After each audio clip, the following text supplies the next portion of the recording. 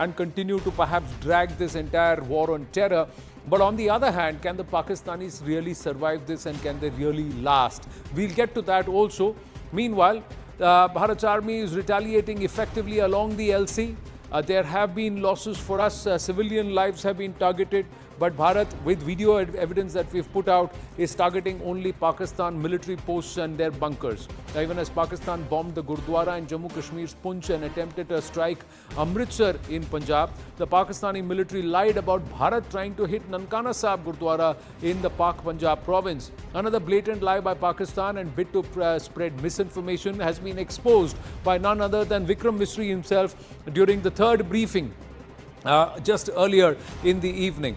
The larger question is Bharat's unity a big challenge for Pakistan, or was Pakistan trying to find an off-ramp by blaming Bharat for a communal act? How bigoted, how far gone, how vile and devious can the Pakistan military establishment be is evident from this, that they tried to bomb Amritsar, the Harmandir Sahib, the Golden Temple in Amritsar, and then they were trying to work out their Khalistani goons and their cronies sitting across on foreign land to try and turn it around as a narrative that the Indian Air Force and the Indian forces themselves bombed Amritsar.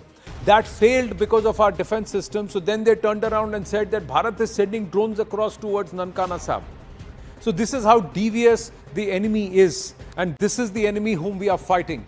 They will not learn a lesson till they have been really, really punitively punished. And somewhere Bharat seems determined to do that if the Pakistanis don't back off and they don't start cooperating in this war against terror, especially that which is emanating from Pakistan's soil.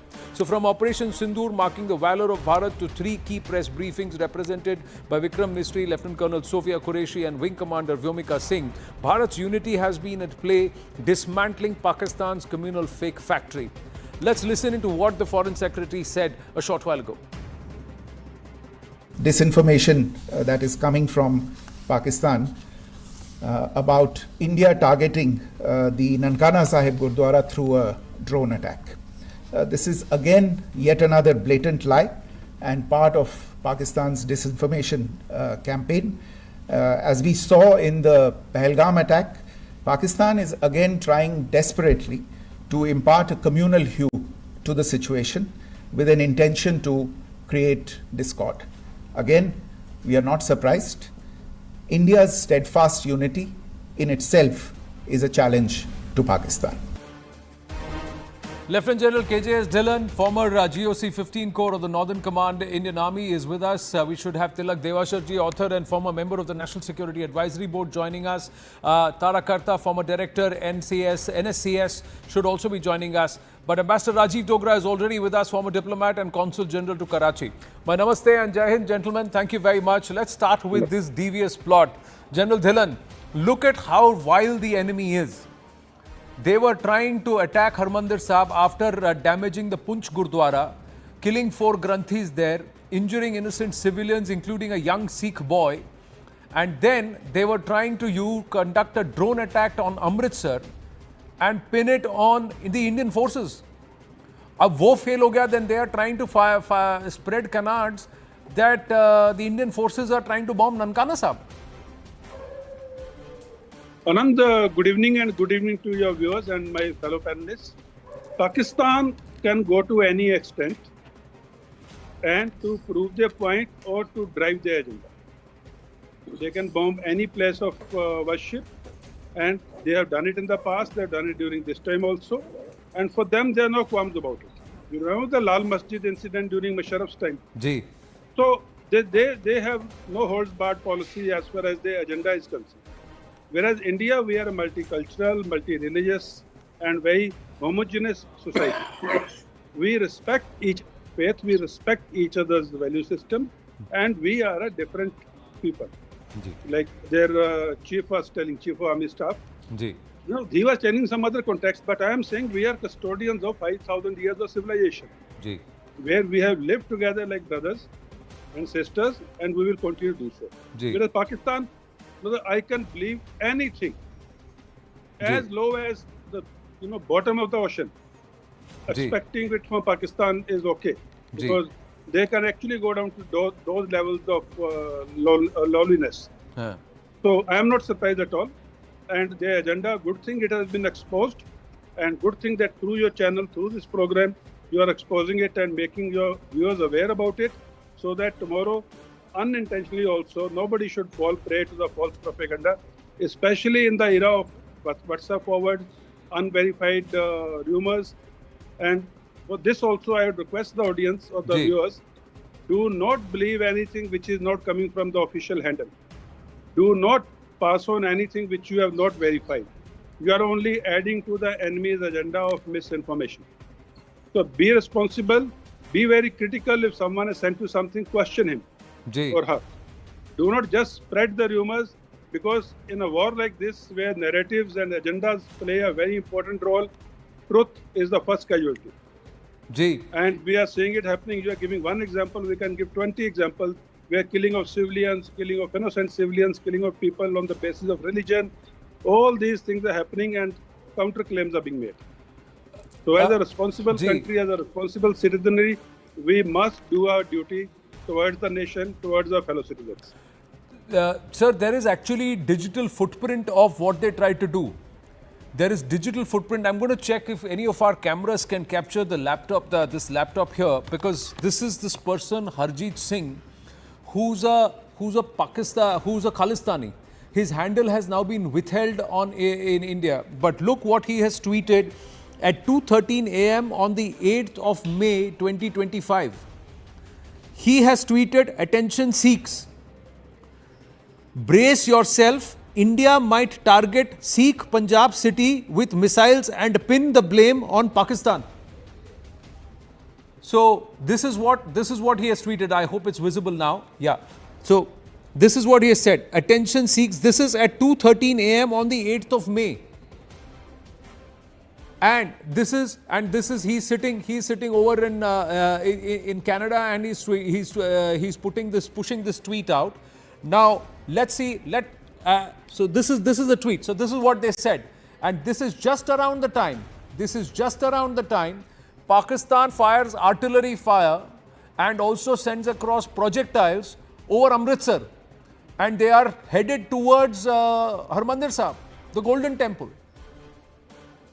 Anand, all these things will happen during conflict or war.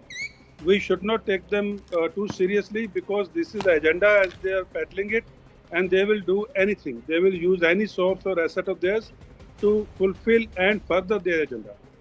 As Indians, we should be together. We should have faith in our government. We should have faith in our leadership. We should have faith in our defense forces. And we should have faith in the ethos and culture of our defense forces, which is above all these things. So I don't take these things seriously, and I request all the citizens also not to give too much bhav to these things, because these things are the start point of any rifts or any fissures which may be created by the enemy.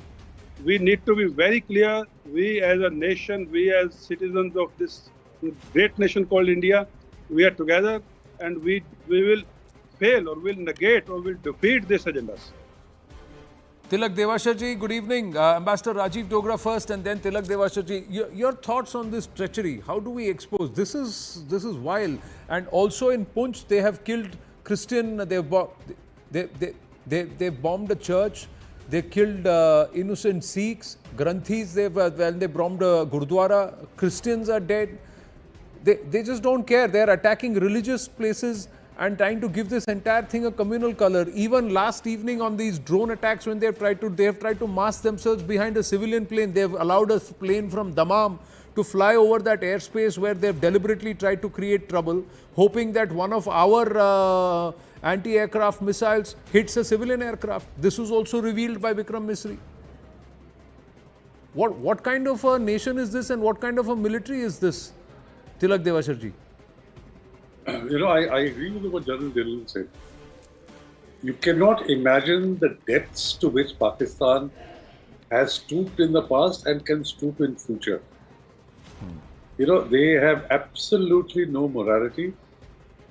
And for them, and also one other thing, I also get a sense that this is a sense of desperation. The more they do this, they show that they are getting desperate. They know they've got the wrong end of the stick. They are getting a thrashing from India. And so they will try and use these kind of cheap, low-level tactics to try and create a communal flare-up. I mean, trying to target the Harmandir Sahib or that Punch Gurdwara. Ji. I mean, how low life can you get? But must be expected from Pakistan that they will do this, they will do much more. Ji. So you have to be on your guard. You have to ensure that they are not successful.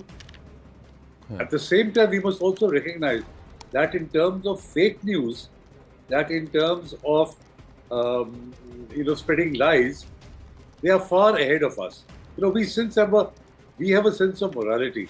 We don't do these kinds of things, but they don't. So they will win the war of narratives, fake narratives. And I'm glad that the PIB has started fact-checking a lot of this, and it's coming out faster and faster after fact-checking whatever is being put out. So all of us need to be on our guard, need to be very careful, but accept the fact that Pakistan will stoop even lower as the days go by. Right. Now, even as we speak, the Raksha Mantri Rajnath Singh is at 7 Lok Kalyan Marg. So clearly there are hectic meetings that are going on in terms of deciding the next strategy, and also try and bring in a certain level of operational flexibility, fluidity and agility, if we may say, in terms of in a situation where Bharat is preparing for the long haul and also, like they say, hoping for the best and preparing for the worst. So the assessment is continuously on. Let's quickly move on, and there is the other dimension that we want to bring for all our viewers. Now, even as a desperate Pakistan plays the communal card, Bharat has sent a very stern warning to Pakistan. The first warning is de-escalate or pay a heavy price. The second warning, give up on terror and give up the terror akas. Now that's what the clear ask is. The first warning is de-escalate or pay a heavy price. The second one is focus on eliminating terror from its roots. So the warning is that if you don't help us, we will do it for you and we will continue to do it. We are not going to relent. The third warning is targeted. Bharat has always targeted terror emanating from Pakistani soil, not military or civilian installations or facilities. So stop spreading lies. The fourth, the war preparedness is better on this side. We have superior tech and the tech is indigenous. We can last and sustain this for far longer than you can afford to. The fifth warning, Pakistan ministers to stop creating hysteria, panic and stop spreading disinformation. That they are clueless is known to the world. That they are hopeless is known to their constituency, their voters, their people. And that the military is not even keeping them informed is evident by their bluster. The sixth warning, hand over the terror heads. Masood Azhar, Rauf Azhar, Hafiz Saeed, Tala Saeed. Hand them over. Till you hand them over, we are going to continue to come after these terror tanzeems and their akas. Warning number 7, stop proxy war, deal with domestic crisis. Stop trying to bleed Bharat with 1,000 cuts, otherwise we will just rip off the band-aid of you forever and it will be very, very surgical. Dismemberment. That's the warning that's going through. And who are the people who we want, the most wanted, and why do we want them? The Lashkar Chief Hafiz Saeed, 1985-86, he founded Lashkar-e-Taiba, played a key role in the Lashkar Ops and fundraising activities. Leader of the terror outfit Jamaat-ud-Dawa, front of the Lashkar, most wanted in India and the United States. Bharat seeks his extradition. Pakistan has said no bilateral treaty and that's why we won't bring him out. His son Tala Saeed is an active Lashkar member. 2005, sent Lashkar recruits to fight in various countries. 2006, oversaw management of terrorist camp. 2006, established the Lashkar office in Quetta, assisted Taliban ops in Afghanistan. 2008, mastermind of the 26/11 Mumbai attacks. Again 2008, labelled a specially designated US global terrorist by the United States. 2019 and 20, he was sentenced to 78 years in prison for terror financing by the Pakistanis, because that's the only way they could keep him close but still at an arm's distance in the eyes of the law and in the eyes of the world to get out of that FATF grey listing. Jaish terror group chief Masood Azhar, radicalized in the Jamia Islamia Binori town in Karachi, influenced by the Harkatul Mujahideen, travelled to Afghanistan for arms training at the age of 21, linked to the 2001 parliament attack, designated global terrorist by the UN, orchestrated deadly Pulwama attacks in 2019. Jaish commander Abdul Rauf Asgar, Jaish chief Masood Azhar's brother, also known as Mufti Abdul Rauf Asgar, hardline cleric and jihadist, Jaish's supreme commander since 2007. 1999 orchestrated the IC-814 hijacking, 2001 linked to the parliament attack, 2002 linked to Daniel Pearl's murder, 2005 linked to Ayodhya temple attack, 2008 linked to Mumbai attacks, 2010 US designated him a global terrorist, 2016 involved in Pathankot airbase attack, 2019 involved in Pulwama attack, 2022 India moved to blacklist him by the UNSC and it's been blocked by China. Now, before we go back to our guests, you have to listen to this. It's a stunning confession from inside Pakistan. When confronted, a local boy confirms jihadis are trained here and that terror training was done here. He was referring to Muridke, the Markaz-e-Tayyaba, the Lashkar terror hub that turned into rubble in Operation Sindoor. तो इन्होंने उन पर इल्ज़ाम लगाया कि ये सारे मिलकर ना हम पर हमला कर रहे हैं। तो उनको पता है यहाँ से ट्रेनिंगें होती हैं, यहाँ से सब कुछ होता है, जो मुजाहिद वगैरह तैयार होते हैं, तो उन्होंने इसको निशाना बना के रखा हुआ था। फिर उन्होंने ना बच्चों को छुट्टियाँ दे दी पहले कि कोई पता नहीं किसी टाइम भी वो हमला कर सकते हैं। You heard that? I would like to play that out again. Viewers, listen to it carefully. He's saying उन्हें पता है यहाँ ट्रेनिंग होती है जिहादियों की. Listen to this. तो इन्होंने उन पर इल्ज़ाम लगाया कि ये सारे मिलकर ना हम पर हमला कर रहे हैं। तो उनको पता है यहाँ से ट्रेनिंगें होती हैं, यहाँ से सब कुछ होता है, जो मुजाहिद वगैरह तैयार होते हैं, तो उन्होंने इसको निशाना बना के रखा हुआ था। फिर उन्होंने ना बच्चों को छुट्टियाँ दे दी पहले कि कोई पता नहीं किसी टाइम भी वो हमला कर सकते हैं। उनको पता था यहाँ पे अटैक करेंगे क्योंकि उनको पता है कि यहाँ पर मुजाहिदों की ट्रेनिंग होती है. This is a young boy who's got an injury in his hand. He is talking to a local media person there and this is what he's saying. Markaz-e-Tayyaba, Muridke, that was struck by Bharat's missile strike under the radar for terrorist activities. It's the alma mater of the Lashkar. Arms and training facility, radicalization and indoctrination acts are conducted. Osama financed 10 million for this place. They are spread over 100 acres. 2611 attacker Ajmal Amir Kasab got intel training here. 2611 plotters David Coleman Heddy, Tahavur Rana visited this facility. Siddhant Mishra now joins us. He is the one who's accessed this footage. This boy is so nonchalantly saying, उन्हें पता है यहाँ strike करेंगे. इनको भी पता था वो strike करेंगे क्योंकि उन्हें पता है कि यहाँ पर मुजाहिदों को ट्रेनिंग दी जाती है, इसलिए बच्चों को उस दिन छुट्टी दे दी थी. Correct, Anand. And you know, there is a reason that we are doing story on this video, Anand, because you know what Pakistan is doing, or perhaps have been doing from a very long time, that they take international press, international journalists to these sites, and you know, when they take them, they show that look, it is just a religious site, there is no terror camp going on, etc., etc. They try to cover up the reality of these markers, you know, situated in POJK and POK. So this is the first-hand confession, Anand.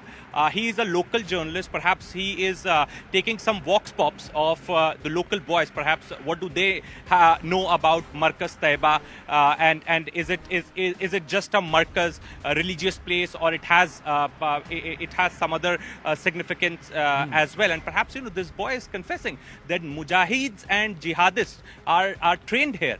Perhaps this is the first-hand confession, Anand, and this boy is not affiliated to any ideology, or perhaps, you know, he was told to say this. You know, it is a very organic vox pop which this local journalist, perhaps we really don't know who this journalist is, but this local journalist is speaking to the boys, group of boys, and perhaps only wanted to know more about Markaz Taiba, since India has struck down this particular target. So why India has, you know, chosen this particular site, what was the reason? So, you know, replying to this journalist, this boy very innocently went on to confess that mujahids and jihadists are trained here.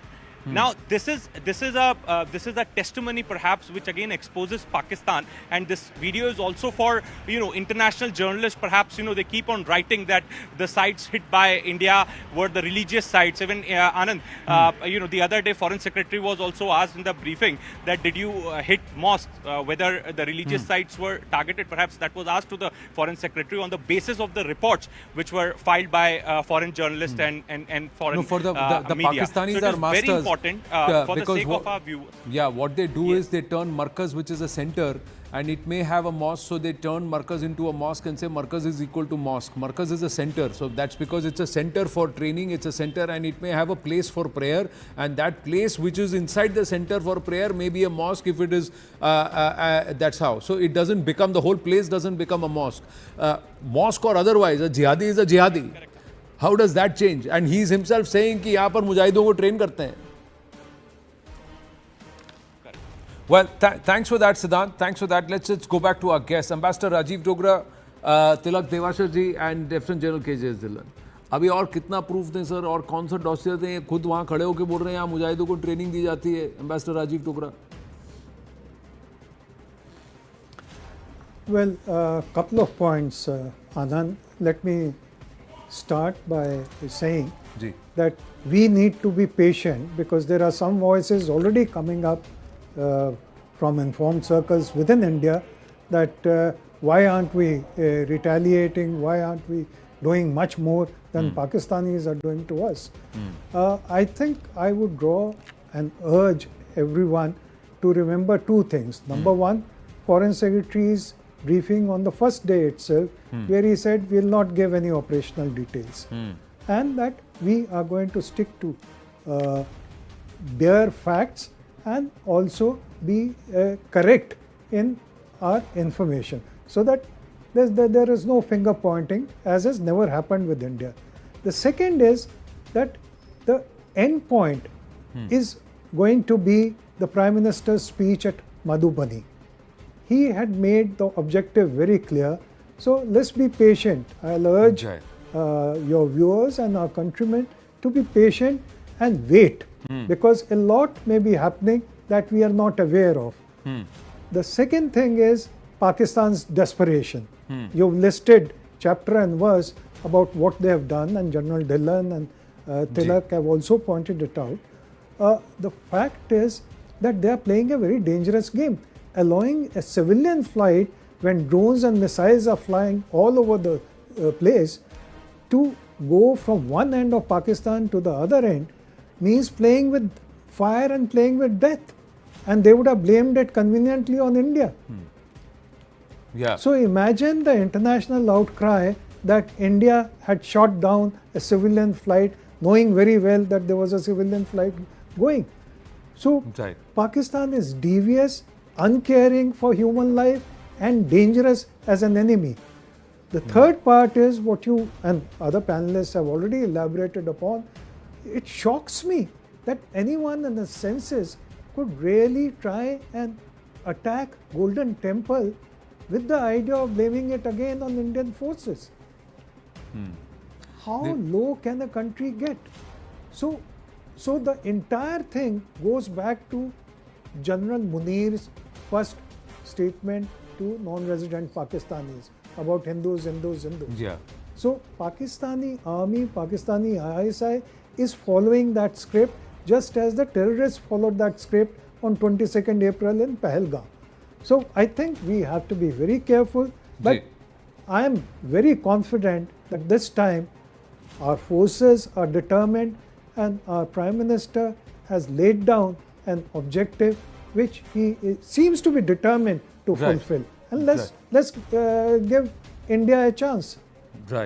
We've got more news coming through closer home now. Those are the people, locals in Murid accepting that Mujahids are trained at Markaz Taiba. But closer home, Prime Minister Narendra Modi has met a group of armed forces veterans. And this happened just a short while ago. He's currently meeting with the Raksha Mantri Rajnath Singh. He met the Tri-Services Chief before that. But before that, he's also met armed service veterans that include Air Force Chiefs, Army Chiefs, Navy Chiefs and other veterans who have extensively served the country. Let's go across to Aman to try and understand more. Aman, when did this meeting happen? Those are pictures there. This is a meeting of these are reference visuals. These are reference visuals.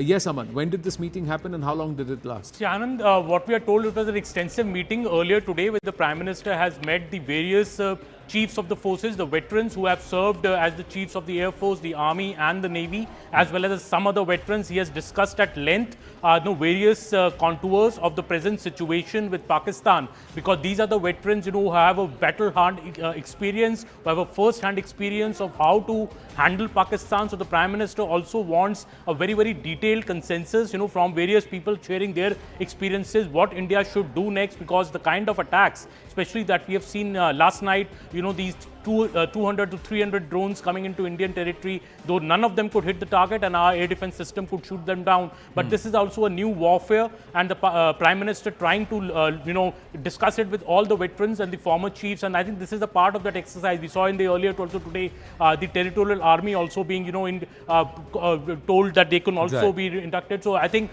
this is all a larger consensus exercise by the Prime Minister to get the experience of various people on board before India takes its next steps. True, and then there are also a set of veterans who have said that they are willing to come back and offer their services in the service of the nation when Bharat is in a state of war against terror. And there is a nation that is ready to give state and military backing to terror and terrorists on their soil.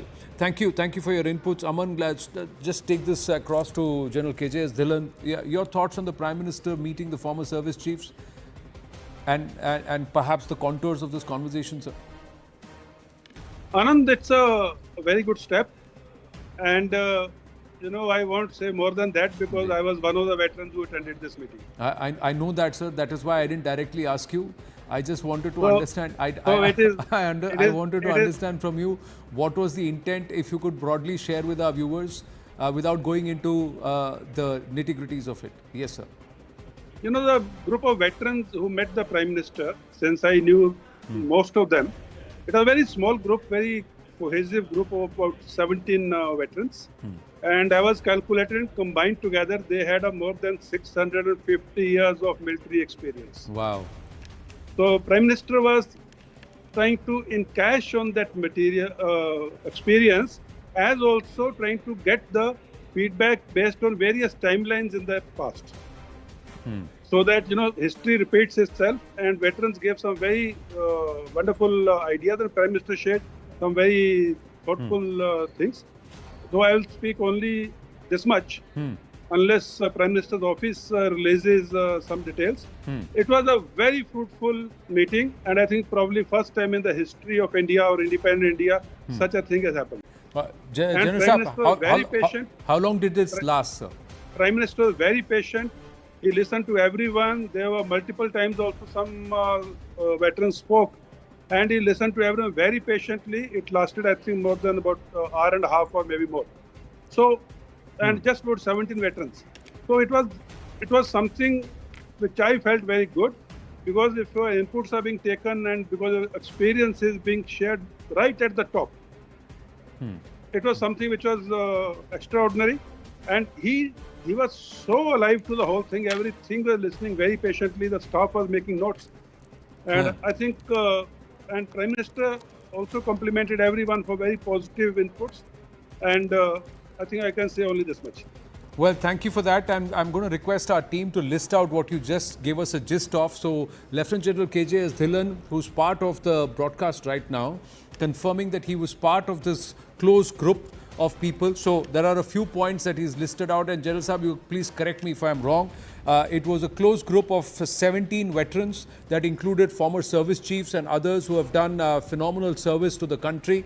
The meeting lasted about 90 minutes, and the Prime Minister giving a patient listen to everybody. The intent was to understand the history, the past, in terms of the engagement with this current entity with whom we are in a face-off with, and perhaps suggestions. And you're saying that the Prime Minister listened to everyone very, very carefully. Thank you. Thank you for sharing that with us. And beyond that, I'm not going to press you for anything. The only thing I want to ask you one more question is, what is the overall understanding in your wisdom? Not what happened there, but in your wisdom, is this going to be a long drawn out affair, or are the Pakistanis going to blink? Is General Munir going to perhaps be ousted? What is your reading of how this is playing out, sir? A lot of viewers would also want to understand this. Now, this is not connected to the previous comment Ji. or the Prime Minister's meeting with the veterans. This is a separate question and a separate answer. Ji. As a military man, my reading is we are at that stage of conflict where next 2 nights are very crucial. The next 2 nights are very crucial either for escalation point of view or from stabilization point of view. So we have to wait and watch for the next 2 nights, especially the Pakistan's action. And the Pakistan's actions will be driven by their internal turmoil. The turmoil within the army, turmoil within the society, and the politicians not having much say in the say of things, in the doing of things. So my understanding is next 2 nights, Pakistan's actions one has to watch very carefully. Even today morning, there have been air raid alerts in places like Chandigarh and all, Ambala. So let's see what mischief this enemy is up to. And I would like to comment only after 48 hours because it will be too premature to comment on an enemy like Pakistan who doesn't think through things. Tilak ji, you agree with the assessment? Yes, I just like to make 2 points. One, excellent initiative to meet with people with a combined experience of over 600 years. 650 years, leading, that's what he said. Yeah. 17 veterans. I would like to expand this if there is some system in government to even people from the diplomatic corps, from the foreign service, who have dealt with Pakistan, people from the intelligence community, who have dealt with Pakistan all their lives. And they could also provide very useful inputs at this stage on how to deal with an enemy like Pakistan. We have 2 of them sitting on the panel tonight. Yeah, so exactly. The other thing I want to say is, see, the government statement has been restrained, targeted only terror camps, avoided civilians, avoided the military installations. The questions I would like to ask and put on the table, we all agree that the head of the snake is the Pakistan army. You can kill 200, 300, 500 terrorists. It's not going to make a difference because the incubator, the facilitator, the creator is the Pakistan army. So strategically, are we aiming in the right direction? Are we shooting in the right direction? If you don't tackle the source of where terrorism is coming from, you can achieve whatever you want this time. 2-3 years later, there will be another army chief who will want to burnish his credentials, will do the same thing. What then? So this is, I don't have answers, and I'm sure the government has better minds who are answering this question. But as a citizen now, ordinary citizen, I want to put this on the table that are we doing the right thing by not hitting out at certain locations of the army? I know there are consequences. I know the reactions, what will be. But if we want to hurt every 2-3 years by terrorist action and by our innocent people being killed and their blood being spilled, just by going only after the terror factories, are we doing the right thing? All right. Well, you make a very fair point. Ambassador Rajiv Dogra, your perspective. We've got more news. I'll go to General Dhillon with the developments after your comment. Ji, sir. Well, couple of things. Number one, it's a fight that General Munir has initiated, and at the moment, in Pakistani public perception, I think he has been humiliated. He has been humiliated when we targeted those 9 terror camps, and our drones and missiles went through unchecked. So he has to do something dramatic, which he hasn't been able to do so far. And that is why the desperation shows, as you pointed out, on possible attack on Golden Temple and so on. My fear is that the terror is still not ruled out as an option by Pakistan. It could be that there is another terror attack somewhere, not just in Jammu and Kashmir, but it could be in Punjab or anywhere else in India. They have suspected sleeper cells also. So that is point one.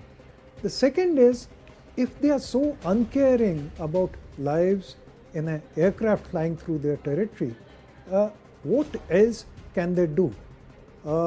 And they have tried everything. The international community has virtually boycotted them, not believed their version of what is happening.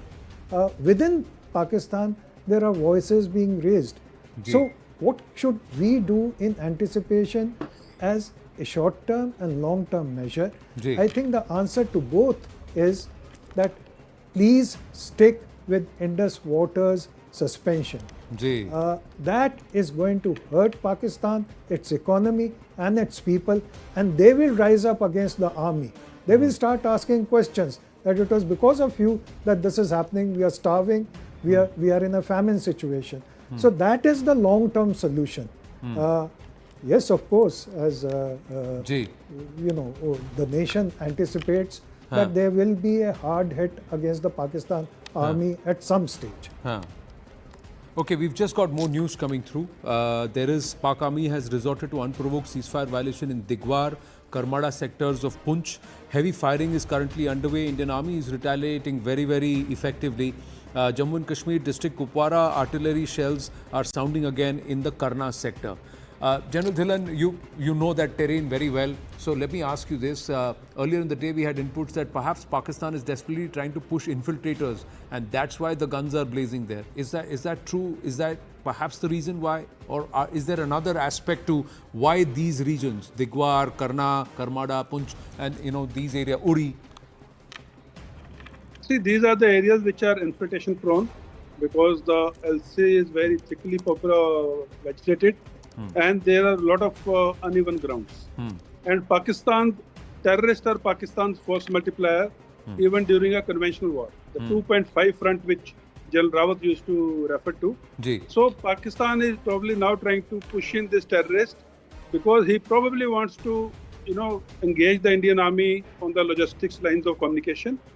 And we had information where BSF had intercepted an infantry column. So this is the tactics. And the point which was made earlier by the co-panelist, I will make a statement and then I will amplify it. Intentions can change overnight. Capabilities take decades to build. So India should concentrate on decimating the capabilities of war fighting of Pakistan.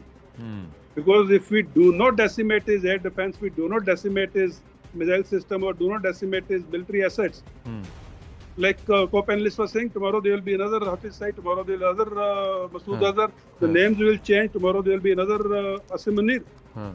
But another Asim Munir, another Hafiz site will be not able to do anything if Pakistan will be exposed and naked without the military capabilities. And they would know when India hits back, they will not have anything to protect their military and other assets. So, I'll repeat it, capabilities take decades to build, intentions can change overnight. Today, he will walk out of this situation by saying, okay, no, I will not do it again. But if his military hardware is intact, he will do it again with the names changed in a different time frame from today after 3 years, 5 years, 10 years. So if his military capability is decimated, then he will think twice. And let me inform the viewers, today's military hardware is not cheap. It's very, very expensive, and Pakistan's economy of single-digit billion reserves of foreign exchange cannot afford to rebuild that capability. Sir, अभी वो Saudi deputy foreign minister गए हैं वहाँ. If he says कि हमारे $9 billion तुम वापस दे दो, don't touch it, फिर तो गिर जाएगी वो पूरी तो वही गिर जाएंगे पूरा. Because they can't even touch it. वो तो गारंटी है कि किसी तरह से वहाँ रखा हुआ है. But if the Saudis से ये पैसे वापस दे दो, उनका तो बैंड बज गया वहीं. They can't do anything.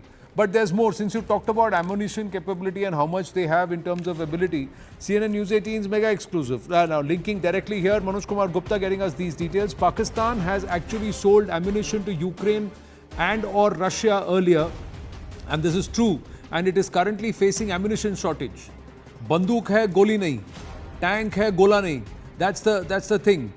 gun hai Golani. That's their problem. This shortage will hinder its ability to sustain a prolonged war. In 2022 and 23, Pakistan had indirectly supplied artillery shells to Ukraine via third parties, US and the Eastern European states. These claims from Pakistan's large stockpiles of Soviet caliber ammunition was compatible with Ukrainian systems. Later, Pakistan claimed that it has a history of arms exports. Now, later reports came that Pakistan's deepening ties with China, which is a key Russia partner, and its reliance on Russian energy imports forced Pakistan to also send them some of this ammunition, that is to the Russians. Top defense sources say Pakistan has a sizable domestic defense industry producing small arms, artillery shells and tanks, but its capacity is limited compared to global powers like China, India or the US. Pakistan has economic instability like debt crisis, inflation that is going to strain its ability to modernize or stockpile advanced systems. Pak can sustain limited artillery war with Bharat for some time and across a range of 500 to 600 kilometers. So that is on the LC and perhaps a little bit on the border. But it will be difficult for it to hold on to the entire full border length. They can't do it. Pakistan relies on China for high-tech weaponry, JF-17 jets, missiles and Turkey for drones. Sanctions, risks like FATF grey listing and budget constraints limit its access to Western systems. Now, while Pakistan's military is battle-hardened, like because of insurgency operations, etc., and prolonged conventional war with Bharat, is going to actually strain its resources. They can't last that long. That's their problem. Pak economy, already dependent on IMF bailouts, lacks the industrial depth to sustain a high-intensity conflict. Pak military can only sustain limited skirmishes like LOC exchanges due to stockpiles and Chinese support, but a full-scale war would quickly deplete its resources. Many believe 4 से 6 दिन of intense warfare, उससे ज़्यादा वो नहीं कर सकते. Right, wrong, General Dhillon. Harsh Shingla ji is joining us. He seems to be on the move. Harsh Shingla ji, good evening. Just getting a quick comment from General Dhillon on an input on Pakistan's ammunition ability. And then I'll come to you, sir, on the diplomatic offensive. Sure. Ambassador Rajiv Dogra is also with us. Yes, General Dhillon. Anand, this whole thing which you just narrated and explained so nicely is called war-fighting stamina of a country. Ji. When two countries are face-to-face, and then this war-fighting stamina is compared vis-a-vis the other country. In our case, our war-fighting stamina is much, much higher than the Pakistanis. For 2-3 reasons. One is we are a mightier military, we are bigger economic power, and we have the military industrial base which is domestic much better than Pakistanis. As also our relations with our suppliers are much better than with Pakistan. We have multiple countries who can supply to us, and we have the money even to buy it during the conflict. Whereas Pakistan's supplies are limited to Turkey and China, and it does not have the money to buy those things which are very expensive when the hostilities are going on. So war-fighting stamina, I agree with you, is very low in case of Pakistan, and if the war or the conflict continues for a longer duration with a higher intensity, it is advantage India. Harsh Shingla ji, your thoughts, sir? And also, what is the diplomatic posture? What is your reading? Based on what Foreign Secretary Vikram Misri has said, Vinay Kawatra ji has said, Vikram Doraiswamy is saying, what is the posture? Is it the effort or a slow calibration towards hyphenating Pakistan with terror state? Well, as far as we are concerned, we have always made it clear that our response has been calibrated and precise and responsible. I believe Foreign Secretary today also said that we will not, escalate if there is no further escalation from the Pakistani side. So, in a certain sense, we have also made it clear that we have no desire to take this conflict forward. We have achieved our aim of targeting terrorists and terrorist infrastructures, particularly those who are responsible and behind the Pahalgam incident attack. So from that perspective, I think we are fairly clear that while we don't want an escalation, we are prepared for any situation.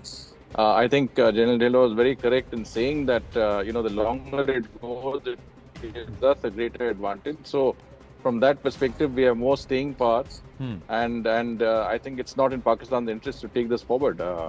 But then nothing has been in their interest, right? From the from the initiation of the terrorist attack to their responses to our very targeted strikes on terrorist infrastructure. Nothing has been very logical from their side. So we don't know what's in store and how we will take this forward.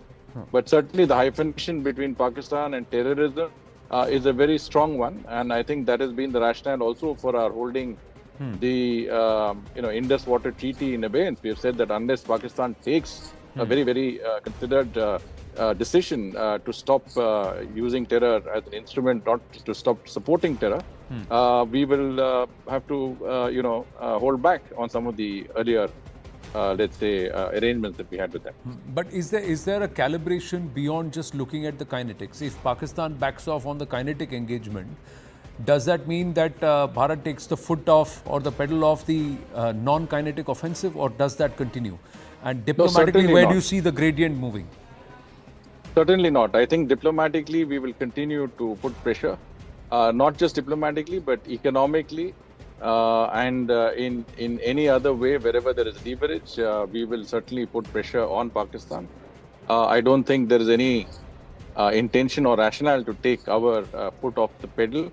I think it's very important that until and unless Pakistan abjures terrorism, as I said, as an instrument of its policy, actually starts dealing with terrorists and their infrastructure within that country, we will not be able to, I think, stop on, I would say, in many senses, keeping Pakistan under pressure.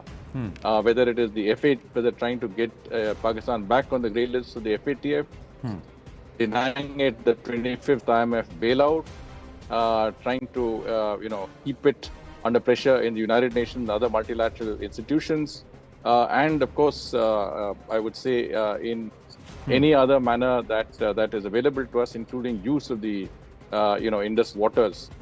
We should definitely keep them under continued pressure. But the kinetic aspect of it is what we are talking about, and that's something that we have to see how that.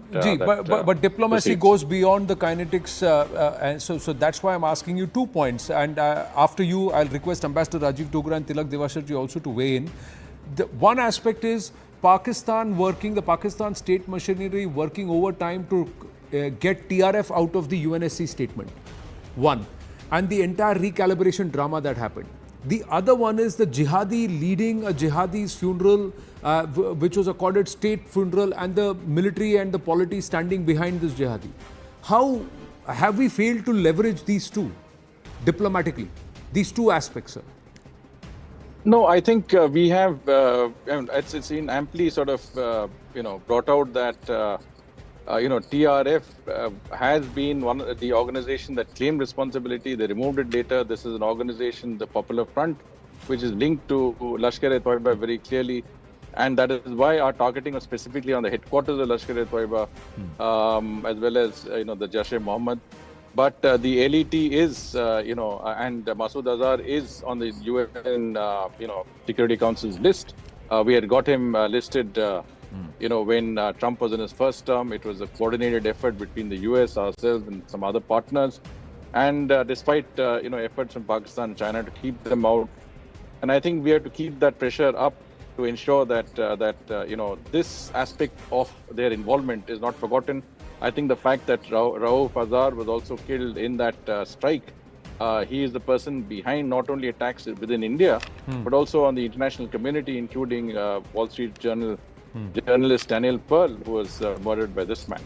So I think the fact that Pakistan has tried to take the TRF off the UN Security Council's press statement, in a certain sense, indicates that they are somewhat involved in it. I mean, why would you try to have an entity removed when you have nothing to do with it? That's one of those things that are there.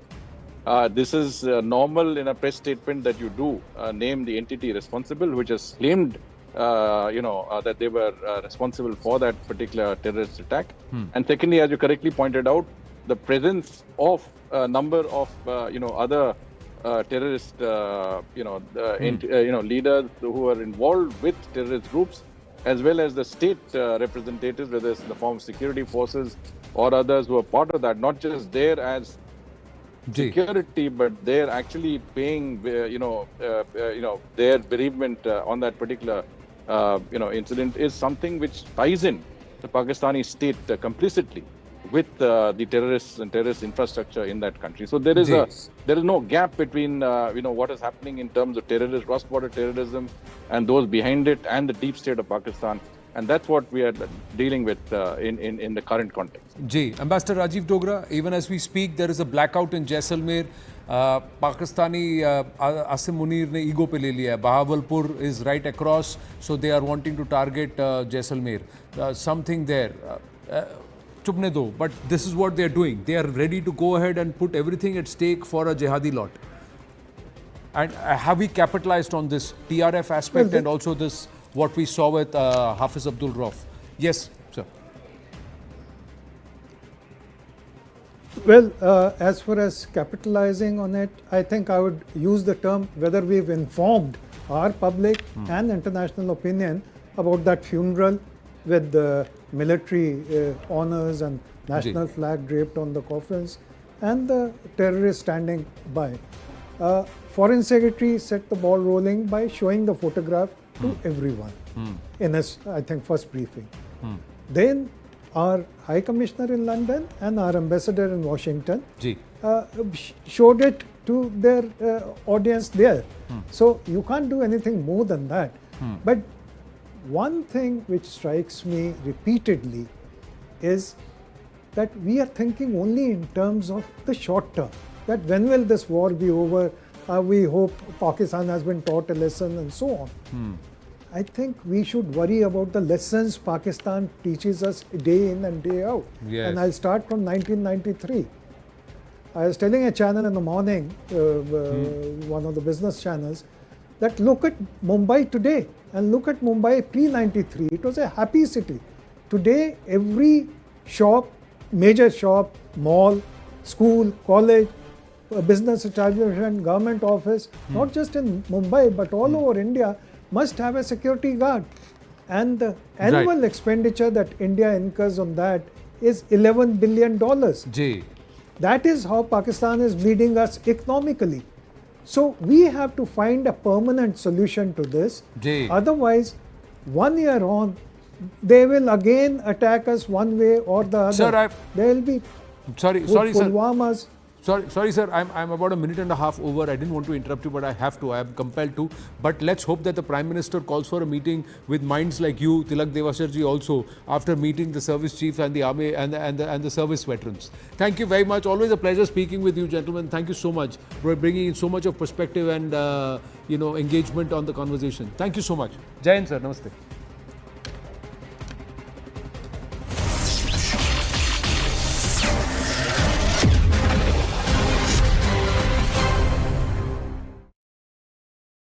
Brought to you by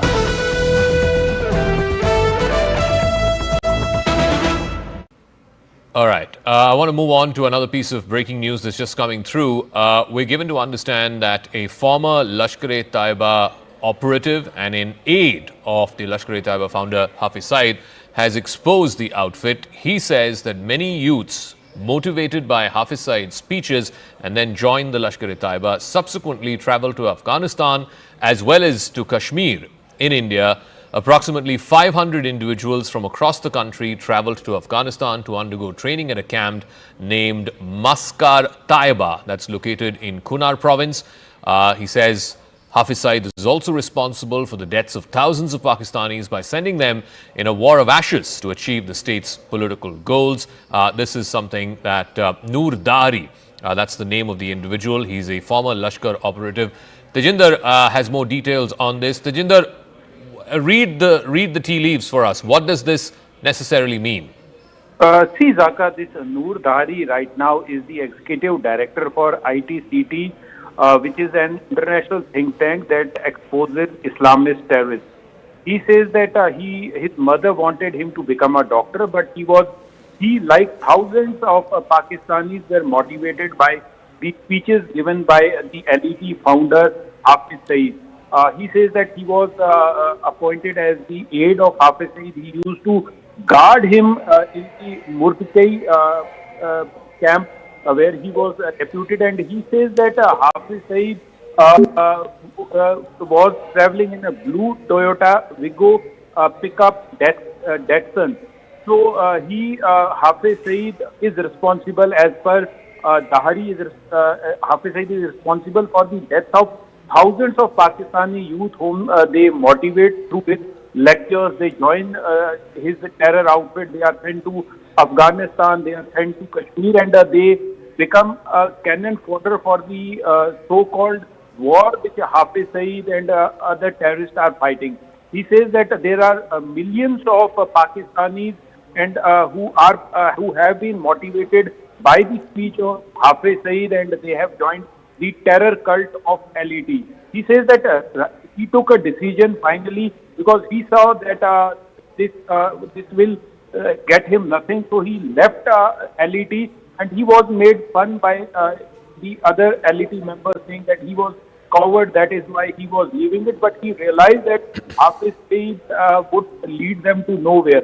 So finally, he right now in UK, settled there, and is working with one of the international think tanks as an executive director. So this person has exposed Hafiz Saeed and how this terror factory is radicalizing the youth of Pakistan, the youth who could have taken a pen, who could have taken a stethoscope to become a doctor or an engineer, but Hafiz Saeed and his ilk is making these people the cannon fodder for their so-called jihad, training them in several terror training camps across Pakistan, in borders with Afghanistan, and then sending them to fight and get killed in Kashmir.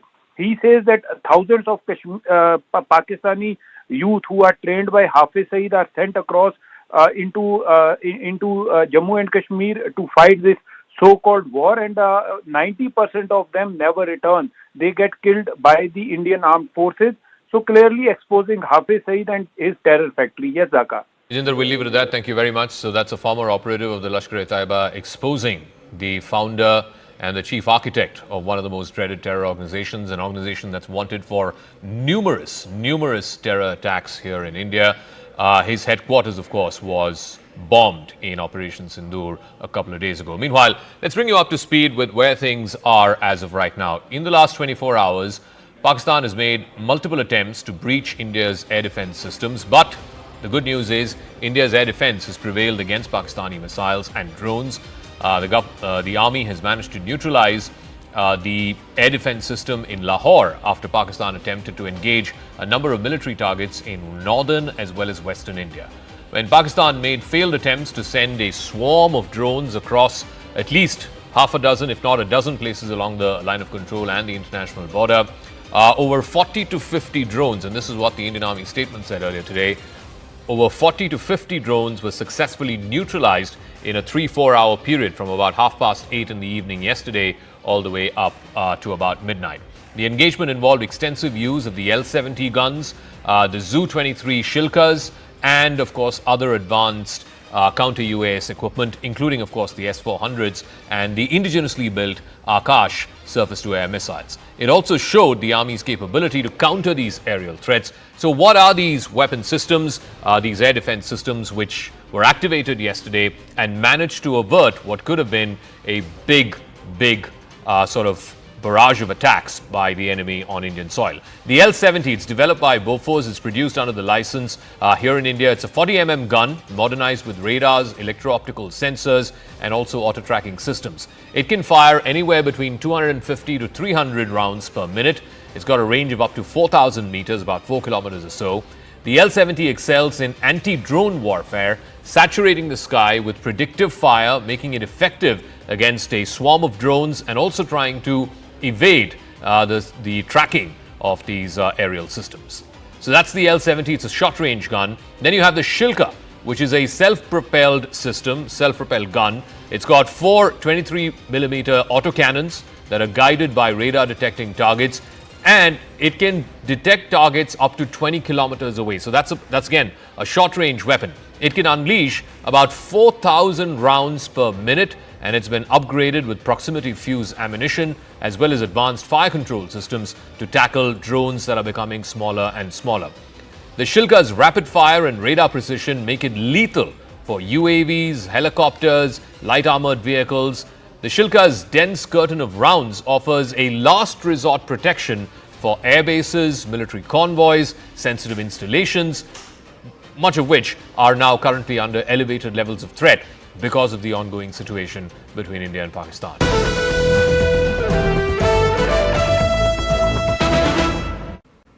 All right, I want to move on to another piece of breaking news that's just coming through.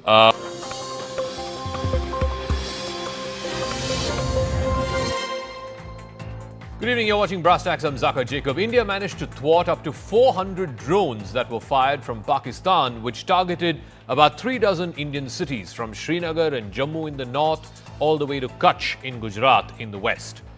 Today, the Indian government named some of these drones and said that they were of Turkish origin, made by Turkey. Clearly, India is putting not just Pakistan but also Turkey on notice. And that's not all. India has also revealed how Pakistan had taken the cover of civilian air traffic to launch its drone swarms last night. In fact, at the press conference jointly addressed by MEA and MOD officials, it was revealed that there was one flight from Dammam which was coming to Lahore, entered Pakistani airspace a little past 8 o'clock in the evening, and then the time that it spent in Pakistani airspace from Karachi to Lahore, where it eventually landed at a little past 9 p.m., that window was used by the Pakistani military to launch these drone swarms across the Western Front. What is the state of play right now of this conflict? And most importantly, now that Pakistan seemingly has taken the first step in the escalation ladder, will India match it? Will India retaliate? How does one then get off this escalation spiral? Or now that both sides are locked in, will this only end with one side firmly dominating the escalation over the other? अंतर्राष्ट्रीय सीमा और नियंत्रण रेखा पर लेह से लेकर sir creek तक 36 स्थानों पर 300 से 400 लगभग ड्रोनों का इस्तेमाल घुसपैठ का प्रयास करने के लिए किया गया। ड्रोन के मलबे की फोरेंसिक जांच की जा रही है। प्रारंभिक रिपोर्ट्स से पता चलता है कि वे तुर्की के असीस गार्ड सोंगर ड्रोन्स हैं। पाकिस्तान का गैर जिम्मेदाराना व्यवहार फिर से सामने आया। 7 मई 2025 को रात 8:30 बजे एक असफल अकारण ड्रोन और मिसाइल हमला करने के बावजूद पाकिस्तान ने अपना नागरिक हवाई क्षेत्र बंद नहीं किया। पाकिस्तान अपने नागरिक विमानों को ढाल के रूप में इस्तेमाल कर रहा है, जबकि उसे अच्छी तरह से पता है कि भारत पर उसके हमले से हवाई रक्षा की तीव्र प्रतिक्रिया होगी। यह भारत और पाकिस्तान के बीच अंतर्राष्ट्रीय सीमा के पास उड़ान भरने वाले अंतर्राष्ट्रीय उड़ानों सहित नागरिक विमानों के लिए सुरक्षित नहीं है। रात में पाकिस्तान के एक सशस्त्र यूएवी ने भटिंडा सैन्य स्टेशन को निशाना बनाने की कोशिश भी की, जिसे पकड़ा गया और उसे निष्क्रिय कर दिया गया। All right, so here's what happened. This was the intervening night of 8th and 9th of May. This is last night. The Pakistani army resorted to artillery shelling in multiple locations. Then, using that cover and the cover of civilian aircraft, they used drones and projectiles much across the Western Front, all the way from Jammu and Kashmir, Punjab, Rajasthan, going all the way up to Gujarat. An attack attempt was made on the Bhatinda military station, which was successfully thwarted. In fact, shelling was reported at the line of control in Tangdar, Uri, Poonch, Mendhar, and of course on the other side in the international border, on either side of the international border in Rajouri, Aknoor, Udhampur, Samba and Pathankot. Now, during the joint briefing, India's forces also confirmed that the preliminary forensic analysis of the debris that's been recovered from some of these drowned drones seemed to suggest that they were made in Turkey. In fact, it was identified as the Aziz Guard Songar model, which is commonly deployed for surveillance and precision strikes. Now, that does put Turkey on notice, and the relationship between India and Turkey on notice in a way. Because this is what India's total economic engagement with Turkey is. It has acquired new momentum in recent years. There is a considerable increase in trade. In fact, it stood at a little over $10 billion as of 2023-2024.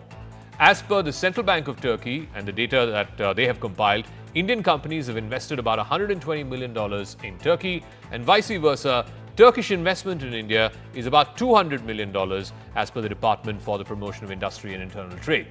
Now, there are approximately about 3,000 Indian nationals who are residing in Turkey, most of them mainly in Istanbul. India has helped Turkey in times of crises. Operation Dost, if you remember, when the earthquake, the massive earthquake had hit Turkey in 2023, India was one of the first countries to provide urgent relief to Turkey in the wake of the devastating earthquakes. Now, 3 NDRF teams were sent. There was a 99-member medical team that was deployed. Over 250 trained personnel, along with specialized equipment, vehicles, and relief material was also sent. But Operation Dost, in return, what India seemed to have got is Dhoka. Operation Dhoka, because India being one of the first early responders in Turkey, medical equipment and relief material worth about 8 tons was sent to Turkey. But unfortunately, in return, all we seem to have got is Turkish drones being used by the Pakistani military to target Indian military and civilian installations. Pakistan made the preposterous and outrageous claim that it was the Indian Armed Forces and the Indian Air Force that was targeting cities like Amritsar and trying to put the blame on Pakistan. In addition, that we would attack our own cities is the kind of deranged fantasy that only the Pakistani state can come up with. As we saw in the Pahalgam attack, Pakistan is again trying desperately to impart a communal hue to the situation with an intention to create discord. In view of the existing security scenario, the services of the Kartarpur Sahib corridor have been suspended till further directions. All right, let's try and make sense of what happened last night, this drone swarm, what was the attempt, and what happens here on, what next? Lieutenant General retired D.S. Huda is former Army Commander of the Northern Command of the Indian Army. Thank you very much, sir, for speaking with us. First things first, I want you to make sense for our viewers of what was Pakistan attempting to do last night. The swarm of drones, now we know 400 of them were employed over 30 plus Indian cities from Srinagar all the way to Kutch in Gujarat. Could this be characterized as, Pakistan climbing the first rung of the escalation ladder? So, my own sense is, Dhaka, from a purely professional point of view is, this was a probing kind of an attempt to try and see where the vulnerabilities are, because, they have attempted this at more than 30 places. See where our air defenses are active. See whether they can find some vulnerabilities that they could attack. Fortunately, the air defense systems have reacted extremely well and made sure there are no casualties. But I see this as a preliminary attempt that in case we have to do something, we have to retaliate, can we find some weak spots in the air defense architecture of the Indian military? I would say this is how they have done, this attempt at so many places, starting right from Leh, as was explained in the briefing, right down to Kutch, is to try and expose weak spots in our defensive architecture. I'm curious if you want to comment on what the Army Colonel Colonel Qureshi said about this being Turkish-made drones. Is there any light that we can throw on why they're using Turkish-made drones?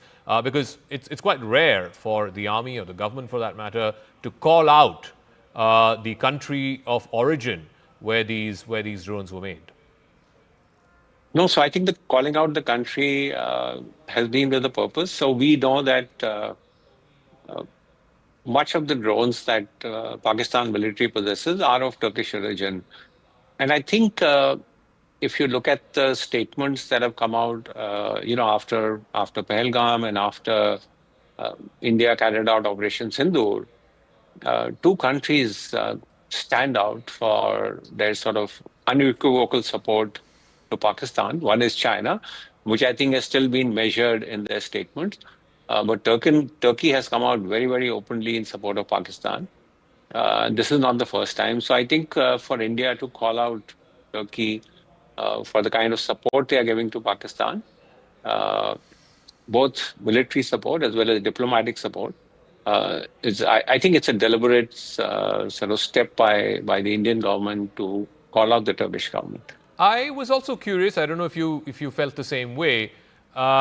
It was only Turkey that was mentioned. China was not mentioned, even though you did say that the two biggest supporters seem to be China and Turkey. Despite the fact that both yesterday, I think in Amritsar, today in Hoshiarpur, some of the remnants of the wreckage that we had from these drones and some of these projectiles that came over clearly seem to have Chinese letters on it. I think some of them have been identified as, I think, the P-15. Any thoughts on why why the briefing did not mention about Chinese weaponry, even though we know that almost 80% of Pakistani arms currently have either a Chinese origin or jointly made with China? So yeah, spot on. Over the last 15 years or so, about 80% of what Pakistan is getting from equipment that they're getting is from China. Why did the government not sort of call out the Chinese government for this? Perhaps given the nature of relations and how the situation at the LAC has just got calmed down, we are trying to improve our diplomatic relations. The Kailash Mansarovar Yatra is about to start. Perhaps, I mean, those are the reasons. But as I said, Turkey has come out very strongly, very openly in support of Pakistan, and I think it's right for the government to call out the Turkish government on that. So General Huda, I want to know what your thoughts are on what happens next. Now, yesterday was this drone swarm, like you said, it was some kind of a probing mission, some kind of an expedition to see, if there are any weaknesses in India's air defenses. Clearly, Pakistan got a bloody nose for that. But these were all drones or projectiles without any explosives, without any kind of warheads attached to them or explosives attached to them. Is the next step going to be that they will have projectiles or drones with explosives, and then what happens after that? I mean, do we progressively go up the ladder? You have short-range rockets and missiles, and then eventually start scrambling fighter jets and so on. Is that the trajectory? See, I see that as the trajectory. If we think that what Pakistan has done last night and the fact that we've countered them is an attempt to sort of de-escalate the situation, I would sort of be cautious about making that assessment. I do see, and we should be prepared for further action from the Pakistan military. Now, what form and shape it takes, whether armed drones are used, and they could well be used in a standoff role, or Pakistan attempts to use aerial power. We are already seeing extremely heavy firing that's happening on the line of control. So my own sense, and I could be proved wrong, is that it's going to heat up a little more before it cools down. So how far up the chain can they go? I mean, I stopped at scrambling jets, but what after that? I mean, do they start moving your mechanized divisions, your armored divisions? Eventually, do they start moving infantry? I mean, at what point of this ladder do both sides get off? And what does it take for Pakistan to get off? Because I think it's clear that, at least from whatever publicly the Indian government officials are saying, we are only responding to what they're doing. Absolutely. We've said that we do not wish to escalate this.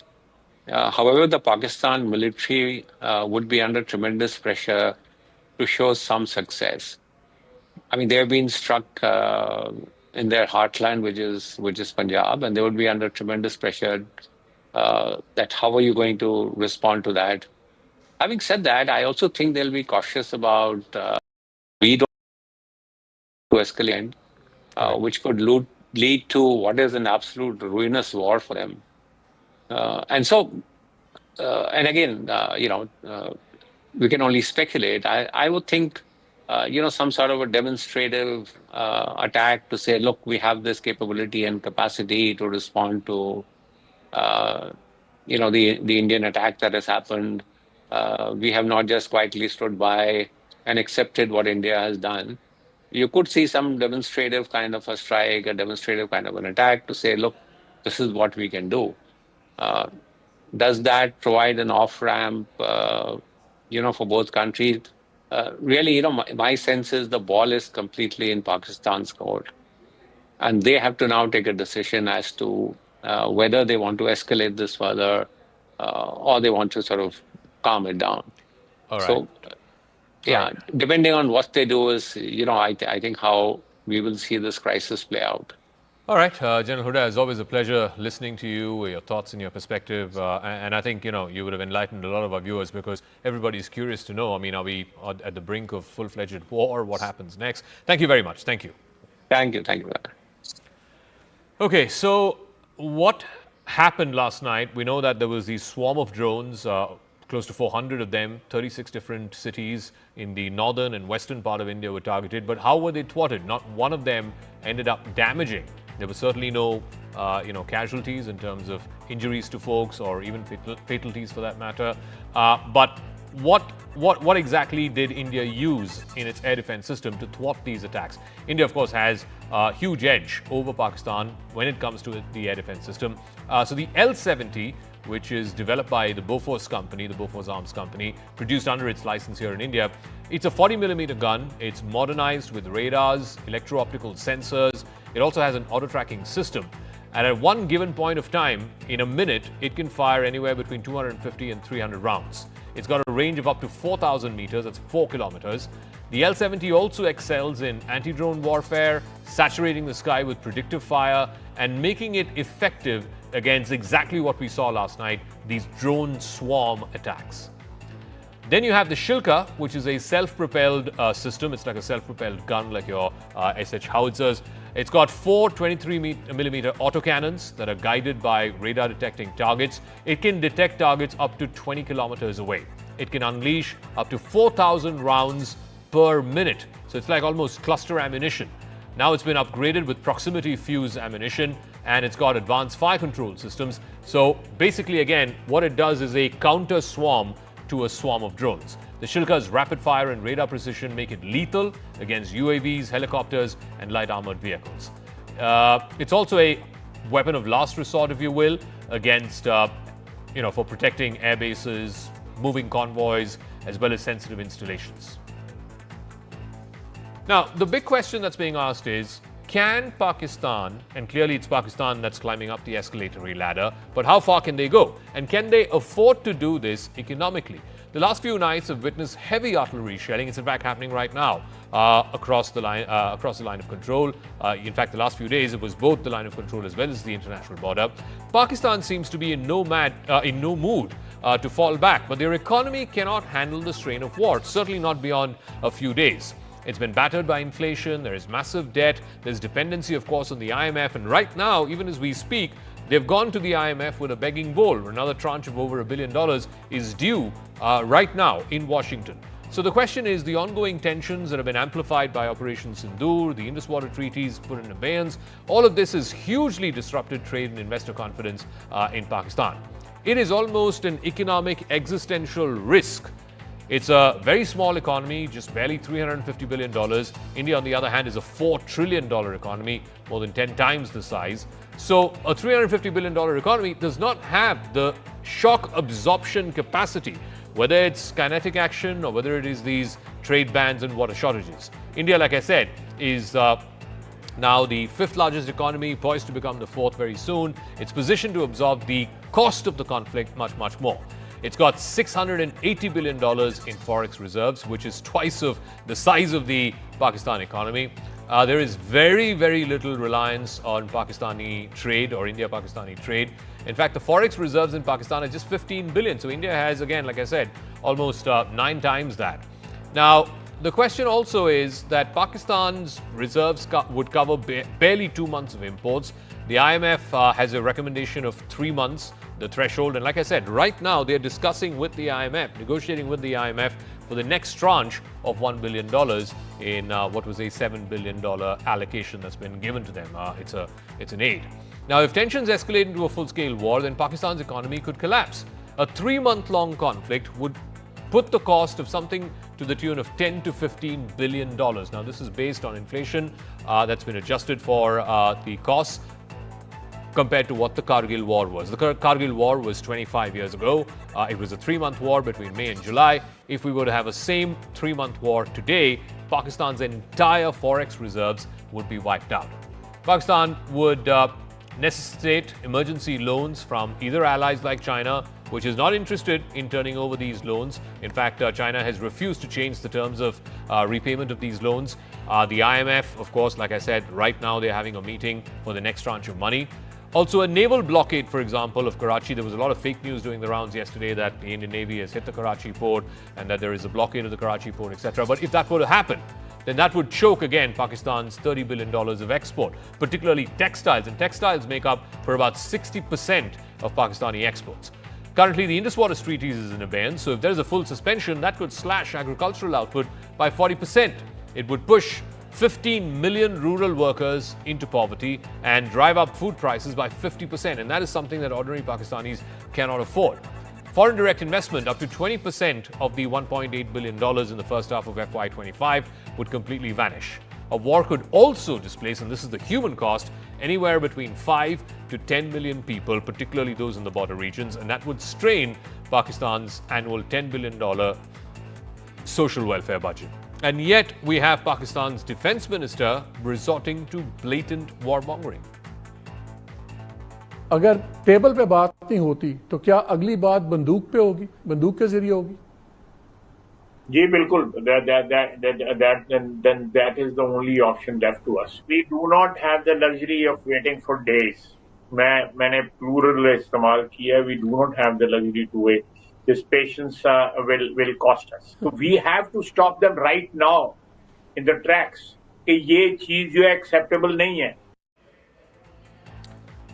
All right, let me go across to Mr. Mukesh Aghi. He's the founder, of course, of the US-India Strategic Partnership Forum. Thank you very much, Mr. Aghi, for joining us. The US seems to be watching from the sidelines right now. We had comments from President Trump, a few days back saying this is between India and Pakistan. They've been fighting for 1,000 years. J.D. Vance yesterday, in his latest remarks, said this is none of America's business. How do you view that? Why is America taking this sort of hands-off-ish approach?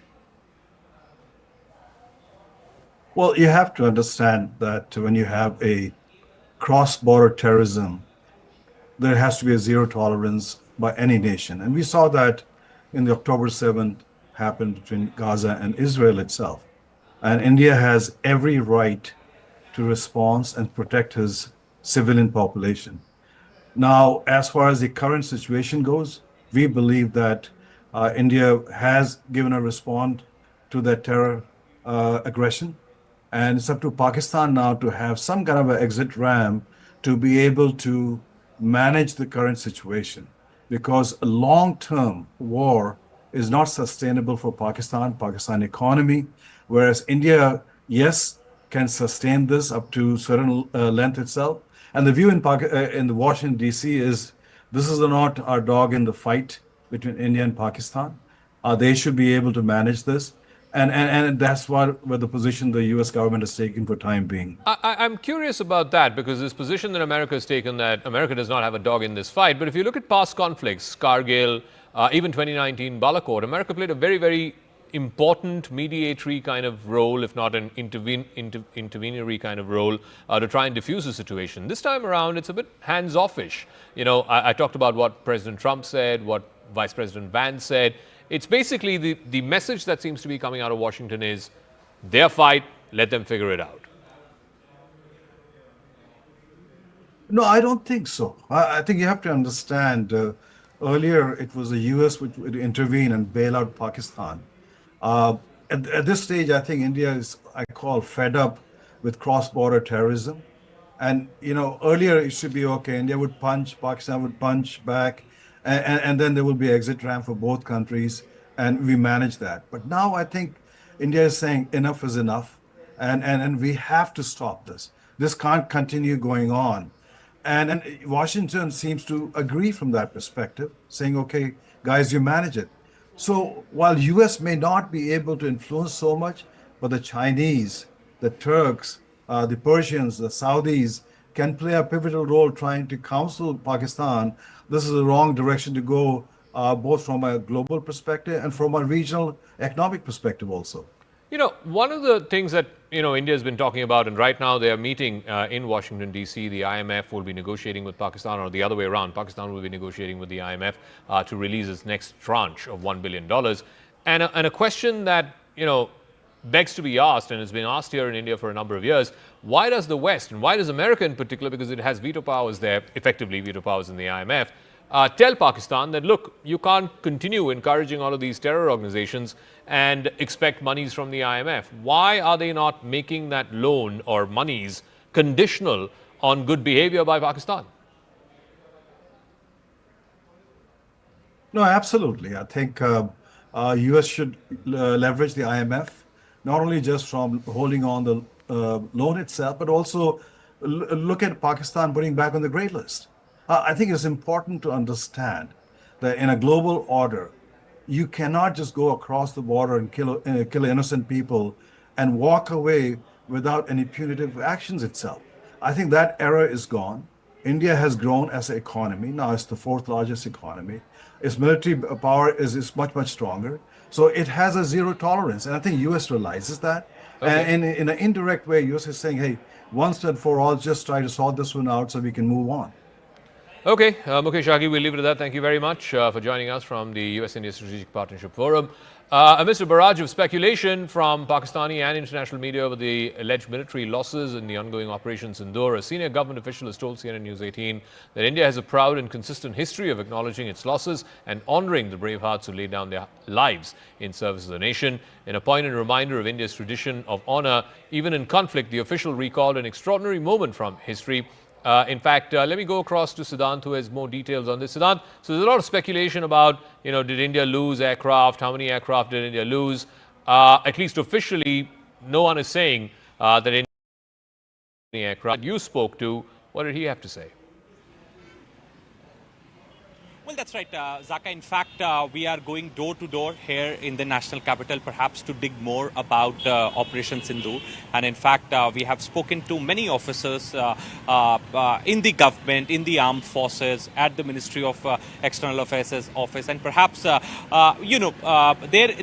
is indeed chatter. And in fact, amidst speculation and the claims that Pakistan has made about India's military loss in Operation Sindoor, perhaps, there is a lot of criticism also that Indian forces are not owning up, etc., etc.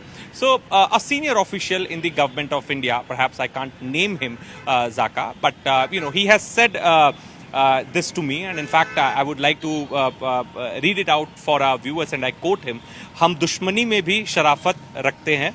And he went on to remind me that how Pakistan's captain, Colonel Sher Khan, was awarded the Nishan-e-Haider on the recommendation of an Indian officer. Perhaps he says that India has a proud and consistent history of acknowledging its losses and honoring the brave hearts who lay down their lives in the service of the nation. In fact, Operation Sindoor is ongoing. As always, we will provide verified details at an appropriate time. Zaka, I have spoken to other officers also. In fact, what they are telling me is that this is not a right time. But any minor detail perhaps going out in media about the operations could affect the future, future success of operations. And this is the reason that, there is a blanket silence as far as these chatter and, claims that Pakistan is making and the speculative stories that are getting published in the foreign media. So, the message is very clear that Indian Army, Indian forces are known for their professional conduct. And perhaps this time around, they are also doing in a very professional manner. It's just a matter of a time since Operation Sindoor is going on. So, before divulging details or perhaps putting out details in public domain, the armed forces are very cautious. The government is very cautious so that Pakistan should not take a mileage of a slightest detail being put out in public domain. All right, Siddhant, we'll leave it at that. Thank you very much for joining us.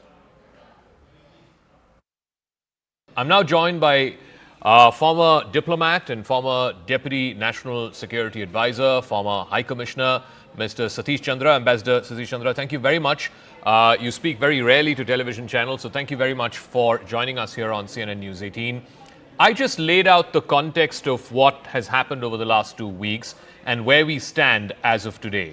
What is your best assessment of what the situation is right now, and more importantly, where do you see it moving over the next 24, 48 hours? Good to be with you, Zaka, on your channel. It's a pleasure to interact with you. Well, actually, what's been happening is a repetition of the playbook over the decades. India has always been extremely restrained, to a fault often, in terms of retaliatory steps. I think all of us are very well aware that we have been targets of terrorist actions by Pakistan, and in most cases we have not retaliated, and I think that's been a fault and perhaps has encouraged Pakistan in the belief that they can literally get away with murder. So what has happened, I think there's been a change since with the Modi government in terms of the actions that it had taken in 2016 and 2019. First the surgical strikes and then Balakot. And this has gone a notch higher in terms of depth at which we have struck across Pakistan in retaliation for the Pahalgam attacks. And it's been nine camps which has been struck, both in some in POK and some in Pakistan, Punjab, the most notable being Muridke and Bahawalpur, where the terrorist camps were taken out. But as you mentioned ab initio, and as has been underlined by the government of India, that our action was, the kinetic action, was extremely restrained in terms of the fact that we did not hit the military, the Pakistan military, which many feel perhaps we should have. All right, sorry for interrupting that interview, but we've got these pictures from the Prime Minister's residence, the Prime Minister having a meeting earlier today with the Defence Minister, the 3 service chiefs, the National Security Advisor, the service chiefs, of course, of the Army, Navy and Air Force. There seems to be, of course, the body language, of course, everyone seems to be in a slightly more relaxed frame of mind. It was very different from the images that we had a couple of days ago, which the Prime Minister had met with the service chiefs as well as the National Security Advisor and the Defence Minister. I want to go across to our political editor, Aman Sharma, who has more on this. Aman, so this is from the meeting that the Prime Minister had earlier. Visible difference in the body language from the first meeting that we had, pictures of which a few days ago. Clearly, there seems to be a degree of comfort in what India has achieved through Operation Sindoor and a degree of surety that India can handle whatever it is that Pakistan is trying to achieve. Absolutely, Zaka. These pictures show that the Prime Minister is extremely happy with the performance of the armed forces, not just during Operation Sindoor, but also yesterday, earlier today, in the wee hours when we have repulsed all these 300 to 400 drones fired at 36 locations of India, right from Leh till Sir Creek, as the details were given in the press conference earlier. It seems that the Prime Minister and the Defence Minister are extremely happy with the performance of our armed forces of repulsing, such a massive attack. And earlier in the day, we also saw the Defence Minister meeting the chiefs of the armed forces and the CDS, and where also the body language seemed far more comfortable, far more easy. And it seems that the Prime Minister in this meeting also has been told about how the armed forces went about, retaliating to Pakistan's attack and diffusing all the threats that were fired our way. The details which were given in the press conference. So I think the government looking very, very confident and prepared to retaliate if Pakistan does any other misadventure. And what is the sense you're also getting from the government that if Pakistan does not do any misadventure, as you said, then is India not looking to amp up on the escalation ladder? Is India only now keen to be seen as responding if Pakistan chooses to escalate this? Well, yes, Zaka, it is very difficult actually to anticipate what the government could do next, because these are very operational decisions based on strategy and planning. But whatever we heard at the press conference earlier today, the foreign secretary saying that our response was measured and our response was responsible. So I think those words indicate that India only responded to the drone attack by Pakistan by sending our own drones and in fact bringing down one of the radars in Pakistan. So India is only responding if Pakistan chooses to retaliate. India's objectives, so by and far, have been achieved by Operation Sindoor, which happened on May the 7th. Any more further, information that you're picking up in terms of, obviously the guard is up, flight traffic across the northern and western, particularly in the northwestern corridor, the western front, as it were, has been disrupted. The NOTAMs have been issued. What is the outlook, at least for the next few days? Clearly, like I said, the guard is up, but what does India anticipate in terms of escalatory action from Pakistan? See, Zaka, I think India is on high alert, and especially the statement which was made at the press conference yesterday by the Foreign Secretary that this drone attack which happened yesterday was also for the purpose of intelligence gathering and to know the readiness of our defense system. So clearly, India does anticipate that Pakistan could replicate such an attack again. This may not be the end from Pakistan, because Pakistan is very, very desperate, also the Pakistani army, to show to its population that it has effectively retaliated against India. But what happened last night was not as per what the Pakistan army had desired to achieve. All its attacks were repulsed by India. So, of course, India is on high alert. India still feels that Pakistan will not give up on such attempts.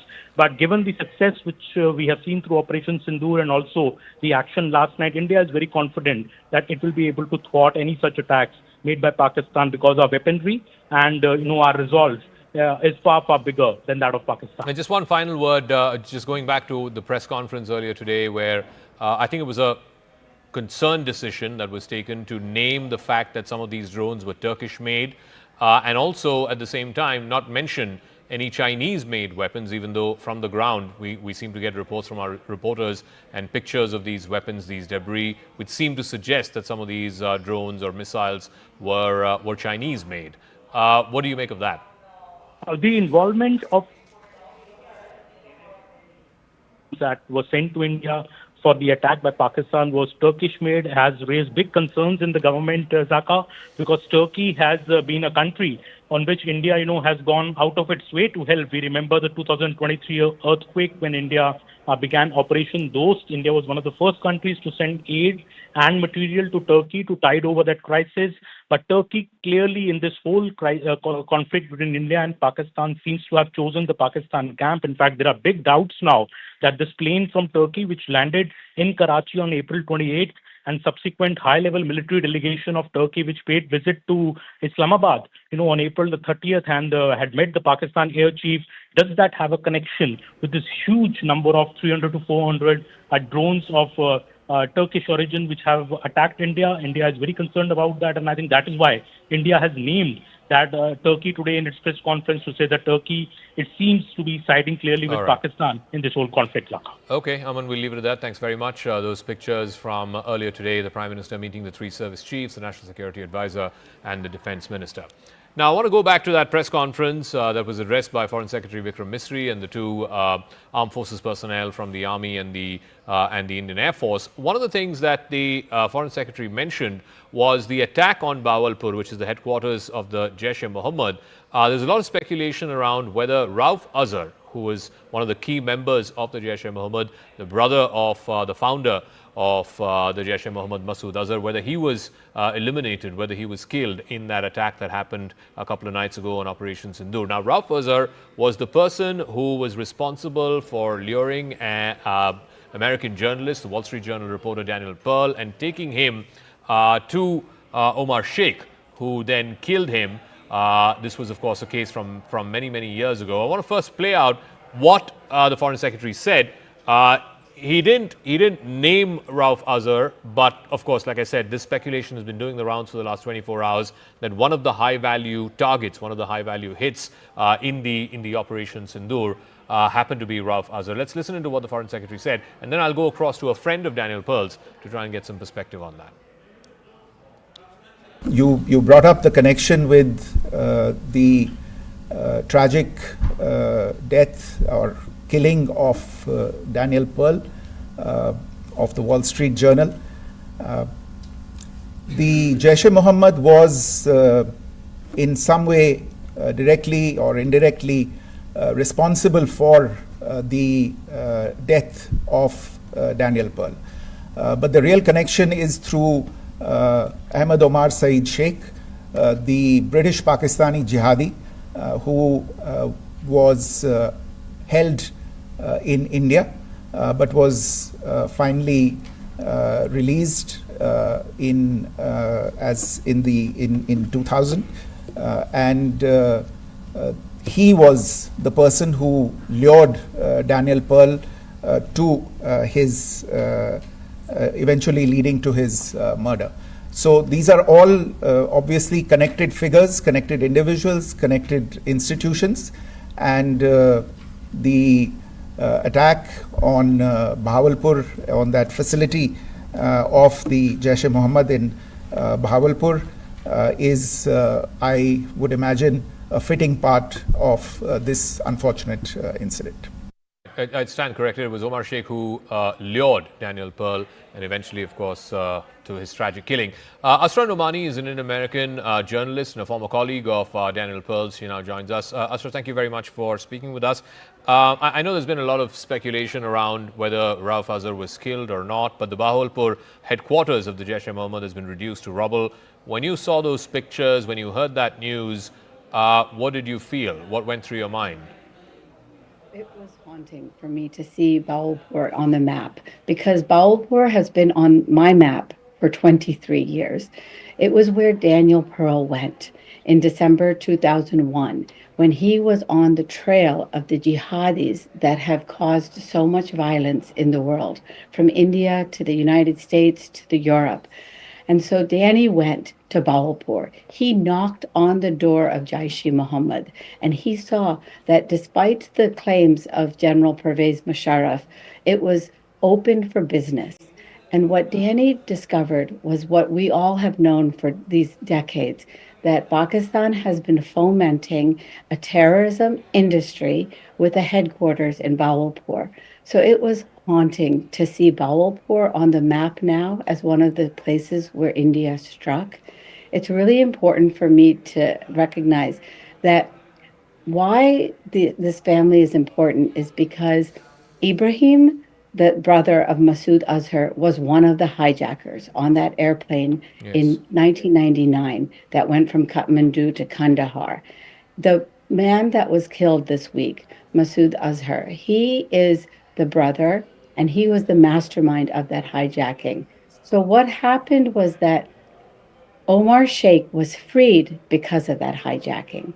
So I want to just correct the record that this family was not involved in the actual plot to kidnap Danny, just as you mentioned. It was this man, Omar Sheikh. Yeah. But it was this industry that created these jihadis that murdered Danny.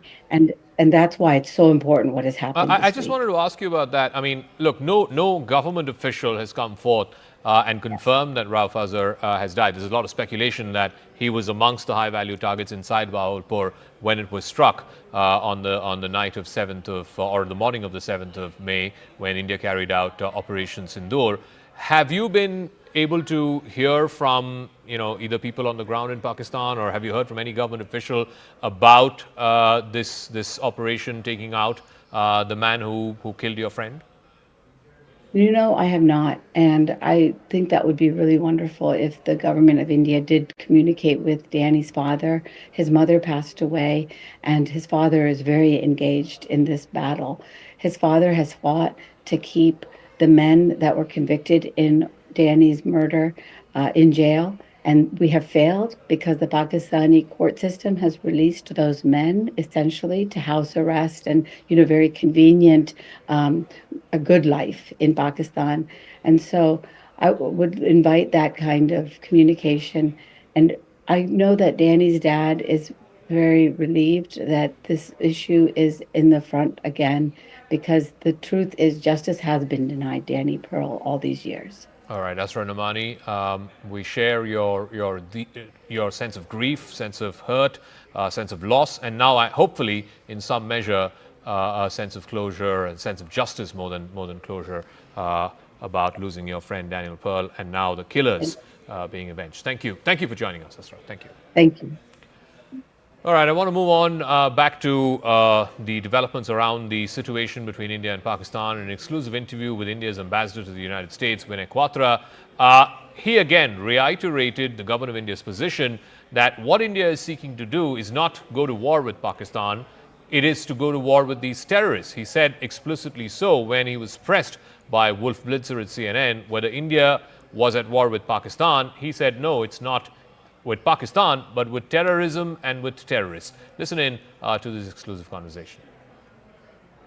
It looks like the situation, the tensions between these two nuclear-powered countries, India and Pakistan, is escalating. Is that true? Well, first of all, thank you so much for having me on the CNN. When you talk of tensions and when you talk of escalation, what I would say is that the original escalation or the original breakout of tension happened on 22nd of April, when you had 4 terrorists backed by Pakistan carried out killings, brutal killings, subhuman, monstrous kind of killings of 26 civilians. Indian civilians. 25 of them Indian nationals, 1 of them Nepali national. And the brutality of the killings, they essentially kill them in front of their innocent wives, in front of their innocent children. They gave them headshots, and they did so on the basis of religion. So they killed all non-Muslims who were there in the group. They identified their religion, and then they went on to proceed to kill them. So what we did day before yesterday was essentially our response to terror, our response to these subhuman... when you say what you did yesterday, meaning the escalation in the military response. As I said, the original escalation was on 22nd of April. And when that happened, we had clearly said that, we are a responsible country. We will have a very measured, calibrated, proportionate, responsible response. And that's what we did day before yesterday. What we did was we took out the terror factories at 9 locations in Pakistan and in Pakistan-occupied Kashmir. Took them out where they trained them, they equipped them, they armed them, they organized them. Those are the facilities which we took out. We were very careful in excluding the military establishment, the social structures, and economic infrastructure. We were very, very cautious, careful in keeping our targets only to those people and their backers who carried out these dastardly killings on the 22nd. All right, it's not just the Indian ambassador to the United States. The Indian High Commissioner to the UK has also spoken with the international press in an exclusive interview with Sky News. He showed, Vikram Doraiswamy, he showed proof of military backing to terrorists in Pakistan. He showed a photograph which shows Pakistani military officers standing behind an internationally sanctioned terrorist. Let's play out what that interview was all about and who is this internationally sanctioned terrorist that Vikram Doraiswamy was alluding to. High Commissioner, I just have a minute left, but I've spoken to a retired general who, in Pakistan, who referenced India funding and backing the Baluch Liberation Army. They've said that they have done that for years, and when I asked him about Masood Azhar, he said, well, their family members were targeted. Should we be doing the same to, the high-level militants from the BLA, the Baluch Liberation Army, that are seen and operate within Delhi? Well, look, let me show you this photograph of yesterday, I believe it is, to your viewers. This person here is a sanctioned terrorist under the American sanctions regime. His name is Hafiz Abdur Rauf. He's a brother of the founder of the terrorist groups that you're mentioning. Look who's behind him, Pakistani military. Look at the coffins there. They have the Pakistani national flag. If you're going to be giving terrorists state funerals, what does that make of your system? And everybody knows that for the last 30 years, Pakistan has used this as a means of subcritical warfare against India. If the international community really wants to be able to look at this and worry about it, the simple solution is to tell Pakistan it has an opportunity for an off-ramp. These are things that the world should have compelled Pakistan to do 30 years ago, and to compel them to implement their promises about taking down this infrastructure. It has not done so. There is an information warfare that's taking place, and independent journalists can't seem to get access to either side. Well, look, it is a fluid situation out there. I don't know how helpful it would be to have independent journalists or any kind of journalists wandering around in an area where there is active military operations happening. The logical solution would be, as we've said repeatedly, for Pakistan to take the opportunity of an off-ramp, which we have made abundantly clear, including this morning, that if Pakistan stops attacking our military facilities, the matter ends there. But it is for them to decide. All right, we're just getting some breaking news before we close out the show. There's been a massive blackout followed with siren sounds that have been activated in Udhampur, a complete blackout in Udhampur. Also, multiple ceasefire violations happening across different sectors on either side of the line of control. So not yet quite the repeat of what we saw yesterday, but still heavy artillery firing happening on across the LOC. Akash has more details on this. Akash, so is it restricted to CFE violations and artillery shells right now? Are we seeing any kind of drone activity yet? Is there any possibility of a repeat of what happened yesterday, or it's following a familiar pattern? I'm hearing the sirens. In fact, here in Jammu, I'm not allowed to go outside because of the light and some sort of restrictions that are in place. Zaka, yes, we are learning about one drone attack here in Jammu. In fact, defense sources are telling us, and we have heard multiple firing sounds as well. You rightly pointed out on line of control, we are having ceasefire violations in different sectors, not only in Jammu but in Kashmir as well. In Uri and Kupwara, we have been reporting since evening. And at this point in time, in Poonch and in Samba, we are learning about this ceasefire violation from Pakistan, where they are in fact firing the artillery. Here in Jammu, I have heard multiple sounds. I was trying to count 11 at least. I have heard, and I am learning. In fact, defense sources are telling me that it was drone once again. It was a drone attack once again. We'll wait for the police to confirm it as well. But I am learning that yesterday it was the airport, and once again it is in the close vicinity, possibly the airport only. And agencies are in fact using the aide systems and aide guns to thwart these attempts. Once again, it is Pakistan trying to attack the infrastructure, and not only in Jammu. We have been learning about these sort of activities in different areas. Tejinder is reporting in fact about Pathankot and Samba as well. We have a colleague Anshul and Anvit in different areas as well. They have been reporting about blackout and sirens. But as far as Jammu is concerned, Zaka, so it is very important. It is the international border though, but it's a very part of the sort of attack that was carried out. In fact, yesterday it got started with Jammu only, and at around 8 p.m. This evening also, we heard sirens, and soon after that a blackout was there. Yes, it's a precautionary measure, Zaka, but it has been categorically mentioned by the police and the civil authorities that people cannot stay outdoor, and in fact they need to go inside whenever they are hearing these sort of sounds, and in fact whenever there is blackout they need to go indoors. Okay, Akash, we'll leave it at that. Thank you very much. So yes, ceasefire violations are happening in Samba, in Uri, in Tangdar, all across the line of control. Akash, they're reporting that one drone was reportedly intercepted in Samba and one drone intercepted in Jammu. As of now, it seems sporadic. It seems, restricted to one or two places. We're not seeing a swarm of drones like we saw yesterday, but I don't want to jinx it. We'll leave it at that. Rahul Shivshankar, my colleague, will take it forward.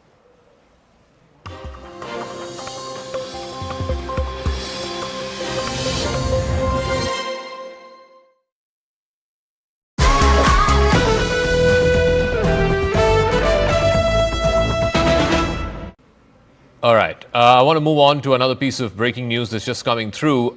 We're given to understand that a former Lashkar-e-Taiba operative and an aide of the Lashkar-e-Taiba founder Hafiz Saeed has exposed the outfit. He says that many youths motivated by Hafiz Saeed's speeches and then joined the Lashkar-e-Taiba subsequently traveled to Afghanistan as well as to Kashmir in India Approximately 500 individuals from across the country traveled to Afghanistan to undergo training at a camp named Maskar Taiba, that's located in Kunar province. He says Hafiz Saeed is also responsible for the deaths of thousands of Pakistanis by sending them in a war of ashes to achieve the state's political goals. This is something that Noor Dari, that's the name of the individual. He's a former Lashkar operative. Tejinder has more details on this. Tejinder, read the tea leaves for us. What does this necessarily mean? See, Zaka, this Noor Dari right now is the executive director for ITCT, which is an international think tank that exposes Islamist terrorists. He says that his mother wanted him to become a doctor, but he like thousands of Pakistanis were motivated by the speeches given by the LET founder Hafiz Saeed. He says that he was appointed as the aide of Hafiz Saeed. He used to guard him in the Murtkai camp where he was deputed, and he says that Hafiz Saeed was traveling in a blue Toyota Wigo pickup Datsun. So Hafiz Saeed is responsible, as per Dahari, Hafiz Saeed is responsible for the death of thousands of Pakistani youth whom they motivate through his lectures. They join his terror outfit. They are sent to Afghanistan. They are sent to Kashmir, and they become a cannon fodder for the so-called war which Hafiz Saeed and other terrorists are fighting. He says that there are millions of Pakistanis and who have been motivated by the speech of Hafiz Saeed, and they have joined the terror cult of LET. He says that he took a decision finally because he saw that this will get him nothing, so he left LET, and he was made fun by the other LET members, saying that he was coward, that is why he was leaving it, but he realized that Hafiz Saeed would lead them to nowhere. So finally he right now in UK, settled there, and is working with one of the international think tanks as an executive director. So this person has exposed Hafiz Saeed and how this terror factory is radicalizing the youth of Pakistan, the youth who could have taken a pen, who could have taken a stethoscope to become a doctor or an engineer, but Hafiz Saeed and his ilk is making these people the cannon fodder for their so-called jihad, training them in several terror training camps across Pakistan, in borders with Afghanistan, and then sending them to fight and get killed in Kashmir. He says that thousands of Pakistani youth who are trained by Hafiz Saeed are sent across into Jammu and Kashmir to fight this so-called war, and 90% of them never return. They get killed by the Indian armed forces. So clearly exposing Hafiz Saeed and his terror factory. Yes, Zaka. Jinder, we'll leave it at that. Thank you very much. So that's a former operative of the Lashkar-e-Taiba exposing the founder and the chief architect of one of the most dreaded terror organizations, an organization that's wanted for numerous terror attacks here in India. His headquarters, of course, was bombed in Operation Sindoor a couple of days ago. Meanwhile, let's bring you up to speed with where things are as of right now. In the last 24 hours, Pakistan has made multiple attempts to breach India's air defense systems, but the good news is India's air defense has prevailed against Pakistani missiles and drones. The army has managed to neutralize the air defense system in Lahore after Pakistan attempted to engage a number of military targets in northern as well as western India.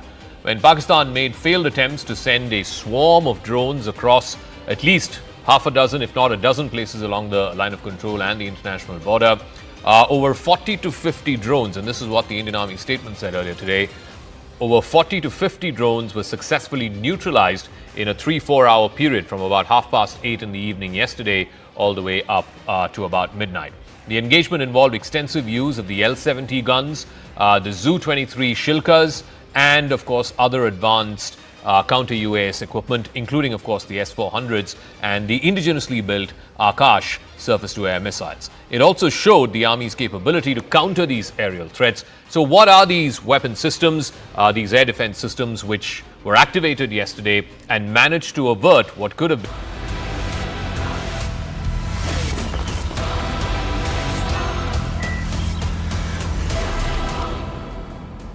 Viewers, Operation Sindoor is not just a retaliatory strike, it's a declaration that India will bleed no more in silence, that every act of terror will be answered not with dossiers but with devastation.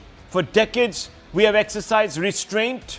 We absorbed the pain of Mumbai, Uri, Pulwama, Pahalgam, waiting, watching, and hoping the world would act. But now, Modi's India acts. It acts as hard as it defends. That's right, India repulsed Pakistan. And you can see those pictures, viewers, to the right of your screens, as it was attempting and failing to strike military installations from Leh to Sir Creek in Gujarat, in India, using 300 to 400 drones. That's what was happening last night at this time, viewers. Remember that entire swarm of drones kicked off at around 8:30. It took us by surprise, but not our forces. Not our forces. And shockingly, viewers, it turns out that the drones were supplied by Turkey. Can you believe it? Turkey. This was confirmed by the Foreign Secretary today at his press conference, which took place at around 5:30 in the evening. And again, viewers, for the fourth day, we've had a press conference by the MEA. So not only is the conflict widening, but the actors are also growing.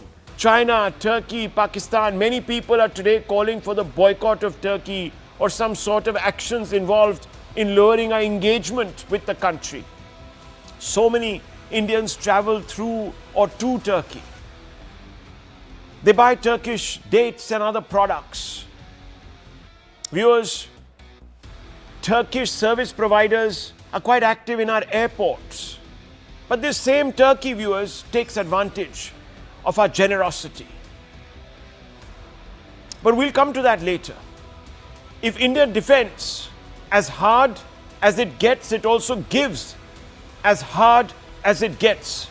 Indian armed forces launched counter-drone strikes at 4 sites in Pakistan last evening. And I'm going to show you not pictures of that particular strike, viewers, but a strike that took place in Lahore yesterday. One of those destroyed an air defense radar. The second one in 2 days, and this was also confirmed by the Foreign Secretary. So 2 out of 3 points, viewers, which were the main headlines of that press conference we've covered. The first one, that Turkey is a silent partner now of Pakistan. It's confirmed. China is the more voluble one, but Turkey is not far behind. It's supplying it weapon systems. Some of them have bitten the dust. Secondly, viewers, that we've hit back.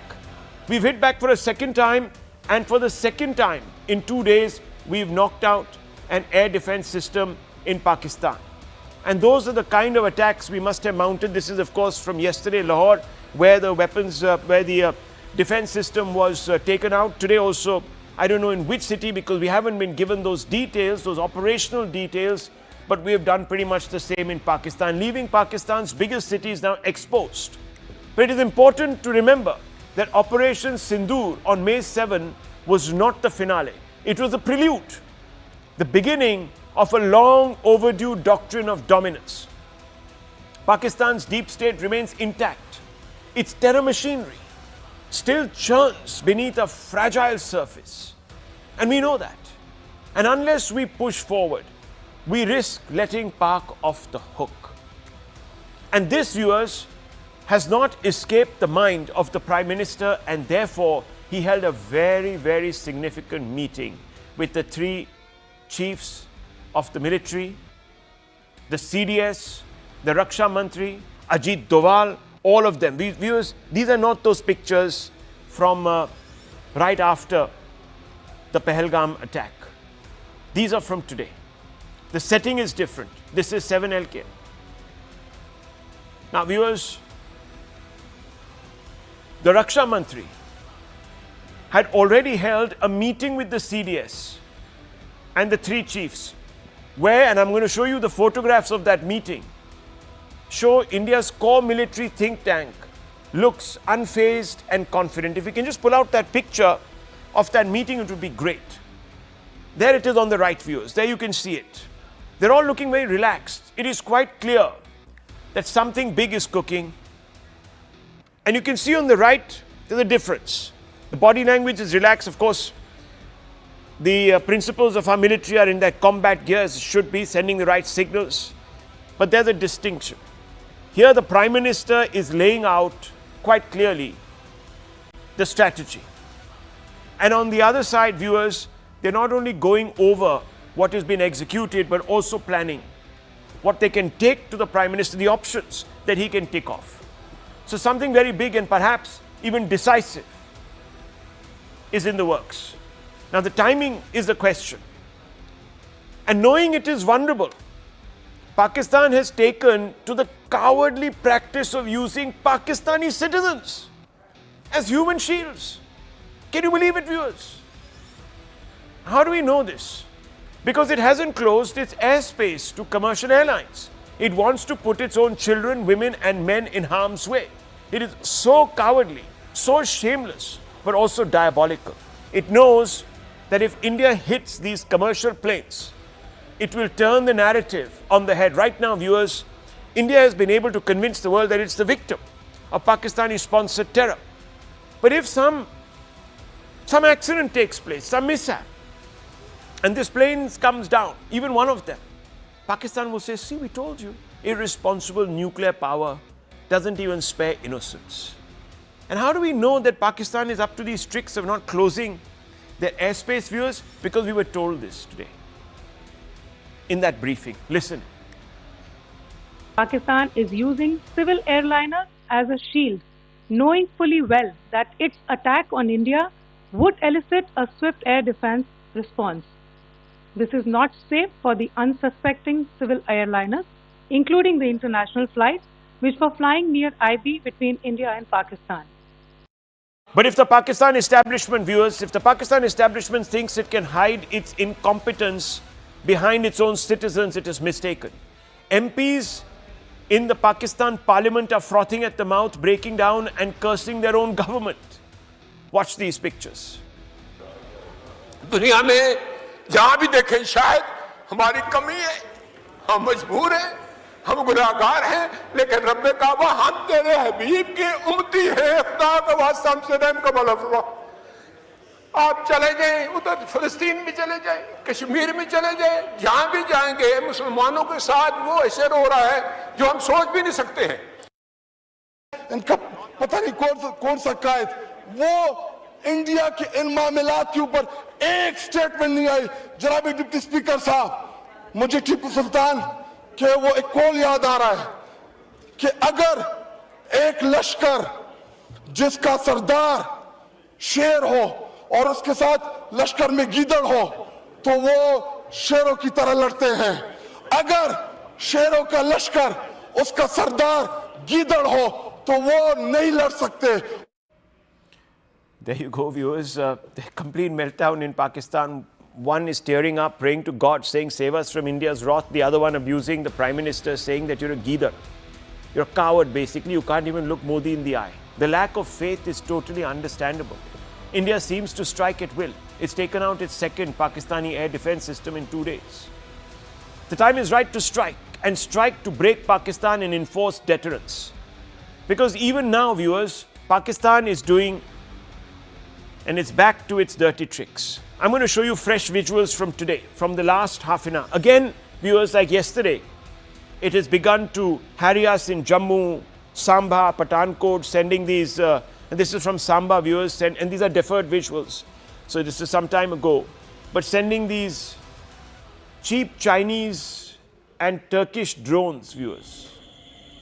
It's just playing silly mind games, and they're being struck down with ease. This is from Uri, again today, deferred visuals, viewers. That's another swarm being hit by our air defense system. So all of this is happening.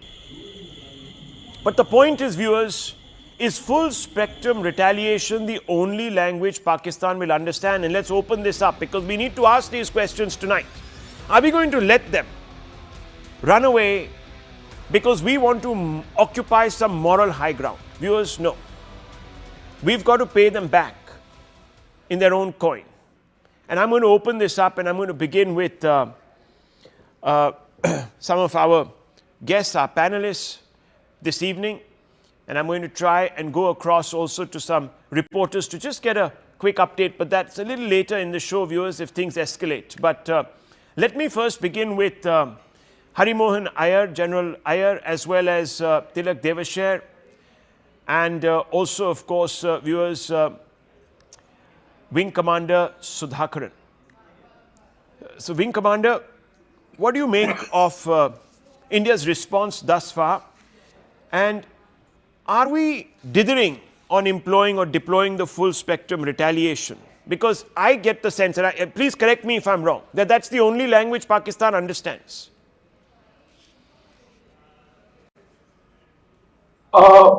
If you ask me, I would take this back right from 2014. Modi has steadily gone up the ladder step by step.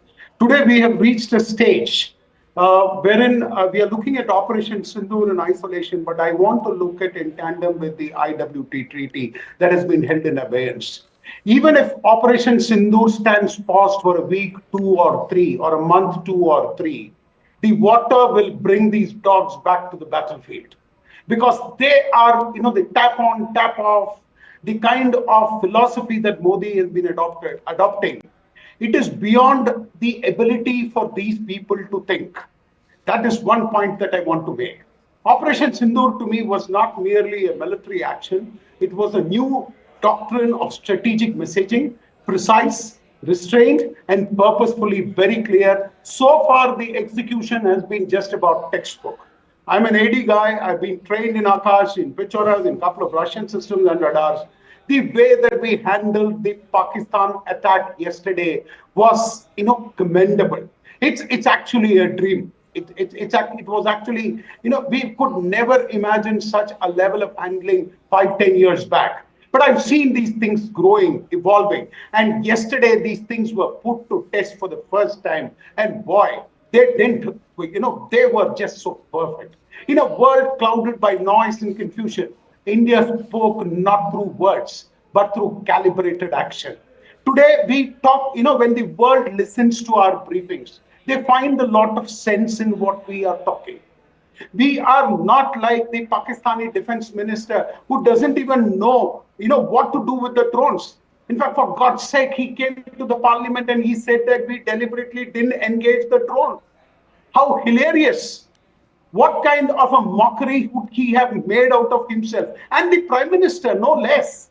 No, but that's, look, hang on. I know, we know what is transpired. We know the defense that we've put up, etc. But I'm actually talking about the language of retaliation. Have we gone that far? Brahmachaleni, should we be actually now seizing the moment? Because there are many people who say seize the moment. There are others who say, no, hang on, we can play the waiting game. What should we be doing? Because as of now, it appears that India hasn't chosen the full spectrum response till now. Some say that India cannot afford a conflict. It has more to lose. Some people say India shouldn't sacrifice its moral high ground by choosing escalation. Where do you stand on this? I agree with you. There is hesitancy on India's part. For example, it is hesitant to employ its naval power to inflict costs on Pakistan. What we are seeing are rival aerial campaigns and artillery duels. There are no reports of movements of large number of troops or of heavy weaponry to the border. Contrast this with the situation during Operation Parakram in 2002 after the terrorist attack on Indian Parliament, when as many as 8 lakh troops were on either side of this India-Pakistan border. India's economy is 11 times larger than Pakistan's, and India's military spending is nearly 8 times bigger than Pakistan's. Yet, see how we are responding. According to our own language, we are saying that we are responding in equal measure to Pakistan's military provocations. India is responding in similar domain, in similar fashion, in a responsible manner. Today's briefing said by the MEA that Indian armed forces have responded, quote unquote, proportionately, adequately, and responsibly to Pakistan's aerial attacks. Now, this amounts to allowing Pakistan to control escalation dominance. We are responding to what Pakistan is doing. Why don't we why don't we up the ante? Shouldn't India bring its superior military power to bear on Pakistan in a way to impose high punitive costs? Okay. What is India's end objective in Operation Sindoor? The end objective should be to humiliate Pakistan's military so that they are left licking their wounds. Yeah, but we don't seem to be doing that. We are going from one TV interview to the other saying, no, you see, we are not trying to target the military. We are trying to target the terrorists. Tilak Devashir, I'm getting that sense. I don't know, we are so stuck on trying to draw this distinction between the two when there isn't. And then we sort of contradict ourselves to say, no, but the state also stands with these terrorists. So if that is the case, and the Prime Minister has said, I'm not only going to come after those who have carried out, the perpetrators that is, carried out the dastardly act in Pahalgam, but also their backers. Now, are we doing that? Or should we already have been doing that? Or should we be reacting? And if we are reacting, why are we reacting? Why aren't we taking the initiative? Those are the questions that come. If you're saying let's respond proportionately, then sending 4 drones across is not a proportionate response. These chaps yesterday kept us awake all night till about 4 in the morning, harrying us from Leh to Sir Creek. I agree with what you're saying. You see, Pakistan is a country that does not exercise restraint or responsibility or proportionate response. They are the ones who commenced this round by killing our people in Pahalgam.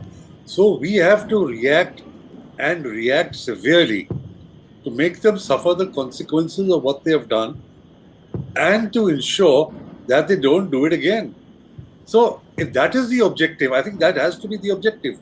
The objective would be to just 4 drones as against 200 drones. So I agree with you that, we need to hit them much harder than what we have so far. Because Pakistan is a different kettle of fish. It doesn't believe in any rules or any responsible behavior. It's hitting you hard as it can. And if you think, as the saying goes, कि वो कत्ल करते रहते हैं और हम शर्माई जा रहे हैं. Why are we feeling on the back foot? We should hit them far harder than what they are doing. Okay, so let's 1 second, let's break this down here. Let me get in General Pandey and ask him, what is possibly, sir, holding us back from using the full spectrum option? Okay, Rahul, firstly, let me tell you that we spent that late night with you, and thereafter I saw 4 anchors yesterday back to back. My back was literally broken, but I think spirit was not. And right now I'm in a colder environment watching all this which is happening somewhere in Himachal. Why is it this in the entire conundrum of discussion, I being a military man, while I have retired, so jingoism will come to very easily to me.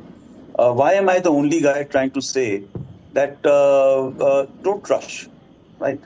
So while we are talking that we have got power, might, we are controlling escalatory, again, please understand, who's controlling the escalatory ladder? That is how you perceive. I think we are controlling the escalatory ladder. I'm not on the behalf of the government. I've not spoken to anybody. What I can make the sense of the entire thing, that there are 5 basic tools of your state tools, element of power, which are now being utilized. Military is being utilized in a graduated manner. Today, we are not in the time of an Parakram mindset that we need to, you remember the Cold Start doctrine. We deployed forward for a very quick walk-in environment. But the circumstances today have changed, right? We need to, I feel, like I want to just break down very simply that if economic might is in our power, let's not rush into it headlong.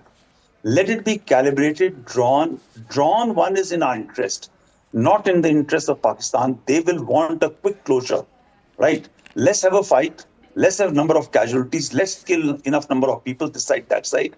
And let's thereafter drop our arms and say, now we are tired. Where is everybody? Let's come back.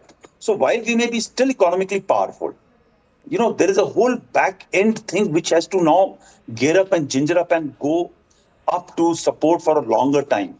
We may have a staying power for 20, 25 years, maybe a year worth. Pakistan may have just about 4. But the fighting hang on. is not. General Saab, look, this afternoon I do a show called Take 3 with 2 other of my colleagues, and I was having this debate. And ironically, I was the one who was saying we shouldn't rush in, that we should take a step back. Yes, we need to take decisive action, which will lead to a certain degree of the reimposition of deterrence, but we can wait it out. My colleague was arguing that no, we should do a short, sharp, quick one because we're the bigger economy. We have much more to lose. What does Pakistan have to lose? So that's why I'm asking you. Hold. Let me just quickly go back to Israel, Hamas, okay, and Ukraine, Russia. Ukraine backed up with NATO, the power and everything, money. Whose economy is rising? The Russians, right? Look at Israel and Hamas. Whose economy is rising? Let's not jump into this thing in which this guy will still come out up in a stronger. Okay. We have got him strangulated. Look at the naval power now it's getting deployed.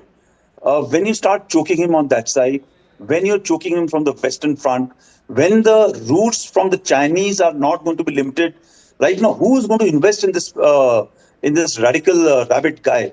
Let's draw him out. And trust me, Rahul, 2 years heading a very, very important assignment. I have worked strategic wargaming not once. I have done variety of tools. Before that, I have held appointments where lives have been lost on my orders and lives have been saved on my orders. I understand what I'm trying to say. We have got the capacity. I've worked on, not on my back of the envelope. I can sit across the table to your team or anybody who wants to argue to tell you, let this draw out. You will see what I'm saying. Okay. So and the second part, we should look rational.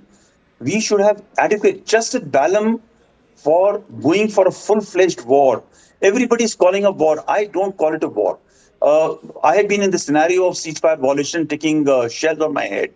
I've seen people blown on this side and killing on the other side for not one day. I've seen it for fire packages, fire exchanges, fire duels going for days altogether. I've seen Kargil quite up close front. Please understand, wars don't go in jiffy. Okay. Right? The people who want to go into jiffy will be the losers. You may be a very, very powerful nation. Okay, you look at the Americans. Okay. I'll just close on this. Let's look at the Americans, the most powerful country. How do they go into war? They go with preparation, right? When they have to go into attack, they spend time more than 3 to 4 years, 3 to 4 months, 6 months. I'm not saying we have to go for 3 to 4, 6 months. What I'm saying is, let's play it out.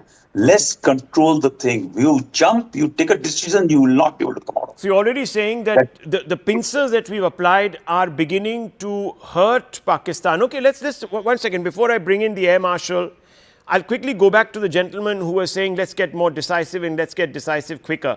So Tilak Devashir, your first response to what General Pandey is saying, then I'll get in Brahma Chileni, and then of course I'll get in the wing commander. Yes. Yeah, I'd like to just say this, that for the last 3 days, the people in Jammu, in Samba, Kathua, Jaisalmer are being traumatized because of blackouts, because of massive drone attack from Pakistan.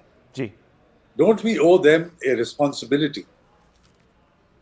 Are we allowing them to suffer the consequences of what Pakistan is doing by your 4 drones or 5 drones or something?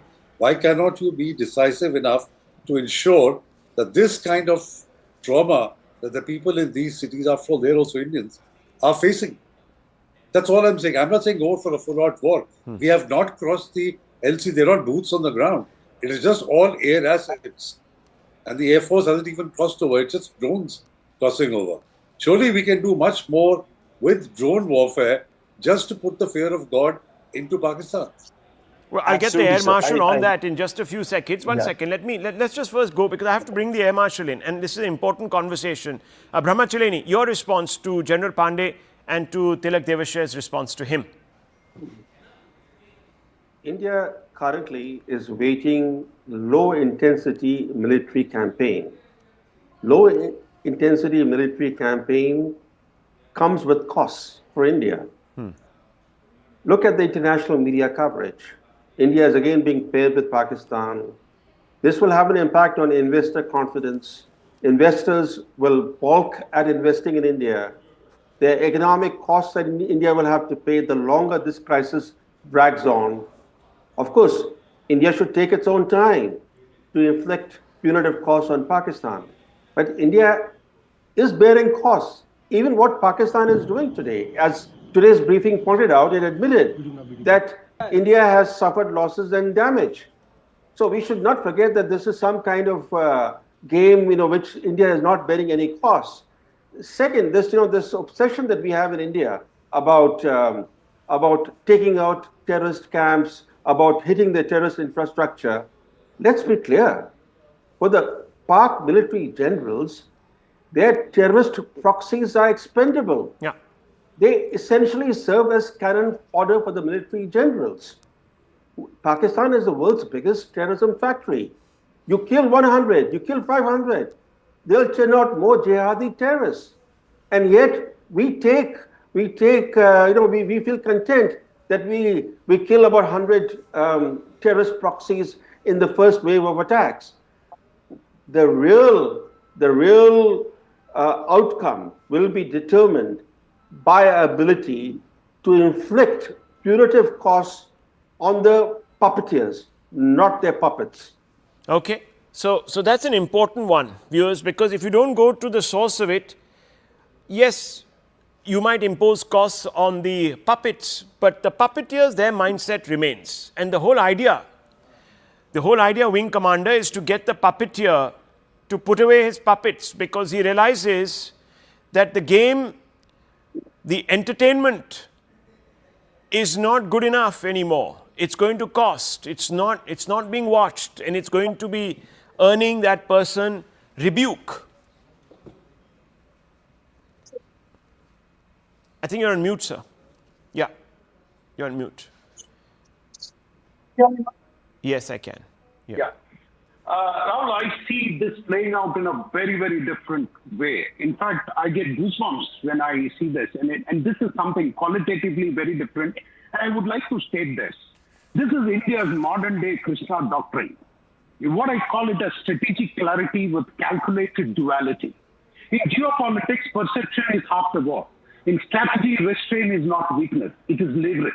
India's posture post-Operation Sindoor reflects a refined blend of public diplomacy and silent resolve, reminiscent of the Krishna Sutra from the Mahabharata. It is a two-phase strategy. We are actually showing two-phase, the actual way of handling Pakistanis. If you actually are going to tell and do what you want to do and then warmonger and then lead them, that's not the way that modern warfare is led. That's not how America fights its war. It is a two-phase strategy with a two-layered wisdom. The world may ask, is India wearing two-phase? But yes, one that speaks of peace, responsibility, and international norms, another that acts decisively, ruthlessly, and silently, and what the national interest demands for the occasion and time. We call it as proportional response. The answer is not deception, but it is, what I call as the diplomatic dharma. Just as Krishna did not wield a weapon, but still led Arjuna to victory, modern India does not boast, but ensures its outcome. That's what I saw yesterday. When, so many drones, 500 of them, 24 cities, not a scratch to boast for the Pakistanis. So where is this Krishna parallel that I'm talking about? Krishna didn't play by the enemy rules. So don't we. He played by the rules of purpose and not posturing. So let's not posture. Let's not allow the enemy to see our designs. Let us confuse him. Let us make him feel we are playing the old game again and again. Okay, so big divide on this panel, viewers, tonight. Big divide. Some people say invest in strategy. Don't abandon the moral high ground. Others say, well, there is no time to do all of that window dressing. Let's go for it. We have an advantage. We can't live with the cost for too long. Yes, we're the bigger economy, but over a period of time, we will end up paying a price. Okay, now, I want to bring in the Air Marshal. Air Marshal, sir, sorry to have kept you waiting, but you've got a good sense now of this particular debate, and we've got roughly two people on either side, and you're the one who has to break the tie. So I have to ask you, which way are you leaning? Because, look, there are compelling arguments. If India sacrifices the moral high ground by choosing escalation, by being the more, straight-on power that is not reacting, but actually prospectively targeting, being preemptive, etc., people will say that, look, like Israel, you are the ones who are the bloodthirsty ones. You're the ones who want the war. The other ones are trying to find a diplomatic solution, etc. So where do you come in on this? The 14 days that went by after Pahalgam to starting of operations, I think so after the 5th or the 6th day, the same rhetoric began. Why are we delaying? Why? What is the hurry? They have killed our people. Why have we not reacted? We are a weak state. We are falling into the eyes of the global people that the fourth largest economy cannot take out a rogue country. All that thing went on. Now that the operations have begun, now we are in a hurry to take out, their sea lanes of communication. We want to take out their establishments and other things. My take on the whole issue is that we have taken certain steps which have never been taken in last 65 to 70 years. First, after the 65 wars, three wars after 1960, never ever the Indus Water Treaty was held in a mess. This we did on the first day itself, the first announcement which the Foreign Secretary made. Second observation, I mentioned it earlier, who is driving the narrative here? I told this after the last Balakot strike. Who did the briefing after the Balakot strike? It was not the army, it was not the Ministry of Defense, it was not the Defense Secretary, it was done by the Foreign Secretary. India's image of this government, I feel, is wanting to turn things through diplomatic channels. Who received PM Modi when he cut short from Saudi Arabian team? Foreign Secretary. Who is briefing him now, or who briefed him that day in Parliament? Foreign Secretary. Who is conducting the briefing every day now is the Foreign Secretary. So India has engaged 180 countries out of 193 to put across our position after each action. So the strategy, in my opinion, and the people seated who are taking decisions are much more wiser than I feel that we are discussing here. So they are aware of the whole things, how it unfolds, how it takes. Now, certain key factors. Striking Punjab in Pakistan has never been done since 1971. Taking out targets right next to GHQ or the Lashkar-e-Taiba or Jaish-e-Mohammed headquarters with precision has never been done. So slowly, if you see the war waging, it is the new dimension that we have seen. It is closer to Israel-Hamas kind of a conflict. Okay. Because the Hamas people did come to POK a few months ago. Yeah. And the warfare which we are doing now, the loitering munitions, we are seeing the drone warfare in swarms. We are using the use of satellites. We are using, the last attacks. But aren't they doing more of that, sir? Isn't the Pakistani side doing more of that? We've only sent 4 across. Let's just admit it. They are picking it up from that side. Okay. So the warfare which is being done in West Asia is being replicated by some sort by Pakistan. So you're absolutely correct on that observation. No, but it's quite clear, sir, that those strikes that you're talking about, and again, let me just bring in Brahma Chileni, those strikes that you're talking about before we go to the reporters, because I want to get quick updates. There's news coming out of the IMF. They're meeting because the IMF is wanting to, or at least the Pakistanis want the IMF to give it a bailout, and that would be catastrophic at this time because the money won't be used on the public welfare. They'll take it in their public's name, but they'll use it to pump up and buy more weapons and this, that, the other. There are plenty of people who want to sell it to them, the Chinese, the Turkish people. So this is an important interdiction by India. And number 2, of course, we just want to get a quick status update. Loud bangs being heard around the LOC. So I just want to go to the reporter for that. But I want to bring you in, Mr. Chileni, before I do that. Look, fundamentally, those strikes that we conducted in the first round, yes, we took out terror camps. It's looking very bad for Pakistan. It's in Punjab, etc. But clearly it's not failed to deter them. They've come after our military installations. It was admitted today. Yes, but look at this stance of taking the high moral ground. in my career, I've only come across in India this stance of taking the high moral ground. I've never seen it anywhere else in the world. It's not, you never see it in the international relations discourse. It's an Nehruvian hangover. It's a Nehruvian hangover. It's a form of escapism from realism. So there's no morality in international relations. Okay. Let's be clear.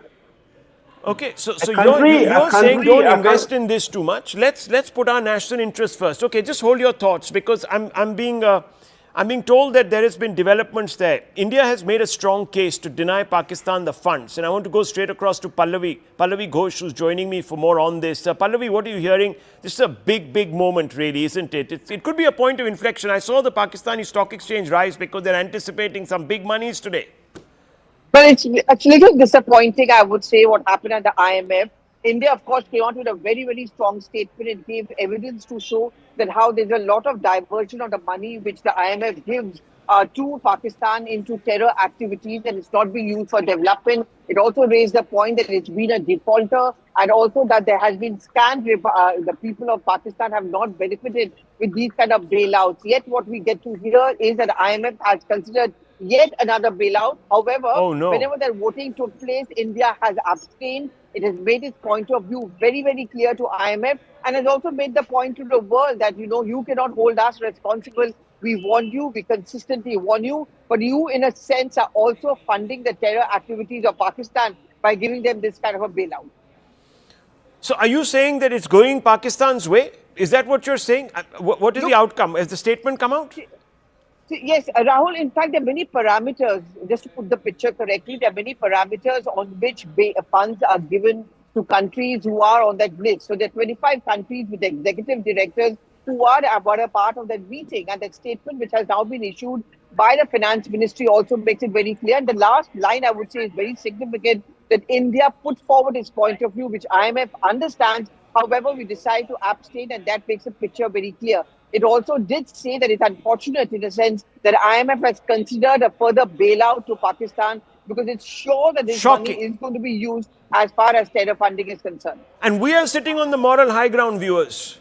The IMF is not sitting on a moral high ground. That's exactly the point that Mr. Chileni was making. And I want to bring in Tilak Devasher and Mr. Chileni. I'll just check back with you, Pallavi, just stay on there, because let's read that statement. And I want you to read it for me in just about 2 minutes. I just want to get quick reactions. Tilak Devasher, this is not good news. This is not good news. Let's be honest. Exactly. So, that's what I said, you have to understand that Pakistan does not appreciate restraint and responsibility. I have no problem with what the Air Marshal said, that our strike initially on the first day was decisive, never been done before, took out 9 terror training camps. But the follow-up and the pushback that came from Pakistan, we over the last 2 days seem to have, sort of pulled our punches and adopted the moral high ground. I think we should be far more decisive. I'm not saying cross the border. I'm not saying go and do any action inside Pakistan. But certainly with drones, apart from being defensive and blocking the drones, I think we should be also hitting Lahore and Sialkot and Rawalpindi and Karachi as much as what 300, 400 drones are being, are sending on to India. We should be far more decisive in that. Well, maybe this will now shake us up. Maybe this will shake us up. I don't know if Pallavi is still there. If Pallavi is still there, I just want her back. We're going to try and get her to read that statement. That's not great news. Brahma Chileni, not great news. I also feel very disappointed that the Americans haven't stood in our corner. They have a lot of influence on the IMF. Well, today, what the IMF has done, or is about to do, is to put its stamp of approval on a staff agreement with Pakistan. We should have begun exerting pressure on the IMF much earlier with the help of a friendly administration in Washington. We didn't do that. When the Biden administration, it was the Biden administration that first provided the big bailout. Yeah. So now this is the second bailout. The second bailout of which today the IMF is going to release immediately a $1 billion payment to Pakistan and trigger a new $1.3 billion loan to Pakistan. But when Joe Biden initiated this bailout business for Pakistan, we didn't protest. We didn't say it should be contingent on Pakistan taking concrete counterterrorism action. Look what Biden did. He helped Pakistan gain that big bailout. Then immediately thereafter, Biden unveiled a $450 million deal to modernize and upgrade Pakistan's F-16 fleet against India. Yeah. He also helped Pakistan to escape from the FATF grey list. Grey list. Well, you know, viewers, look, this is not going down too well. You can keep doing all your diplomacy and all that, but when it comes to putting deterrence back, you have to take immediate kinetic steps, and they have to happen in a reasonable period. I'm not saying let's rush in today, let's rush in tomorrow. Take your time for all you want, but make sure that when you hit, you're going to hit hard this time. None of this namby-pamby sending 4 drones this way, that way, sniffing around and coming back. That won't work now, viewers. That won't work. We need to act immediately before Pakistan uses all this money to bolster itself up. One second, I just want to bring in Pallavi here, and after also that, I want to go across to Akash for the latest. We are hearing that the front is opening again. It's going all the way down to Rajasthan. That's what I'm hearing. But Pallavi, just read out that statement. If you already have that with you, if you could, that would be great, because get a sense really of the factors at play there in that IMF decision. Yeah, it's a very brief statement, but I'm just going to read out the very relevant portions, Rahul, considering that, you know, we have other news to go to. Yeah. It talks about that the IMF has today reviewed the extended fund facility lending program, which is $1 billion, and also considered a fresh resilience and sustainability facility. It's called the RSF, which is a lending program of $1.3 billion for Pakistan, which means Pakistan has got that bailout. As an active and responsible member country, India has raised concerns over the efficacy of IMF programs in case of Pakistan giving its poor track record. It also ends it by saying that India flagged the Pakistan chapter of the IMF report. The IMF took note of India's self-statements and its abstention from the vote. So it went to vote, and India has abstained from that voting. Not very great news, but it also, I think, also exposes the double standards of organizations which talk about curbing terror, but they also, in a way, end up funding that kind of a terror. We all know very quickly, Rahul, where this extra bailout package will be used for. Absolutely. Look, viewers, count on yourselves. You have to be Atmanirbhar. You have to fight your own battles. Can't be looking for others to bail you out. And diplomacy has its limitations. For 70 years, we tried that. We tried diplomacy. I just want to go straight across to Akash to get a few updates now. Akash, on the situation that we're seeing around the LOC, where is most of this concentrated? We're being told, and I don't know if we have that update, Rajasthan, 4 Pakistani drones sighted in Jaisalmer. This time,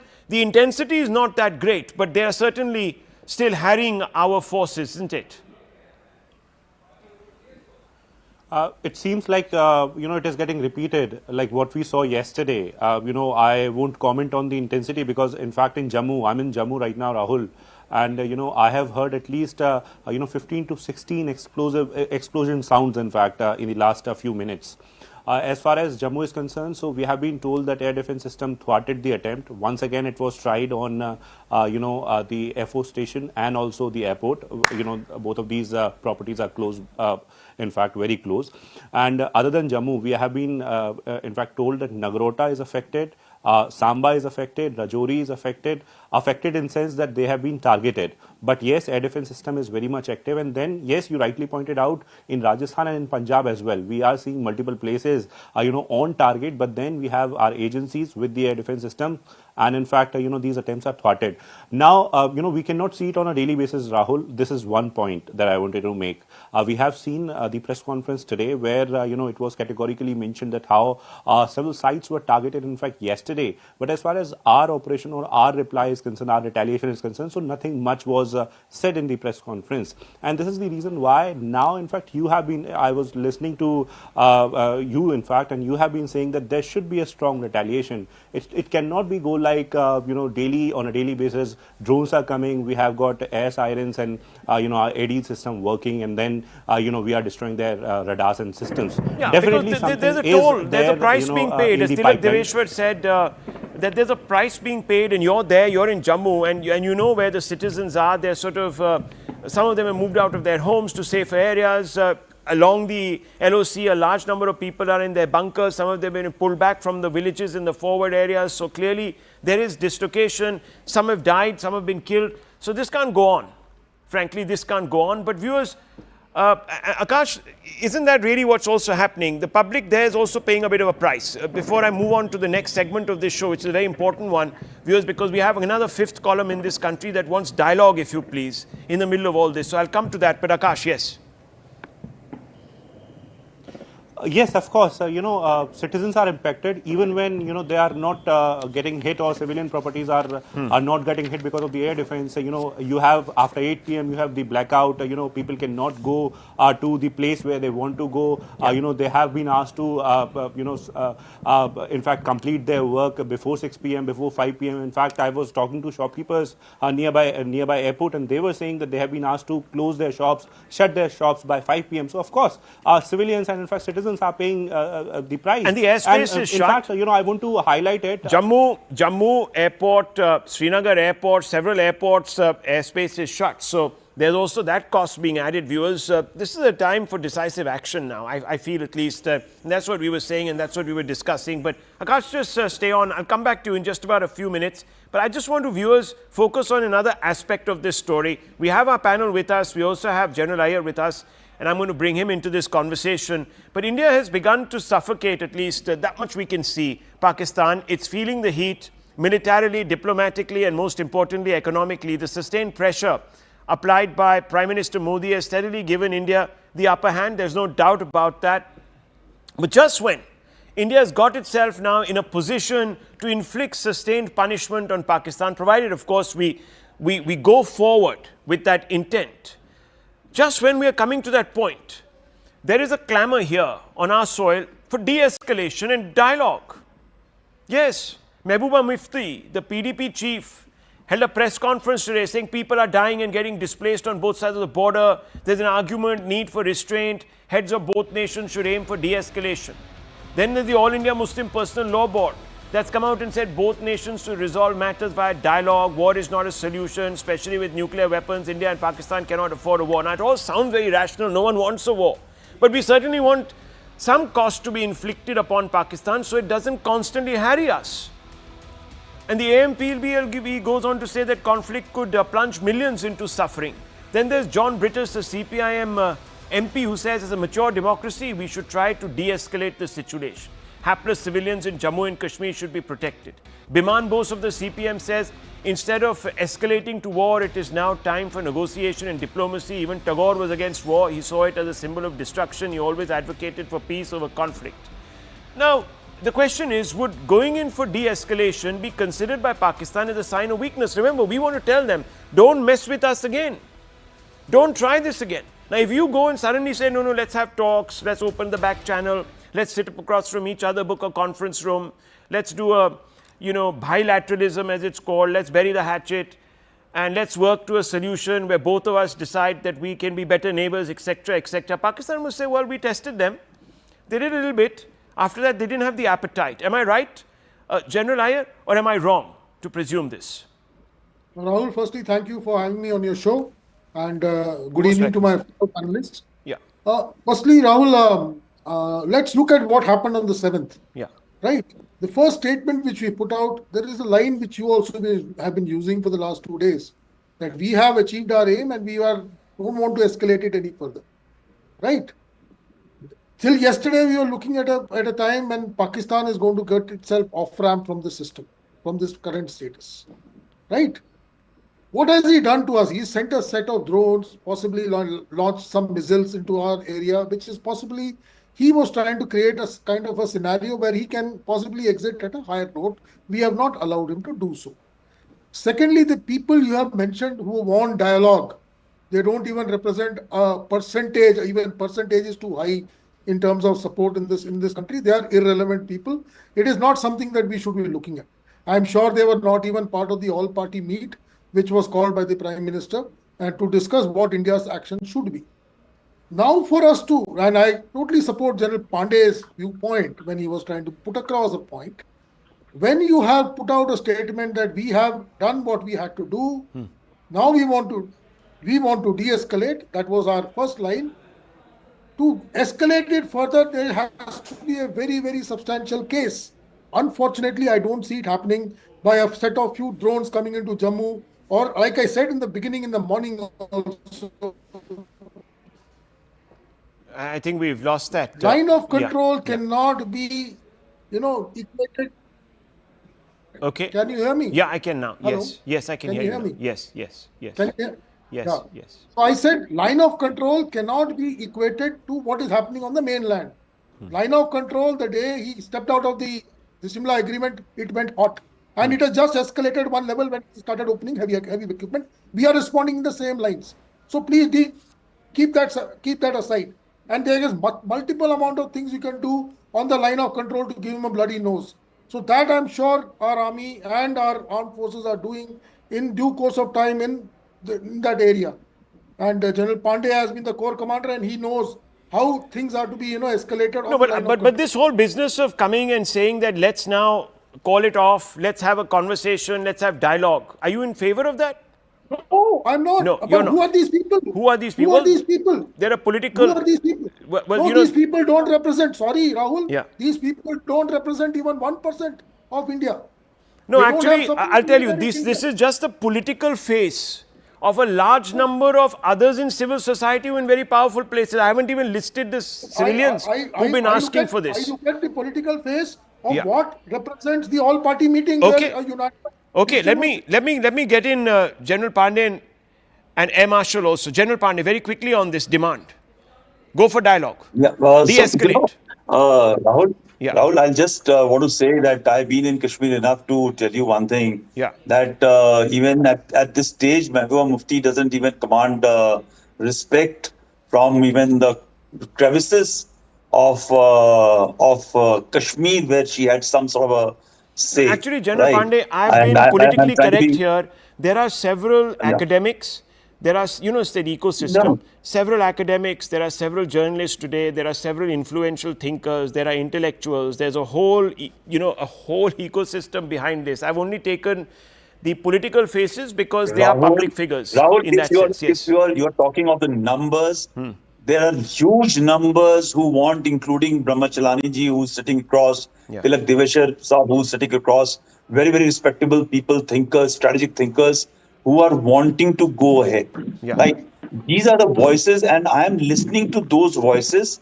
My timelines are being pushed across with these approaches also. So, by no means, when you take the spectrum of population of 1.4 billion, there will be not even a fraction to fraction of people who will be thinking on the lines. Even those people who are in Jammu taking the hits, right? They will be thinking that please stop this.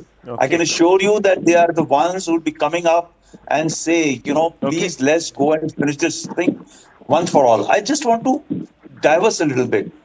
Please don't understand that I'm saying that there should be no war or such like things. I have been very consistent in all formats, starting from last 1 year when I've been allowed to come onto the television, that we should not talk to these idiots. Second is, we need to decide that what will change the strategic orientation. That's right. Is it going to just go for a full-fledged war immediately? We'll do it? No. They have handed over a stick to us. Let's take our time to go for this war. I buy in that the point. Entire time, right? Yes. And we will get it. Prepare well, and once you get your strategy together, Air Marshal, then go for the kill. That's what you're saying basically, isn't it? You're also on that same page. Air Marshal. Yeah. Air Marshal? Yeah. When the white people left the subcontinent, the 1948 war is an example which I'll just narrate. India and Pakistan fought, but the generals from the both sides of Britishers. It's the only war in the mankind when the two opposing armies had the generals from the same country. Okay. Now, what we have inherited is left by that. Ever since, the Americans have had a soft corner for the Pakistanis. Whatsoever you may say, after the last attack at Balakot, we gave example of AMRAAM, F-16, everything. Nothing happened. The Americans didn't, blink an eyelid. So, this may be a trap in which India must be, taken to now. Why is this conflict started when the trade war has begun? Why did on 16th April Asim Munir made that statement of Hindu and true ideology? Why did 6 days after that we kill Hindus by this thing? So he wants to divide the community. Why did he allow only the Sikhs to go to Gurudwara when they closed I the border? understand all of that. But So it may be a larger plot which our leadership must be reading well, and we are avoiding to walk into that trap. Well, Ramachaleni, quick wrap out from you, 34, 35, maybe 1 minute at the maximum. Yes, please. Unfortunately, there are some Indians who see options only at extreme ends. Continue a weak-kneed approach or face an all-out war. Between these two positions is plenty of other ground. Yes. There are more than 100 different options today between lower intensity military campaign of the type that we are seeing and a full-fledged war. 100 different options lie between these two extremes. Yet there are some people in India who say that the only other option to turning the other cheek is war. Okay, well, viewers, I'm going to end this show by putting out those pictures of the Prime Minister meeting with the 3 defense chiefs, with the RM, with the NSA. Those are the pictures, viewers. This is one of those moments in this campaign for justice, viewers, that could prove decisive. There is clearly a lot of thinking going on in the Union capital. The outcome of that will reflect, I don't know, tomorrow, tonight, maybe. Who knows? We don't know.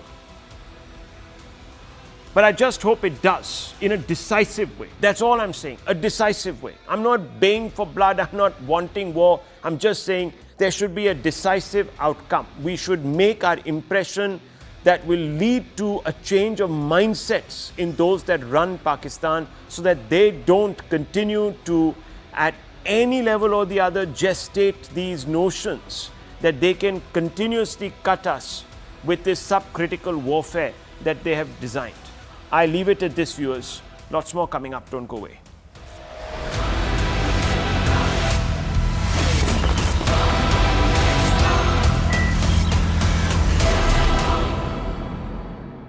Presented by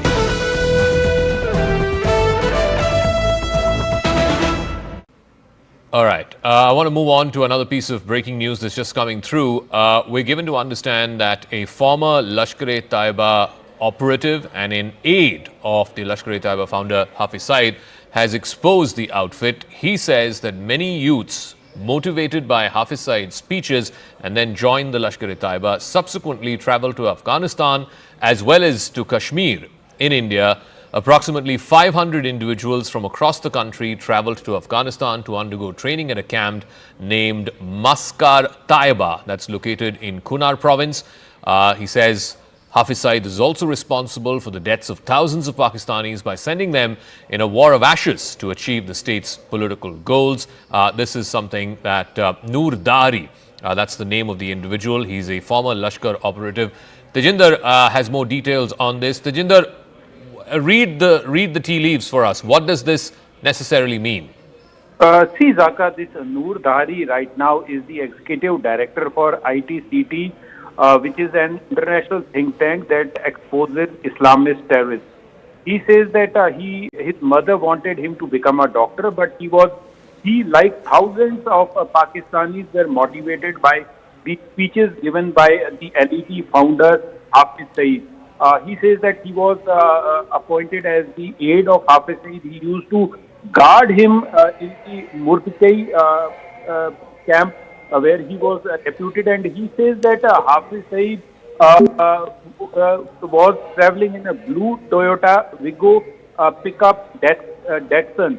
So Hafiz Saeed is responsible, as per Dahari, Hafiz Saeed is responsible for the death of thousands of Pakistani youth whom they motivate through his lectures. They join his terror outfit. They are sent to Afghanistan. They are sent to Kashmir, and they become a cannon fodder for the so-called war which Hafiz Saeed and other terrorists are fighting. He says that there are millions of Pakistanis and who have been motivated by the speech of Hafiz Saeed, and they have joined the terror cult of LET. He says that he took a decision finally because he saw that this will get him nothing, so he left LET, and he was made fun by the other LET members, saying that he was coward, that is why he was leaving it, but he realized that Hafiz Saeed would lead them to nowhere. So finally, he right now in UK, settled there, and is working with one of the international think tanks as an executive director. So this person has exposed Hafiz Saeed and how this terror factory is radicalizing the youth of Pakistan, the youth who could have taken a pen, who could have taken up stethoscope to become a doctor or an engineer, but Hafiz Saeed and his ilk is making these people the cannon fodder for their so-called jihad, training them in several terror training camps across Pakistan, in borders with Afghanistan, and then sending them to fight and get killed in Kashmir. He says that thousands of Pakistani youth who are trained by Hafiz Saeed are sent across into Jammu and Kashmir to fight this so-called war, and 90% of them never return. They get killed by the Indian armed forces. So clearly exposing Hafiz Saeed and his terror factory. Yes, Zaka. Jinder, we'll leave it at that. Thank you very much. So that's a former operative of the Lashkar-e-Taiba exposing the founder and the chief architect of one of the most dreaded terror organizations, an organization that's wanted for numerous terror attacks here in India. His headquarters, of course, was bombed in Operation Sindoor a couple of days ago. Meanwhile, let's bring you up to speed with where things are as of right now. In the last 24 hours, Pakistan has made multiple attempts to breach India's air defense systems, but the good news is India's air defense has prevailed against Pakistani missiles and drones. The army has managed to neutralize the air defense system in Lahore after Pakistan attempted to engage a number of military targets in northern as well as western India. When Pakistan made failed attempts to send a swarm of drones across at least half a dozen, if not a dozen places along the line of control and the international border, over 40 to 50 drones, and this is what the Indian Army statement said earlier today, over 40 to 50 drones were successfully neutralized in a 3-4 hour period from about 8:30 in the evening yesterday all the way up to about midnight. The engagement involved extensive use of the L-70 guns, the Zu-23 Shilkas, and of course other advanced counter-UAS equipment, including of course the S-400s and the indigenously built Akash surface-to-air missiles. It also showed the Army's capability to counter these aerial threats. So what are these weapon systems, these air defense systems which were activated yesterday and managed to avert what could have been a big sort of barrage of attacks by the enemy on Indian soil? The L-70, it's developed by Bofors, it's produced under the license here in India. It's a 40mm gun, modernized with radars, electro-optical sensors, and also auto-tracking systems. It can fire anywhere between 250 to 300 rounds per minute.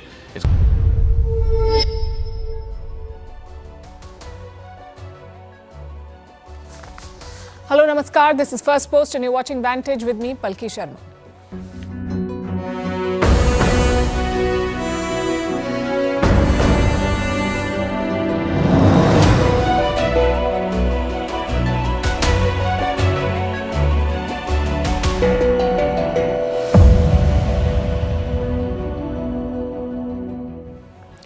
Day 3 of Operation Sindoor, the fighting is intensifying. Pakistan has fired 300 to 400 drones into India. Most of them have been neutralized, no damage reported. India fired back and has stepped up its war preparedness. But here's the million-dollar question. Are we at war with Pakistan? The answer officially is no, and we'll tell you why. Meanwhile, there's a third party in this conflict. Pakistan is using Chinese weapons to strike at India. A special report on India's stellar air defense. We tell you how the Indian forces blocked drones and downed missiles from Pakistan. On international airwaves, India is winning the narrative war. We'll tell you how. Also debunking fake news and Pakistani propaganda designed to create panic. Tracking the IMF meeting. Will they bail out Pakistan again? From 26/11 to Pahalgam, how Prime Minister Modi has set a new precedent to secure India. What this escalation means for you, we'll tell you 5 things that you must know. Also a report on how civilians are coming under Pakistani fire. All this and more coming up. The headlines first. The Board of Control for Cricket in India suspends the Indian Premier League or IPL for a week. The decision comes amid escalating tensions between India and Pakistan. On Thursday, the match in Dharamsala was called off over security concerns. The IPL was to wind up on the 25th of May in Kolkata. Russian President Vladimir Putin vows Moscow will be victorious in Ukraine, just as the Soviet Union was in World War II. He made the remark during Moscow's Victory Day parade, where Russia showcased attack drones for the first time. At the parade, Putin sat with China's Xi Jinping and greeted North Korean military officers. Iranian foreign minister will visit Saudi Arabia and Qatar tomorrow, just days before Donald Trump begins a regional tour. Trump is scheduled to visit Saudi Arabia, Qatar and the UAE from the 13th to the 16th of May. This will be his first major foreign trip since he returned to the White House in January. It comes amid US-Iran negotiations over Tehran's nuclear program. A Sri Lankan Air Force helicopter crashes during a graduation ceremony, killing 6 of the 12 military personnel on board. The helicopter plunged into a reservoir during a demonstration. The tragedy is the Sri Lankan Air Force's worst one since a Chinese-built aircraft crashed in 2020. Drone strikes hit the Sudanese city of Port Sudan for the 6th straight day. The army has once again blamed the Paramilitary Rapid Support Forces or RSF for this attack. Since last Sunday, the port city has been hit by daily drone strikes. Port Sudan is the main entry point for humanitarian aid into the Sudan. And the new Pope says, don't reduce Jesus to a superman. Pope Leo's address to cardinals came less than 24 hours after his election. His inauguration mass will take place on Sunday in St. Peter's Square. The 69-year-old is the first American Pope.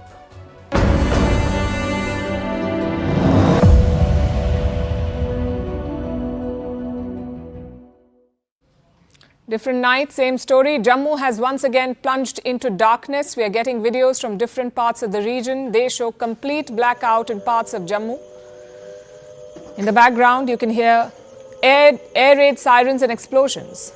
And this is exactly what happened last night as well. This is exactly how it played out. Close to 9 p.m., reports came in about Pakistani drones over Jammu. This time, sirens are ringing in Punjab's Firozpur as well. Take a look at these pictures.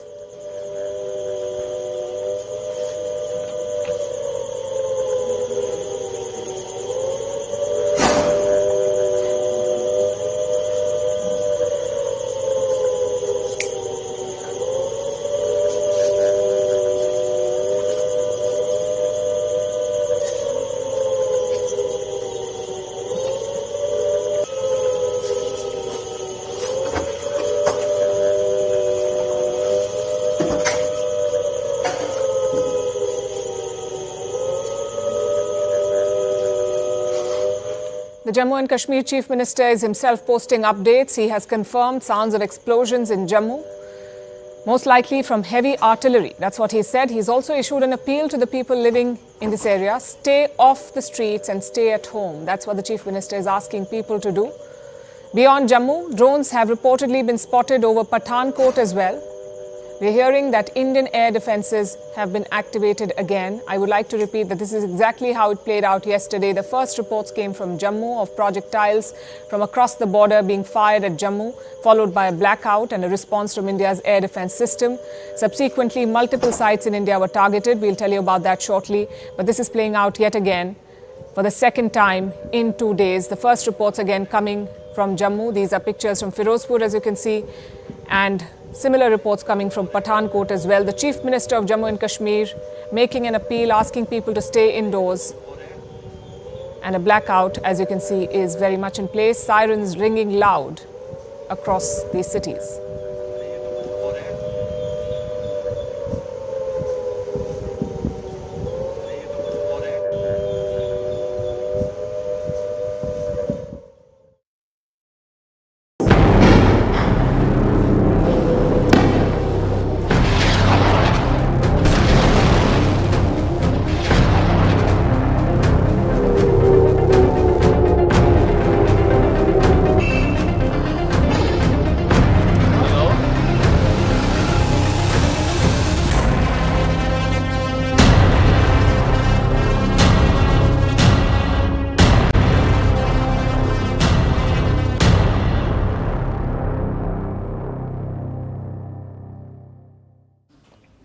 There's one question everyone is asking. Are we at war?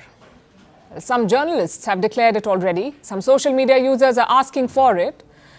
But are we truly in a state of war with Pakistan? As of now, the answer is no. And we'll explain why tonight. We'll also tell you how India usually declares a war. But first, let's get you the battlefield updates. Yesterday night was tense and chaotic. Between 8 and 9 p.m. IST, Pakistan started firing projectiles at India. We brought you these pictures yesterday. Bright dots could be seen over the skies in northern and western India. The first reports came in from Jammu. But similar scenes were seen in Punjab and Rajasthan as well. Information was hard to come by last night, but now the fog of war has lifted. And here's what we can tell you about what happened there. Pakistan targeted sites across the western frontier, all the way from Leh to Gujarat. At least 36 Indian locations were targeted. This includes Pathankot, Udhampur, Jammu and Jaisalmer. Pakistan fired some 300 to 400 drones. Apparently, the idea was to test the Indian air defenses, perhaps even to gather intelligence. But the Indian military was ready for it. They neutralized most of these Pakistani drones. Later on, another armed drone targeted the air base in Bathinda. That too was neutralized by India. But the army admitted some losses and injuries, though the extent is not clear. I'm sure you've all seen pictures of these Pakistani attacks. Despite that, despite all of these videos circulating, Islamabad has denied responsibility. They claim that no attack was launched on India by them. Today, New Delhi slammed that narrative. The Foreign Secretary of India called it another example of Pakistani duplicity. The official and blatantly farcical denial of these attacks that Pakistan carried out by the Pakistani state machinery is yet another example of their duplicity and the new depths that they are plumbing in their quest for disinformation. This is nothing but a desperate attempt by Pakistan to disown its acts of aggression, but it is also true to type in its effort to deceive and mislead the world. It will not succeed. Pakistan can deny all they want, but there is proof of their attack from last night. Projectiles have been discovered from at least 4 sites, from Jaisalmer, from Hoshiarpur, from Bathinda and from Rajouri. Take a look at this.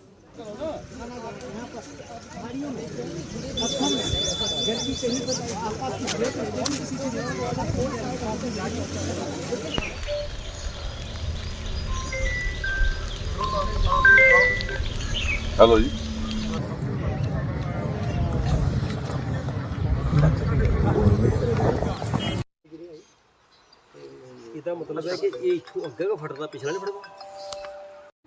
As expected, India hit back after this Pakistani escalation. We fired drones at 4 Pakistani sites and we took out 1 air defense radar.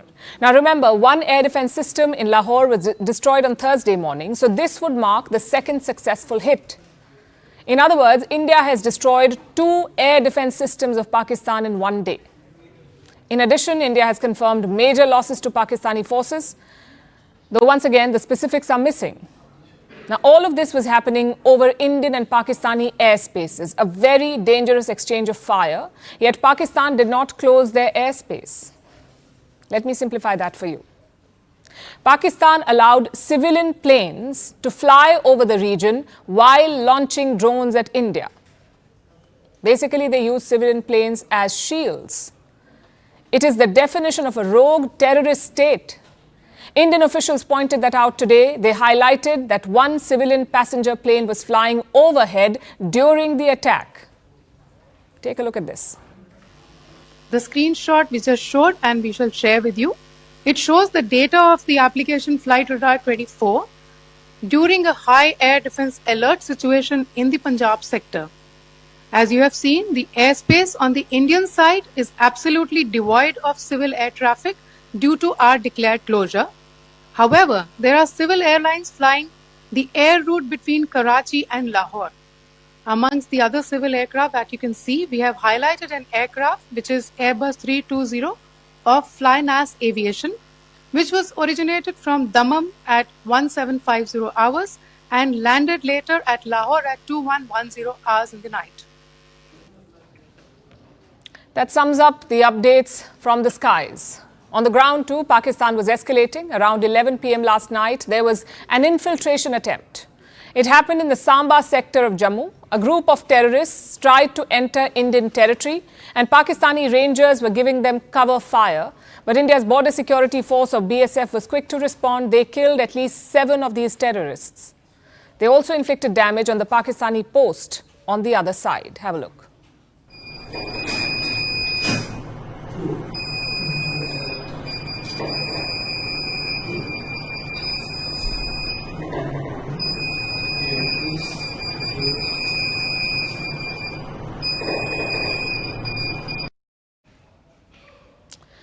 These are worrying signs for the region. A, Pakistan is escalating despite warnings from India.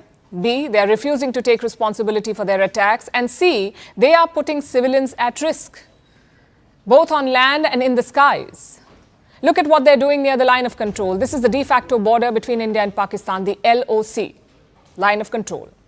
And here, Pakistan is openly firing at civilians. In the skies, they're putting airliners at risk. So India must be mindful of what we're dealing with. This is not a country that plays by the rules. This is a rogue, duplicitous country, which is why New Delhi is covering all bases. Today, Prime Minister Modi convened a meeting of the service chiefs. He took stock of the situation and the readiness. The Home Minister of India convened a meeting of the border security agencies. He spoke to the chiefs of the BSF, the Indo-Tibetan Border Police, and the CISF, the Central Industrial Security Force. So clearly India is ready for everything, which brings me back to the original question. Are we at war with Pakistan? The answer is no, and I'll tell you why. War refers to a sustained state of conflict. Both sides will look to keep escalating. They may also have clearly defined political or tactical goals. That is what a war technically is. We are not at that stage here. India certainly is not looking to escalate. New Delhi has called its actions measured and focused. And Pakistan, they have promised to attack India again, but it's not clear if they want to go beyond that. So as things stand, this is a tit-for-tat situation. This is a low-intensity conflict, but yes, it can explode into a full-fledged war at any point in time. Pakistan seems keen on it. Their defense minister says there is no option but war. Of course, this is the legendary Khwaja Asif. So let's wait for 24 hours to see if he makes another U-turn. Nonetheless, if war does break out, who declares it? How does it happen? In many countries, there are rules about declaring war. For example, we have the United States. Their law says only the Congress can declare war. In Indian law, there is no equivalent. What comes close is the declaration of emergency. You can declare a state of emergency if a war breaks out. That decision is taken by the Union Cabinet. It is then approved by the Indian President and finally passed by both houses of Parliament. Of course, we are very far away from all of that. This conflict could end right now if Pakistan de-escalates, if they abandon their ego and follow common sense.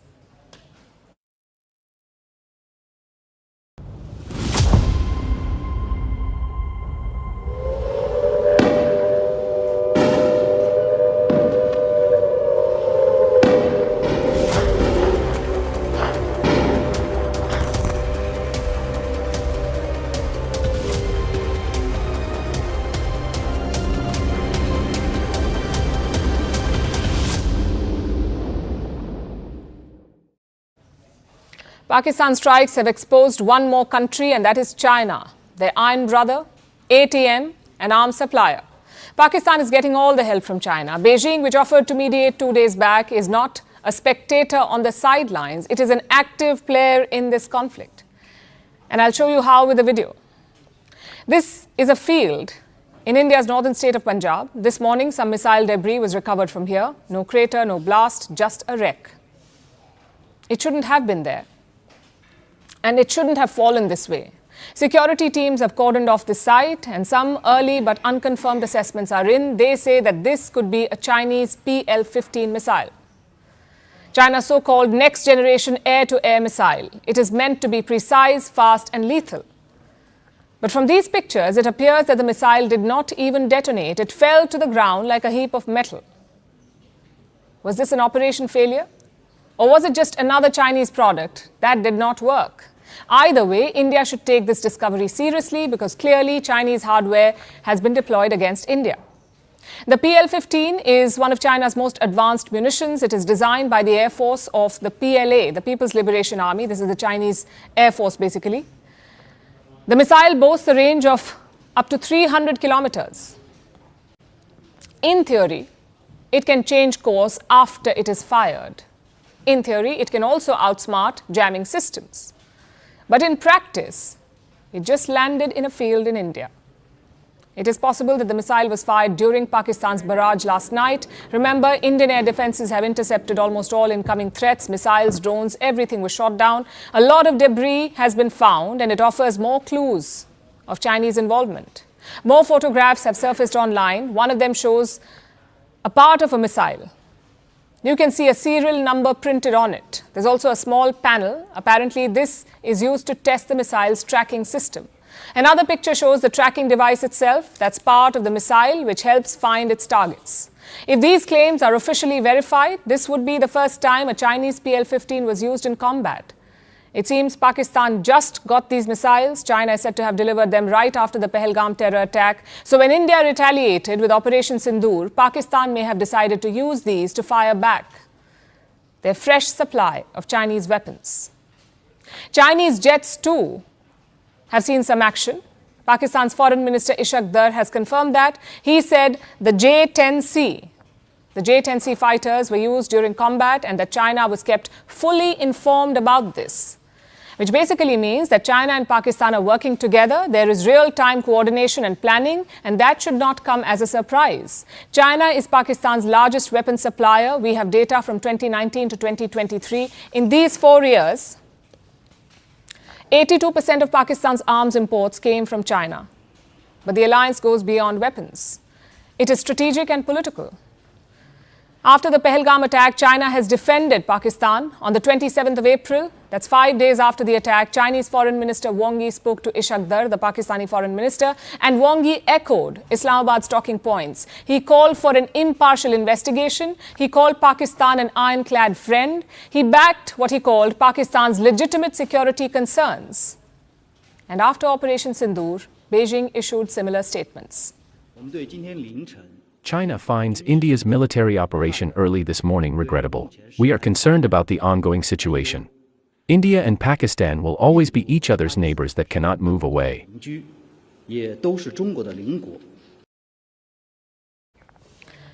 Clearly, China has picked a side. It may claim neutrality, but its actions say otherwise. It is arming Pakistan, it is advising Pakistan, it is defending Pakistan. China is a third party in this conflict. And it presents a broader threat to India, a threat that we cannot afford to ignore. Vantage continues after a short break.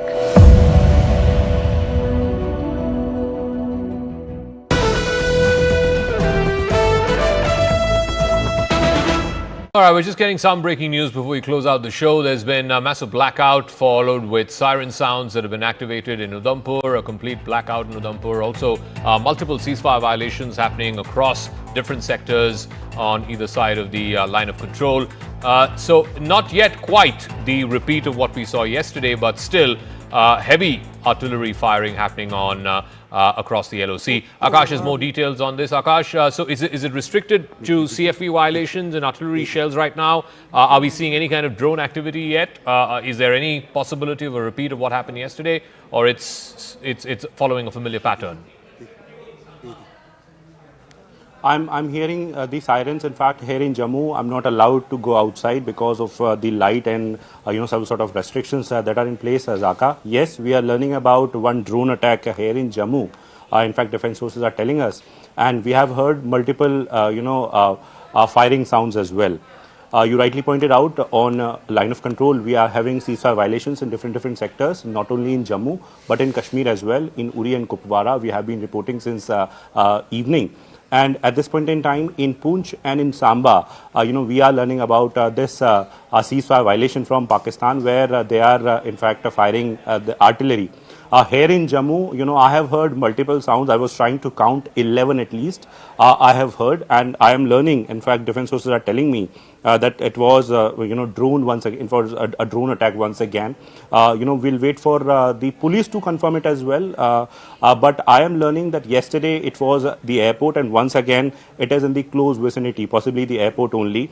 And agencies are in fact using the aide systems and aide guns to thwart these attempts. Once again, it is Pakistan trying to attack the infrastructure, and not only in Jammu. We have been learning about these sort of activities in different areas. Tejinder is reporting in fact about Pathankot and Samba as well. We have a colleague Anshul and Anvit in different areas as well. They have been reporting about blackout and sirens. But as far as Jammu is concerned, Zaka, so it is very important. It is the international border though, but it's a very part of the sort of attack that was carried out. In fact, yesterday it got started with Jammu only, and at around 8 p.m. This evening also, we heard sirens, and soon after that a blackout was there. Yes, it's a precautionary measure, Zaka, but it has been categorically mentioned by the police and the civil authorities that people cannot stay outdoor, and in fact that they need to go inside whenever they are hearing these sort of sounds, and in fact whenever there is blackout they need to go indoors. Okay, Akash, we'll leave it at that. Thank you very much. So yes, ceasefire violations are happening in Samba, in Uri, in Tangdar, all across the line of control. All right, we're just getting some breaking news before we close out the show. There's been a massive blackout followed with siren sounds that have been activated in Udhampur, a complete blackout in Udhampur. Also, multiple ceasefire violations happening across different sectors on either side of the line of control. So not yet quite the repeat of what we saw yesterday, but still heavy artillery firing happening on across the LOC. Akash has more details on this. Akash, so is it restricted to CFV violations and artillery shells right now? Are we seeing any kind of drone activity yet? Is there any possibility of a repeat of what happened yesterday, or it's following a familiar pattern?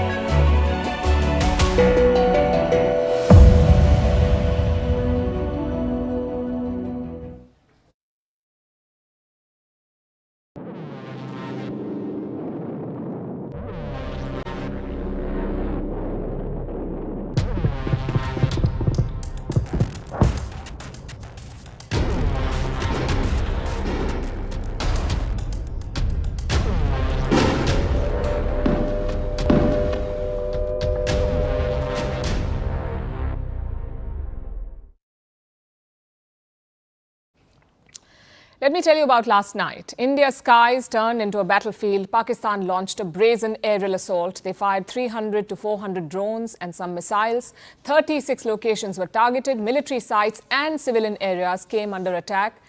This was across northern and western India. Pakistan's intentions were pretty clear. They wanted to escalate tensions, but the Indian armed forces stood tall. They shot down all incoming projectiles. No casualties, no damage, just debris of the projectiles scattered everywhere. Pakistan's aggression became an embarrassment. Let me tell you how last night unfolded. Visuals of the Pakistani attack came in after 8 in the night, post 8 p.m. The first city to report the aerial intrusion was Jammu. It is 60 kilometers away from Pakistan. Air raid sirens went off in Jammu. Then there was a blackout. Within minutes, Pakistani drones and missiles were seen over the city. Indian armed forces countered the attack. The incoming threats were taken out in less than an hour. At least 8 missiles were shot down over Jammu. A few drones were taken out over Udhampur and Srinagar. 2 Pakistani armed drones were destroyed in Nowshera. These are all places in Jammu and Kashmir. Turkish armed drones were used by Pakistan, and they were the ones neutralized here. Turkish armed drones. Pakistan attempted to target military stations in Punjab. Their drones over Pathankot and Batinda were also shot down. Listen to this. अंतर्राष्ट्रीय सीमा और नियंत्रण रेखा पर लेह से लेकर Sir Creek तक 36 स्थानों पर 300 से 400 लगभग ड्रोनों का इस्तेमाल घुसपैठ का प्रयास करने के लिए किया गया। भारतीय सशस्त्र बलों ने काइनेटिक व नॉन काइनेटिक साधनों का उपयोग करके इनमें से कई ड्रोन्स को मार गिराया। इतने बड़े पैमाने पर हवाई घुसपैठों का संभावित उद्देश्य वायु रक्षा प्रणालियों का परीक्षण करना और खुफिया जानकारी इकट्ठा करना था। ड्रोन के मलबे की फोरेंसिक जांच की जा रही है। प्रारंभिक रिपोर्ट्स से पता चलता है कि वे तुर्की के असीस गार्ड सोंगर ड्रोन हैं। The Indian Army and Air Force worked together. A range of weapons were used for the defense, both kinetic and non-kinetic. What does that mean? Let me start with the kinetic. Weapons that explode on impact. For example, missiles. The Akash missile system saw action last night. They are operated by the Air Force and the Army. This weapon is completely made in India. It can take out multiple aerial targets at the same time. Last night, it proved its mettle. Let me tell you about some of the other weapons that were used. Like the L-70 anti-aircraft gun.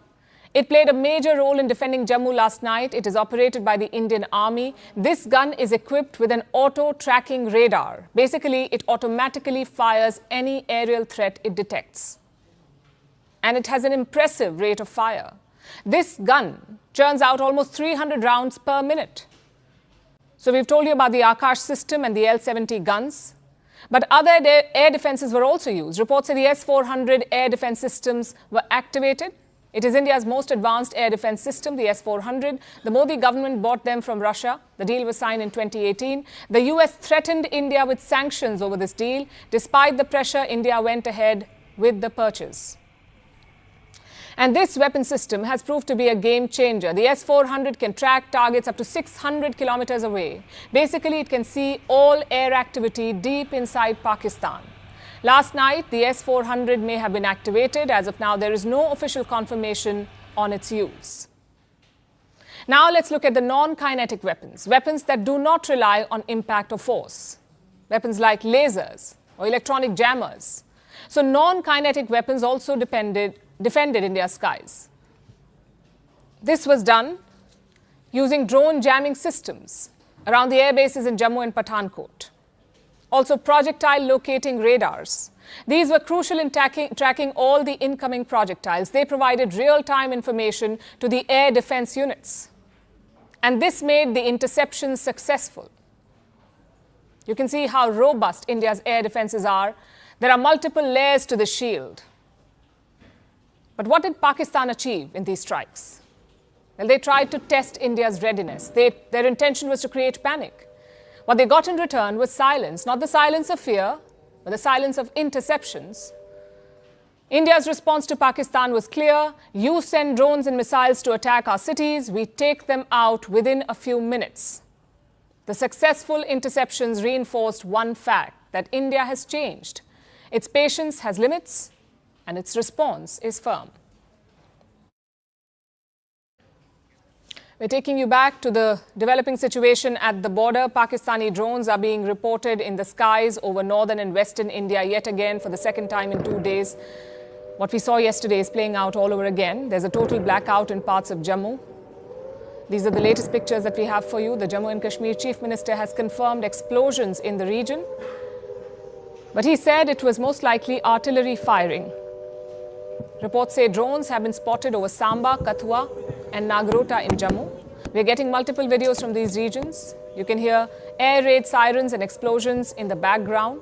Beyond Jammu, drones have been reported in Punjab's Firozpur and Pathankot, as well as Rajasthan's Jaisalmer. And this is exactly what happened last night as well. Just before 9 p.m., reports came in about Pakistani drones over Jammu. We learned later that Pakistan had fired more than 400 drones across the western frontier, most of which were neutralized by India. Like yesterday, we are hearing that Indian air defenses have been activated again. This is a developing situation. We'll keep track of it for you. Multiple places in India along the western border, seeing a repeat of what we saw yesterday. Projectiles coming from the Pakistani side being neutralized by the Indian air defenses.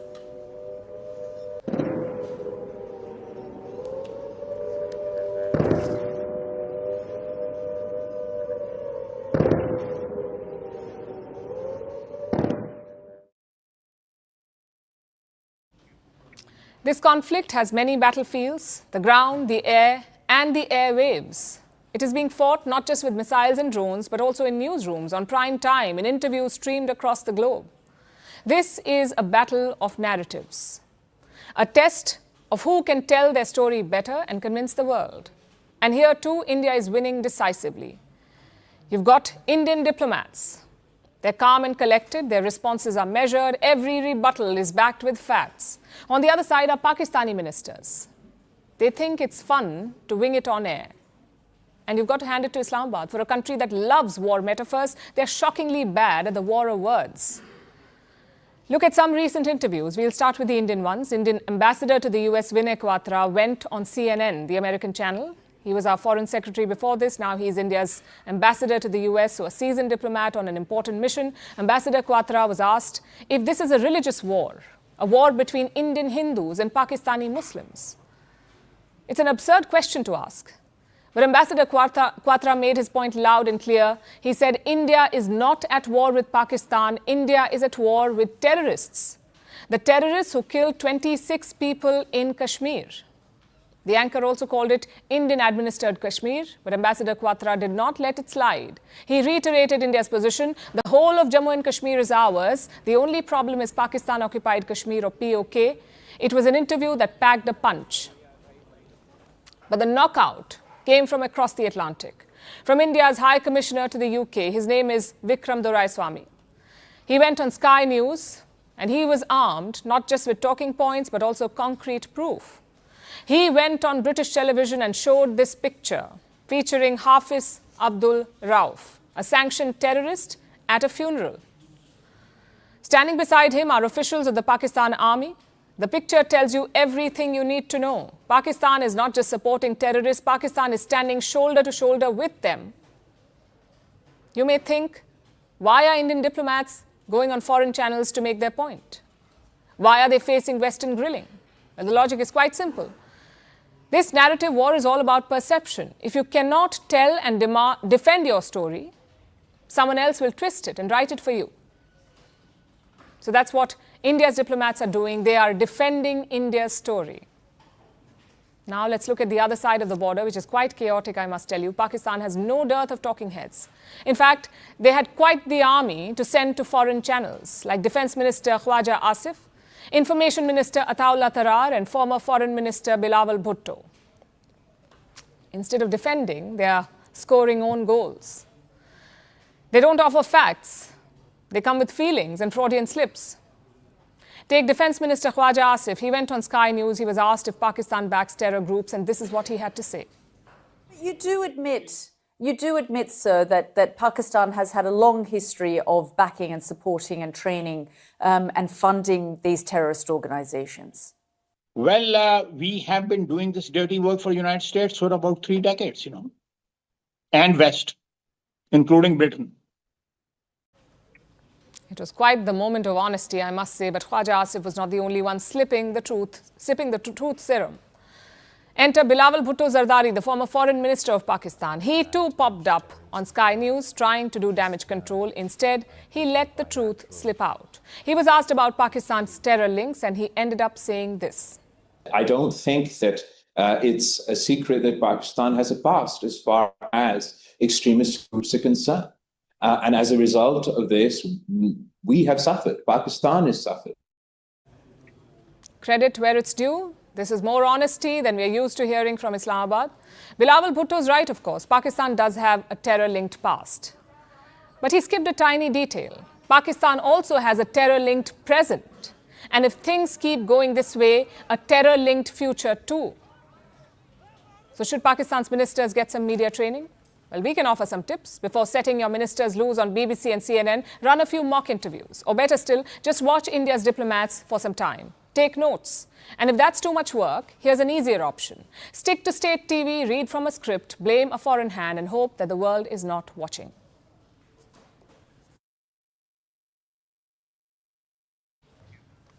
They say truth is the first casualty of war. Yesterday, it died 1 million deaths. If you were watching television or scrolling through social media, you would think this was an all-out war. You see, Pakistan is not just peddling fake narratives, it is also peddling fake news, and we have already been debunking them for the last few days. Tonight, we've come with some more examples, starting with AI-generated videos like this one. It talks about India shooting down 2 Pakistani jets. This video is fake. The second is an old war footage passed off as new. Like this image retweeted many times as India's attack on the Karachi port. Turns out it was a visual from Gaza. Then there's this video of a Pakistani attack on Jammu. The video was from Dhaka. So again, fake, of course.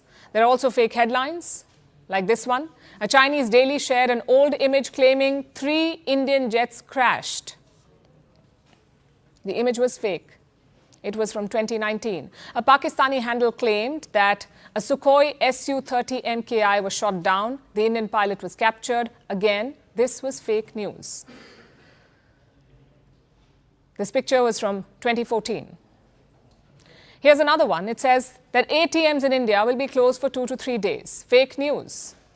It was spread to create panic, to send people rushing to the banks. And that's the purpose of this, really. But it wasn't just social media that was the problem. Mainstream media also seemed to have taken the bait this time. And now we know that reporting during a conflict like this one is tough. The viewers want to know what's going on, and you want to put out information fast. It can be tough in the fog of war. So it's important to prioritize accuracy over speed. Unfortunately, some channels faltered and ran headlines like these. Indian Navy strikes the Karachi port, fake news. Indian Army takes over Lahore, again fake. Pakistan's Army Chief Asim Munir toppled in a coup.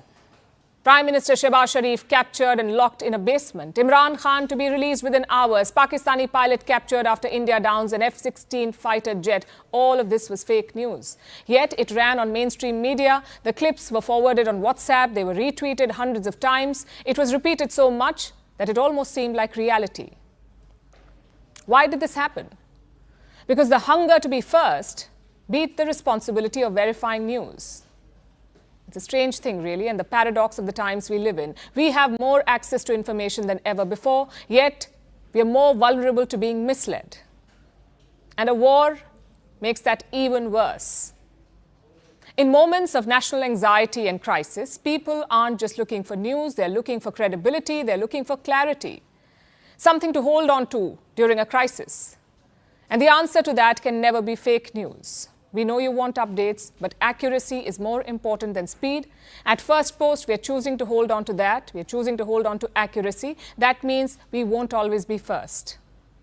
You may not get your breaking alert from us, but what you will get is what we owe you. And that is the truth. Verified, cross-checked and cross-checked. We rely on sources and verified ones. After all, that's what separates a journalist from a loudspeaker. But sometimes even we miss a beat, and when we do, we will tell you.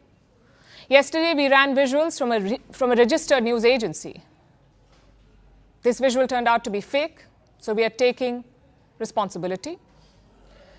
And from now on, we will cite the source of every image, every picture, every video that you see on First Post will have a source mentioned. That is our commitment to you. We will wait, we will verify, we will ask again. Only then will we tell you.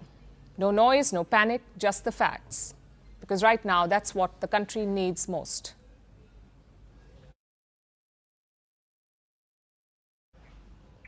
As missiles fly across the border, Pakistan has opened another front, not with weapons, but with a plea. They want more cash. Today, the IMF is holding a crucial meeting. That's the International Monetary Fund. It is Pakistan's last financial lifeline.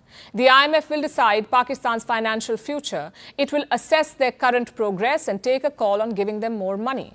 The stakes are very high. It's a make or break moment for Pakistan's economy. So hours before the IMF meeting, Islamabad put out a not-so-subtle appeal on X. The post came from Pakistan's Economic Affairs Division. It openly asked for more loans. It cited the current conflict with India. It referred to the recent stock market crash. And it urged the world to help de-escalate. Now, let me be clear.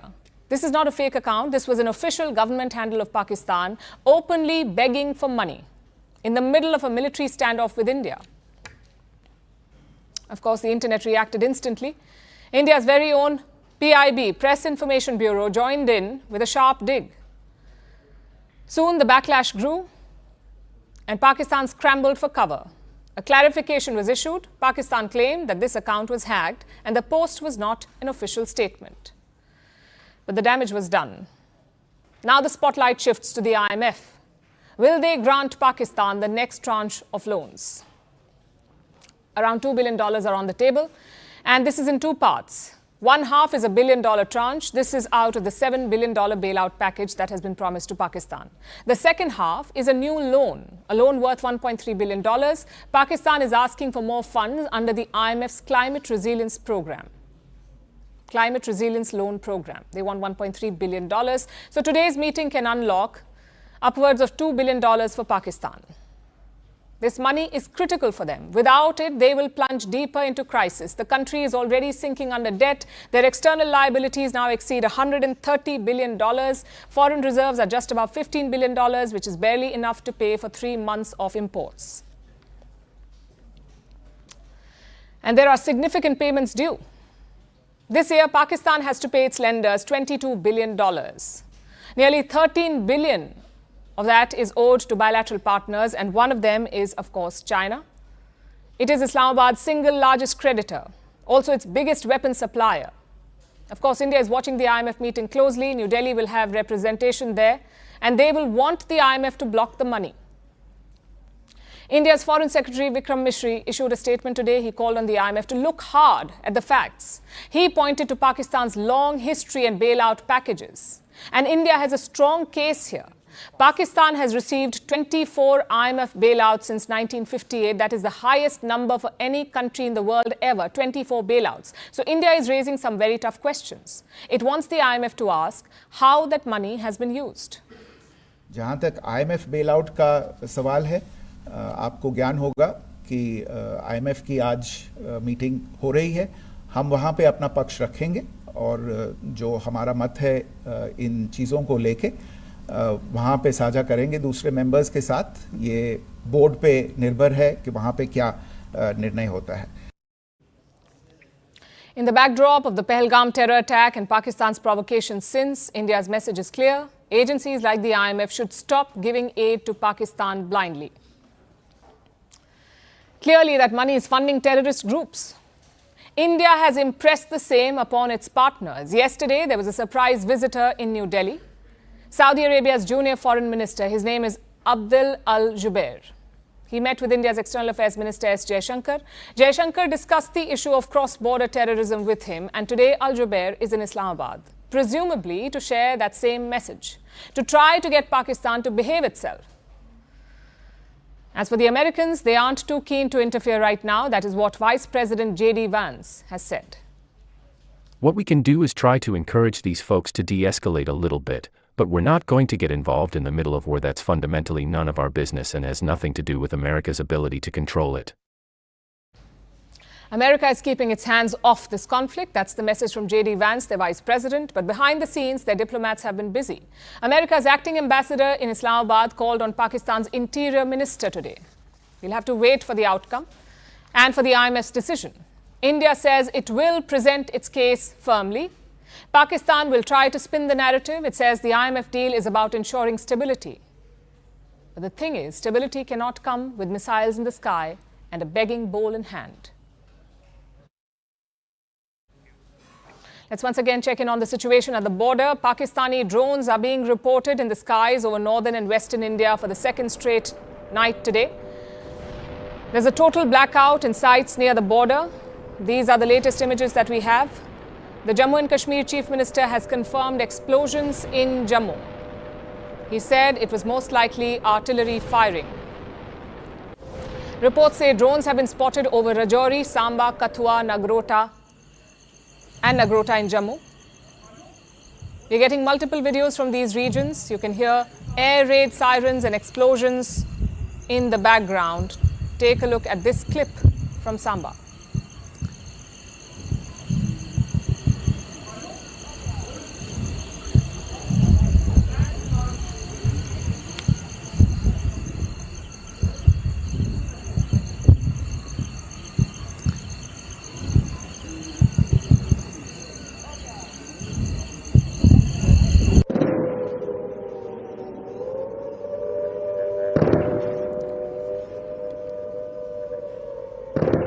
Beyond Jammu, drones have been reported in Punjab's Firozpur and Pathankot, as well as Rajasthan's Jaisalmer and Pokhran. This is exactly what happened late last night as well. We're hearing that Indian air defenses are engaging the targets again. This is almost a copy-paste from last night's attack.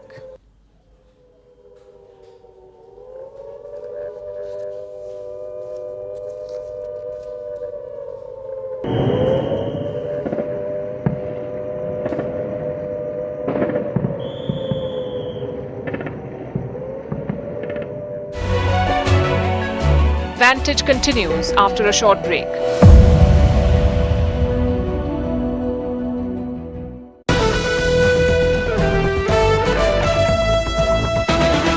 All right, we're just getting some breaking news before we close out the show. There's been a massive blackout followed with siren sounds that have been activated in Udhampur, a complete blackout in Udhampur. Also, multiple ceasefire violations happening across different sectors on either side of the line of control.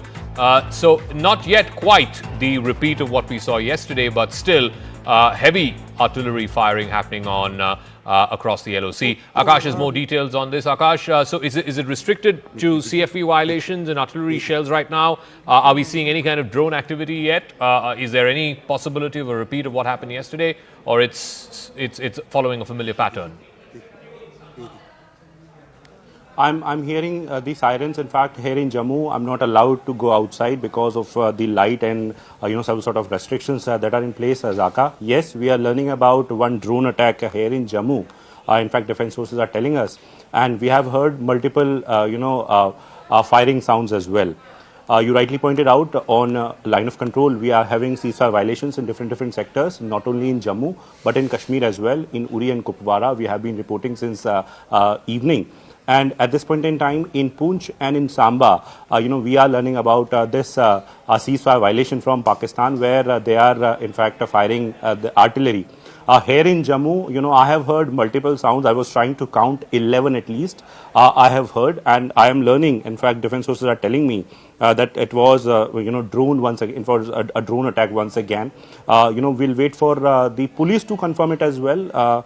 But I am learning that yesterday it was the airport, and once again it is in the close vicinity, possibly the airport only. And agencies are in fact using the aide systems and aide guns to thwart these attempts. Once again, it is Pakistan trying to attack the infrastructure, and not only in Jammu. We have been learning about these sort of activities in different areas. Tejinder is reporting in fact about Pathankot and Samba as well. We have a colleague Anshul and Anvit in different areas as well. They have been reporting about blackout and sirens. But as far as Jammu is concerned, Zaka, so it is very important. It is the international border though, but it's a very part of the sort of attack that was carried out. In fact, yesterday it got started with Jammu only, and at around 8 p.m. This evening also, we heard sirens, and soon after that a blackout was there. Yes, it's a precautionary measure, Zaka, but it has been categorically mentioned by the police and the civil authorities that people cannot stay outdoor, and in fact they need to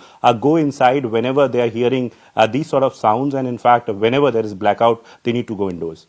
Okay, Akash, we'll leave it at that. Thank you very much. So yes, ceasefire violations are happening in Samba, in Uri, in Tangdar, all across the line of control. All right, we're just getting some breaking news before we close out the show. There's been a massive blackout followed with siren sounds that have been activated in Udhampur, a complete blackout in Udhampur. Also, multiple ceasefire violations happening across different sectors on either side of the line of control. So not yet quite the repeat of what we saw yesterday, but still heavy artillery firing happening on across the LOC. Akash has more details on this. Akash, so is it restricted to CFE violations and artillery shells right now? Are we seeing any kind of drone activity yet? Is there any possibility of a repeat of what happened yesterday, or it's following a familiar pattern? I'm hearing the sirens. In fact, here in Jammu, I'm not allowed to go outside because of the light and some sort of restrictions that are in place. Zaka, yes, we are learning about one drone attack here in Jammu. In fact, defense forces are telling us, and we have heard multiple firing sounds as well. You rightly pointed out on line of control, we are having ceasefire.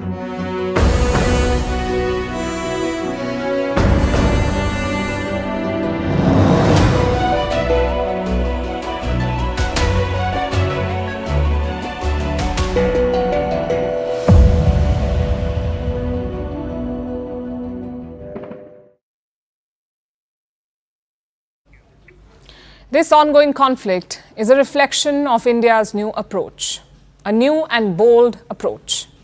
It's very different from the past. Let's go back to 2008. Pakistani terrorists attacked the financial heart of India. I'm talking about 26/11. They targeted iconic landmarks in Mumbai. 26/11-2008.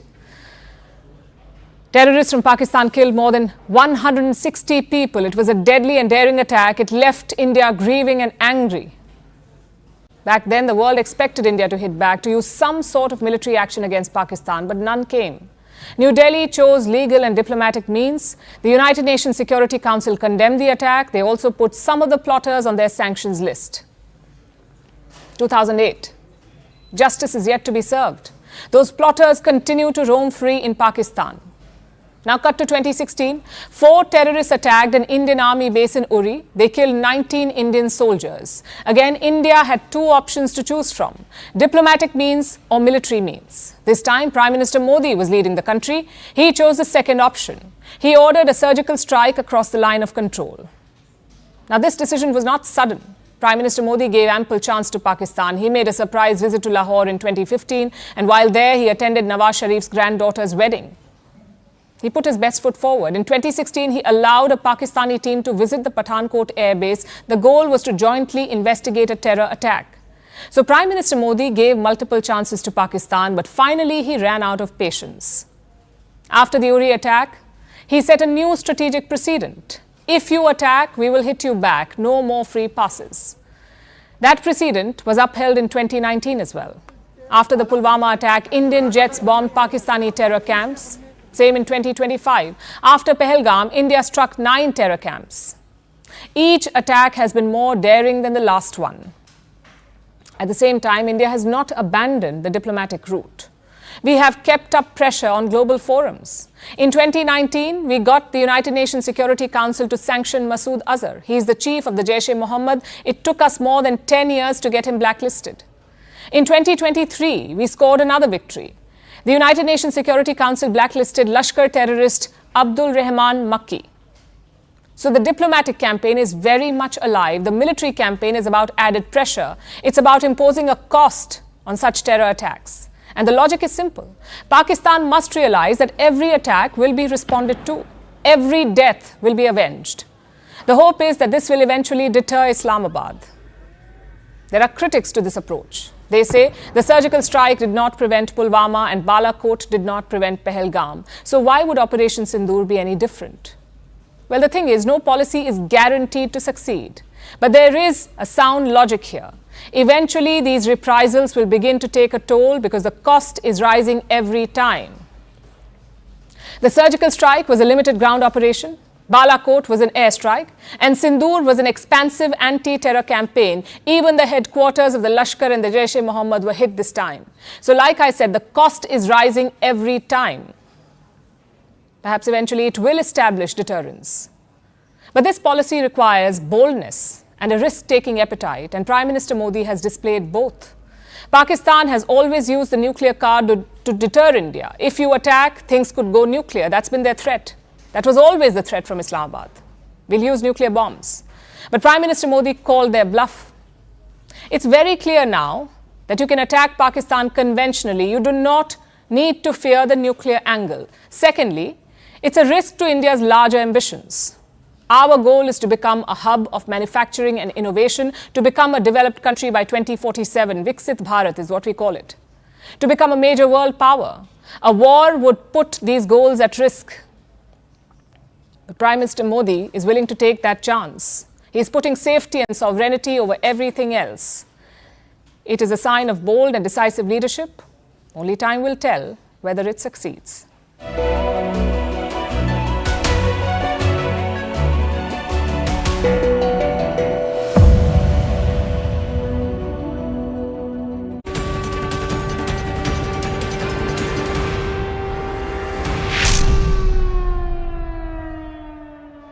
Hello and welcome to the continuous coverage of the border tensions between India and Pakistan as Bharat gives a befitting reply to Pakistan's misadventures and even displays its technological edge. Pakistan continues its drone strikes along the border, targeting several spots in Indian territory. Pakistani forces have unleashed drones in Jaisalmer, Rajouri, Amritsar, Firozpur, Riyasi, Kathua, Samba, Nagrota and Uri. Ceasefire violations continue along the line of control and in the international border, while India continues to raise the cost for Pakistan. That is the action being taken by the Indian state. In the recent IMF meeting, India has objected to the bailout for Pakistan, saying the funds are being used for terror operations. India has also abstained from the vote, and the IMF has taken note of the entire proceedings and the stand that India has taken on the international stage. We're getting a big piece of breaking news where top intelligence sources have told CNN News 18 that Pakistan is using long-range drones from Jammu and Kashmir all the way to Punjab. Sources say the attack was aimed at testing India's defense capabilities. India also engaged in drone strikes in different parts of Pakistan. So India continues to give a befitting reply to Pakistan's misadventures along the border. India also responded with heavy firing at the line of control as well as the international border. Pakistan's crucial posts were damaged in India's counter-strike. Today, a small quantity of ammunition was also added when it comes to the entire situation along the border. And also what we are learning is that several posts have been damaged by India's counter-strike against Pakistan, even at the LOC and the international border. This comes as Pakistan continues to launch those drone strikes along the international border and the LOC, but India also giving a befitting reply. Top intelligence sources telling CNN News 18 that India has also taken strikes in different parts of Pakistan. India countering the entire offensive coming in from Pakistan. India also engaging in drone strikes in different parts of Pakistan. India has also responded with heavy firing at the line of control as well as the international border. Pakistan's crucial posts have been damaged in the ensuing gunfight that has taken place from across the Indian side towards Pakistani posts, and several Pakistani posts have now been damaged. So India also raising the cost for Pakistan when it comes to the offensive along the border, namely the LOC and the international border. But as you can see, Pakistan not relenting, using these drone strikes in sensitive areas like Rajouri, Uri, as well as in Rajasthan and Punjab to counter India. But India also countering Pakistan with drone strikes as well as firing at the LOC as well as the international border. India is also raising the cost at the international stage with actions at the IMF, and India is also, its air defense system is also taking action by preventing the damage being caused by these drones coming in from Pakistan, making sure that there is 100% repulsion of these drones that are coming in from Pakistan. To get more details on Pakistan's strategy going forward and India's counter-offensive, I'm joined by my colleague Akash Sharma on the broadcast. Akash, give us the details. Right. So yesterday we saw that how Pakistan launched a number of attacks towards India, starting from Jammu, to then extending towards the northern parts, where we got to know that in Ladakh also, in Leh, in fact, they have targeted several military infrastructure, and then down towards Gujarat and Rajasthan, they have also tried several sort of targets. The interesting part was that many of the drones did not have explosives, which means that they just wanted to test the capabilities. They just wanted to check as to how India would react.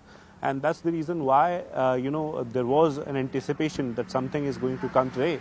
And now today also at around 8 p.m., starting from 8 p.m., we have seen that how in the areas like Rajouri, in the areas like, Jammu, Samba, and in fact, several places in Punjab and also in Rajasthan, we have seen that how, these drones were tried.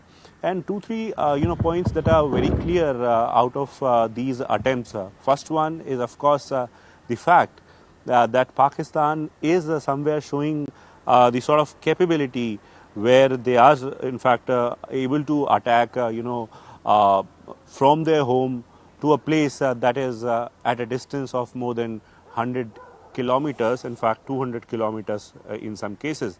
Then, they have, in fact, at the LC, they are violating the ceasefire with artillery, even when they don't have, enough of artillery ammunition. They have been violating ceasefire, and it is happening, across the LC in the multiple sectors. In Kashmir, if you talk about Uri, Kupwara, Baramulla, and all these areas, close to LC, so violation has been happening, and artillery shells are being, in fact, artillery is being fired. Civilians, are being targeted. Similarly, in Jammu region as well, we have seen that how in Poonch, ceasefire violation is happening, and it is not limited to LC only. We have a violation, at the international border as well, where they are firing the artillery. So a number of things are happening, and there is an indication that something big is going to happen from Pakistani side, given that today's, drones have explosives as well. In fact, our investigation editor Manoj Gupta is bringing us these details that how the, the drones that are being used today have the small quantity of ammunition, in fact, the explosives as well.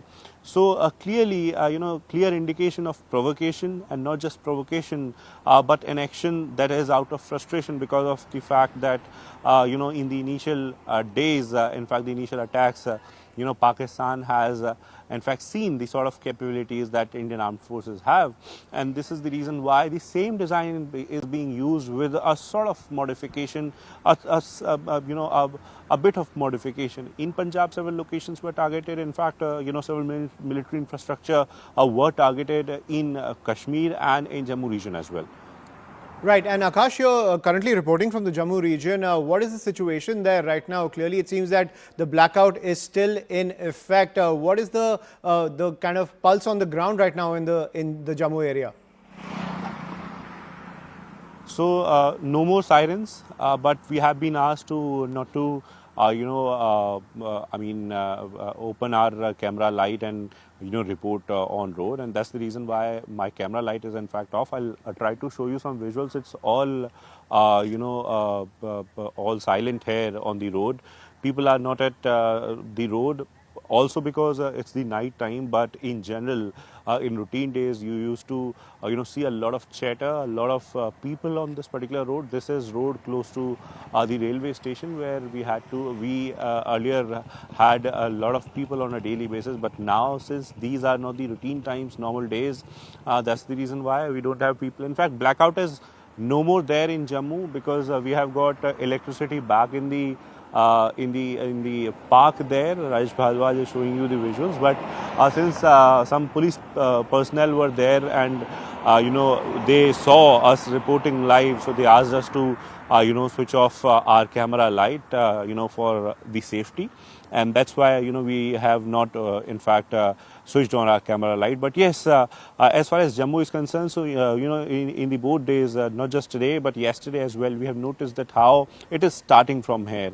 We heard some sort of sounds. It was aide gun possibly. It was a constant sound. In fact, at one point in time, where we heard that sound, we were told that drones are being engaged and aerial threats are being engaged, and all of these aerial threats, we have been given to understand, were engaged. And it is not limited to Jammu area. We have some nearby areas. Nagrota is one area where we have one important military establishment. Yesterday it was attacked in the morning, in fact, and today once again drones were sent to that particular location. In Udhampur also we got to know that drones were sent. In Samba, in Rajouri, and in several other areas nearby Jammu, it was tried. In Akhnur also we have been told, though I have no confirmation of Akhnur, but yes, in Akhnur also there were attempts. LC violation is happening, constantly happening, but other than that, in the hinterland as well, Pakistan is trying to attack India using drones.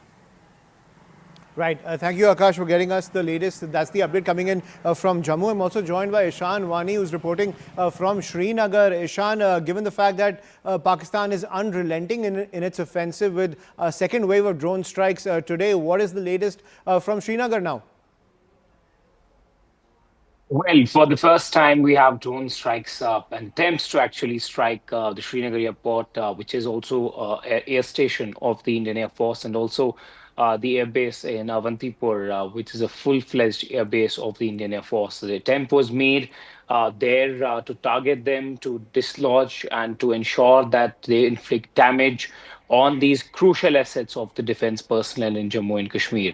Look, they are very crucial for the defense forces. We don't want to give out operation details, but very essential for the forces. So that's why there was an attempt being made to take drones there and possibly target some areas, some crucial areas in airport in Srinagar and as well as airbase in Avantipur. But what we have been given to understand by sources in the security establishment is that both of these drones and both of the threats have been neutralized. Now, apart from Srinagar and Avantipur, we have been hearing reports about drone threat being there in Baramulla. A lot of videos emerged. Our colleague Tejinder is also stationed in Baramulla. He also reported that there was a shake of their houses when the anti-drone system was launched to counter these drones and to bring them down effectively. But we have been given to understand that 6 to 8 is the number by the sources telling us that where the drones in Srinagar, Avantipur, and Baramulla, which were brought down, it is still blackout, no lights outside, and the curtains are on. Everything for the first time is on action mode. The administration, the officials are in their offices. As a precautionary measure, we are told that the highest level of alertness is being maintained to ensure that if there is any challenge that can arise through the use of these drones, that is immediately eliminated. There are reports that multiple places in Baramulla have also had drone sightings.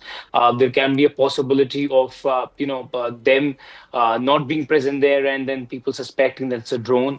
But the establishment has readied its air defense system that whenever in their radar there is any drone which flies in the important and crucial zones, that they are completely destroyed and decimated. We saw that yesterday, the government of India, the MHA, the defense ministry said that none of the drones was allowed to actually come down or attack any place whatsoever to inflict any damage or casualties. Whether it's Pakistan testing India's waters, whether they are trying to play tricky games, that is something that the government, the police, and the security agencies are keeping a very close, tight eye on. But on the line of control, Aishman, the ceasefire violation is continuing relentlessly. What we have been given to understand that even before the sunset today, they opened indiscriminate fire. There was massive mortar shelling that was seen and witnessed in Uri sector, in Kupwara as well. Artillery being used, and which has actually resulted in many families being uprooted. But yesterday was the most intense shelling part. Yesterday was intense shelling. People were thrown out of their houses. One lady died. It's a very sad story that she was trying to escape from the shelling. They were in a car, and then one shrapnel from the entire artillery that fell somewhere close to their vehicle came in from the top and just pierced through her neck and killed her later before she reached the hospital. So it's a sad story that people are dying on the line of control or are getting dislodged from their houses. They are being uprooted. They're being moved out. Several people have left on their own, while the government is also providing them accommodation, food, and shelter to ensure their safety. The ambulances have been kept there, but it's hard to actually lift anyone when there is massive artillery shelling taking place. But the drone threat in Srinagar, Avantipur, and across Kashmir Valley have been eliminated. First such drone attack after Jammu yesterday. Now the agencies are trying to ensure that they get a full hand on the situation that's unfolding. Absolutely. That's the situation coming in from Srinagar. Please stay safe there, Ishan. I'm also getting a report from other parts which are also seeing these drone strikes, ladies and gentlemen. Pathankot as well as Jaisalmer. Anvit Srivastav also joining us from Jaisalmer, which has also seen a fresh round of drone strikes. Anvit, what's the latest right now in Jaisalmer? Ayushman, we are right now in Jaisalmer at a location that is closer to the border, and we are far from the city because we are closer to the border. And the IB, the international border, lies hardly 70 to 80 kilometers from here because the last village, Ramgarh, there the vehicular movement beyond that has been stopped. Army has taken over, and they are not allowing media and civilians beyond that point. But where we are right now, last night a lot of shelling was reportedly seen from this point as well where we are standing. But today the skies are comparatively clear, as you can see. But yes, the complete blackout. As you can see, the street lights are all off. People have been told to keep minimal vehicular movement, that too without the usage of headlights. Advisories have been issued to to put thick curtains on the windows and do not switch any lights on from 6 p.m. to 6 a.m. in the morning. Now, these precautionary measures are being taken to save civilian architecture, not only architecture but also prevent any harm to lives from the Pakistani shelling and cross-border firing that the Pakistan has been resorting to since last night. The number of shells rained was so high in this area in Jaisalmer that today not only one such bomb had to be defused by the military in Kishangarh area of Jaisalmer, but another was also discovered which had remained unattended and was reported by the local villagers. So much of shelling had taken place yesterday, and so much of drone attacks could be visible from the point where we're standing right now, that fear and uncertainty loom as villagers stay indoors. Police, however, are continuing heavy patrols in the area, and the army is keeping a tight vigil on the activities across the border.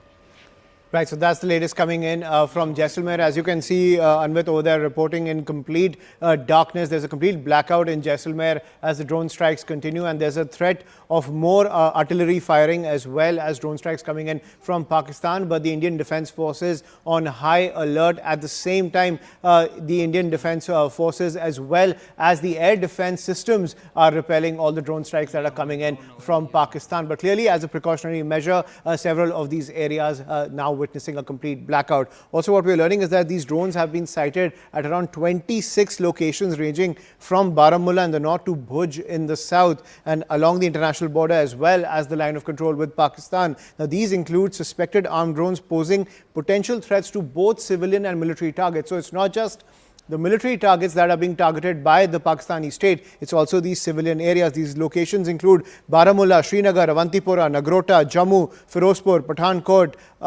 Lalgarh, Jatta, Jaisalmer, Barmer, Bhuj, Kuwarbat, as well as the Lucky Nala areas along the international border as well as the line of control. Let's get a view from Pathankot, also one of the affected areas by these drone strikes. Anshul Singh is reporting from Pathankot to get us the latest. Anshul, give us the update from Pathankot right now as the situation continues to remain grim. Well, yes, at approximately 7:30 p.m., a complete blackout was announced out here in Pathankot, and since then, since 7:30 till at approximately 9 to 9:30 p.m., there have been at least 14 to 15 blast explosions that I have counted myself out here in Pathankot. But at this point in time, over the last hour and a half, there has been absolute peace that has been maintained over here. Sirens went out over here at the Pathankot airbase at approximately 8 p.m. Today as well, but there were at least 15 projectiles that were launched from the side of Pakistan. Whether these were drones, whether these were missiles, this is something that will be investigated tomorrow once the light hits. But yes, this is one of the modus operandi that is being utilized by Pakistan at this point in time. They try to take the hide behind the night, and then eventually, like this morning as well, at approximately 4:30 a.m. this morning, there were a few drones and projectiles that were yet again launched from the side of Pakistan. So at this point in time, definitely the guards are not down. Everything is checked up. Blackout has still been announced. There has been no other communication that has been made from the side of the administration. The administration has made this very clear that all the SOPs that needs to be followed during the time of a blackout, that should be followed over here, and hence that is being done at this point in time. But yes, one thing we can confirm to our viewers that at least 15 explosions were heard over here in Pathankot, but each and every attack was thwarted by our air defense systems. And today as well, the Pakistani drones and projectiles were not able to hit the ground. So for 2 consecutive days, the drones and projectiles that have been sent from the side of Pakistan have all been burst in the air itself. They haven't been able to even touch the land, let alone harming life and property out here in Pathankot. It remains to be seen how will the forces now respond to this new escalation that has come in from Pakistan, 3rd day in a row. But definitely the situation remains grim. But yes, the manner in which the armed forces are tackling these threats that are coming in from Pakistan, somewhere or the other, it is increasing the confidence of the local people over here that even if Pakistan is just 25 kilometers away from here, the armed forces are so vigilant that they will not let anything happen to any citizen of this country. Absolutely, and also we're getting more information that Avantipura has also seen drone strikes coming in from Pakistan. Also, we're getting an update as well that, as we were saying, the drones have been sighted at around 26 locations ranging from both Baramulla in the north to Bhuj in the south, along the international border as well as the line of control with Pakistan. This is new information coming in. Now, these include suspected armed drones posing potential threats to civilian as well as military targets, ladies and gentlemen. Now, regrettably, what also we're learning is that an armed drone targeted a civilian area in Firozpur, resulting in severe injuries to members of a local family. The injured have been provided medical assistance and the area has been sanitized by the security forces. So that is more information that's coming in, where civilians are also in the crossfire when it comes to these attacks coming in from Pakistan, the drone strikes. Now, this armed drone targeted a civilian area in Firozpur, resulting in severe injuries to a local family. And other areas, as we are showing you on our screens, including Baramulla, Srinagar, Avantipura, Nagrota, Jammu, Firozpur, Pathankot, Lalgarh, Jatta, Jaisalmer, Barmer, Bhuj, Kuwarbat and Lakinala have also been targeted by these drones. Akash is also with us on the broadcast when it comes to these new developments which are coming in, where civilians are also in the line of fire from Pakistan, because Pakistan is not discriminating between military and civilian targets. Akash. Yes, and in fact, these 26 locations, you rightly pointed out, these 26 locations have seen the drone attacks in the last 2 hours, specifically starting from 8 p.m. last evening. And in fact, we saw that how even before the sunset, the ceasefire violation was started, in areas like Uri and in Kupwara, and then we saw the air sirens in different areas, including Jammu, Baramulla, and others. Starting from Baramulla in the north, you rightly pointed out, and to Bhuj. In fact, the entire western border, was active. And yes, in Firozpur, one civilian target was there, and in fact, one family, in fact, the members have sustained injuries. They have been getting medical assistance, but this is somewhere showing, the intentions of Pakistan. These are, somewhere the act that they can get involved in.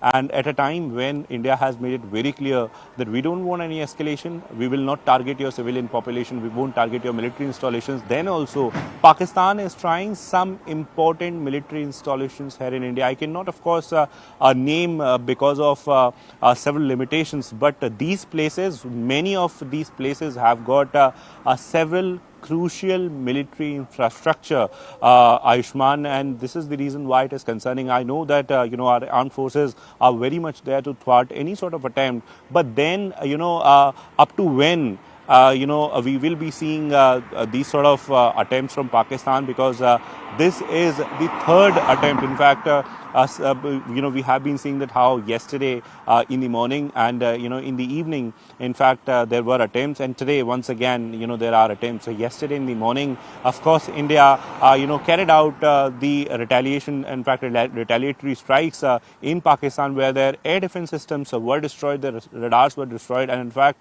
their air defense system in Lahore was destroyed. Then last evening, in fact, operation was there. We still don't know.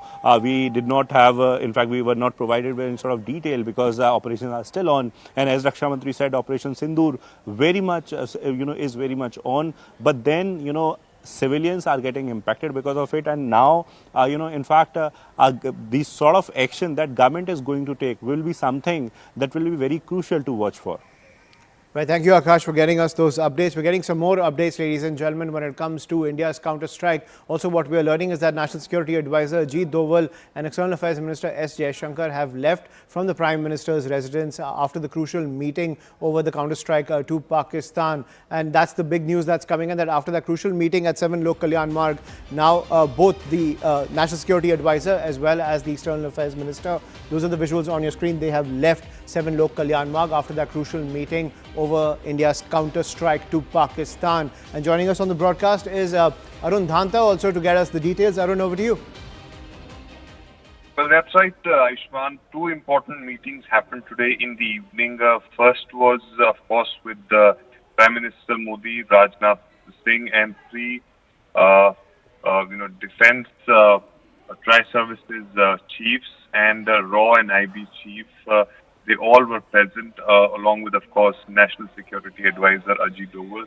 That was the review meeting about the current situation and how our forces are actually retaliating to the unprovoked firing and the drones being set in by the Pakistani side. And the second meeting which happened, that was between the NSA Ajit Doval, Prime Minister Modi, External Affairs Minister S. Jaishankar, and also the Foreign Secretary. So these two meetings happened today. In both the meetings, one, of course, on one side there was the Tri-Services Chief was speaking about their action, and on the other hand, the Foreign Secretary and External Affairs Minister briefed Prime Minister Modi about the developments that are taking place on the international level. Because in last 2 to 3 days, we have seen that S. Jaishankar has been very, very proactive. He's been in touch with many international communities.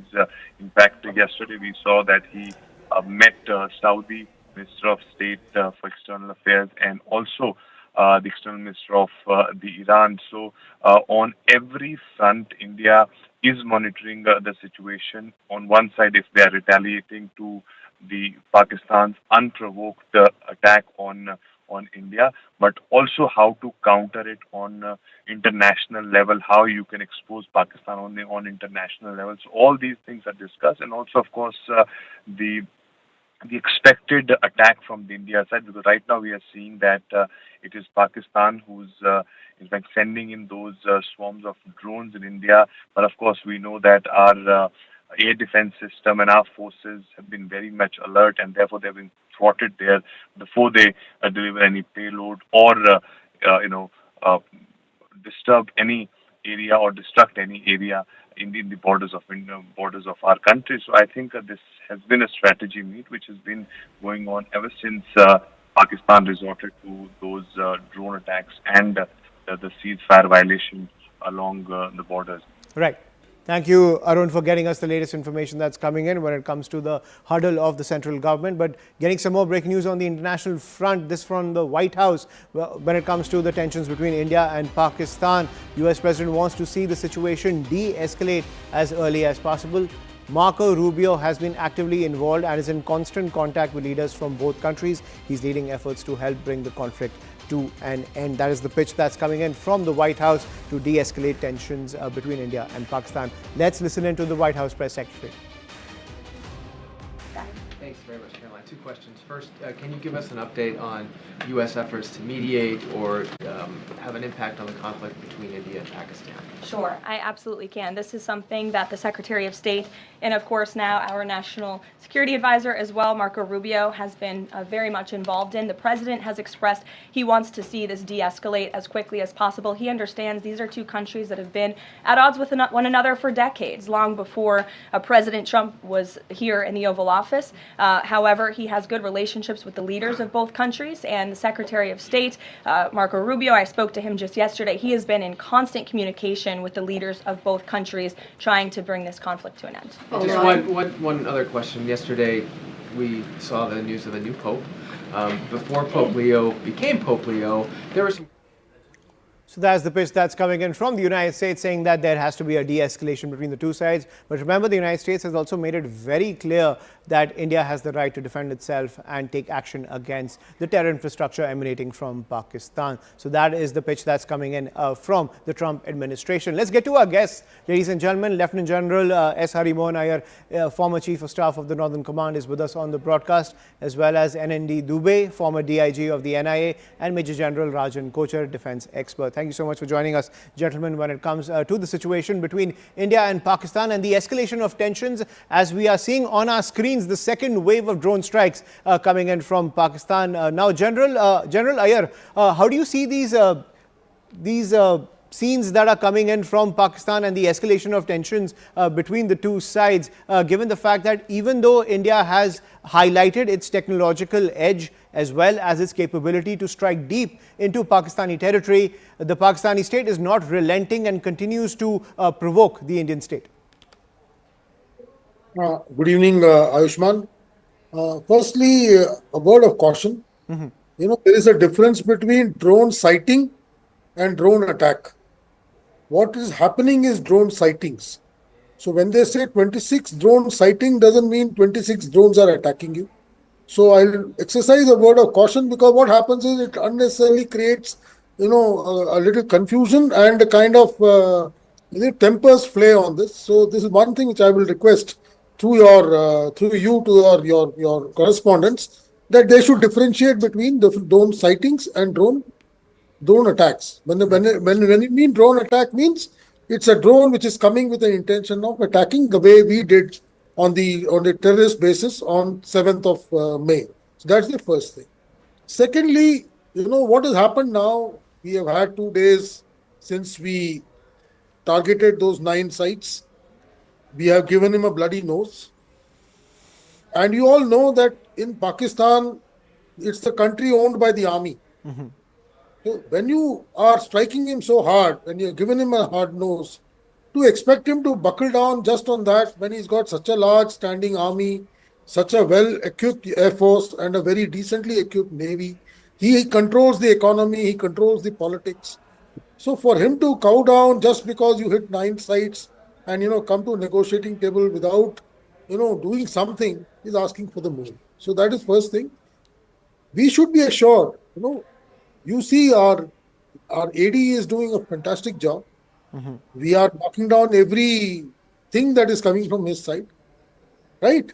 And just be assured, most of these drones have been taken out by our, aide guns, which are vintage guns. We have been able to make them counter-drone capable because of our Atmanirbhar capacities. And that is something we should be very proud of. These guns, by and large, should have been in museums by now, but we have made it so good that we have ensured that not a single aerial thing that the enemy is sent across has been able to achieve its targets. So that's the first thing we must assure our citizens, that the Indian Army is abreast with the situation. We are in full control of what is happening. All these drones, and another thing which I think I mentioned yesterday also. So when you see this, flares going down in the night sky, when the AD gun fires, it fires after every 5 or 6 rounds, it fires a tracer to generally tell you where the rounds are going, because you can't see the shells. And all these shells are timed to burst in the sky, because otherwise it will come and damage something on the ground. So you'll hear a lot of noise, you'll hear a lot of explosions, you will see a lot of flashes in the sky, but that does not need anybody to get worried about, because we are taking care of ensuring that the enemy is not able to achieve any of his aims. Now coming on to the third part as to how should we respond to him. We struck at 9 places, and thereafter we gave an offer that we have done our job. It was not against the enemy military installations, it was against terror sites. We had told very clearly we don't want to escalate any further. We had given him an offer to de-escalate. Obviously, in the last 2 days, he's tried to put it back onto us. The options are very much that there could be a revisit. There are another 13 sites. As you know, there were 22 sites which were briefed by the foreign secretary the other day. We have only struck 9. There are still 13 of them available to us.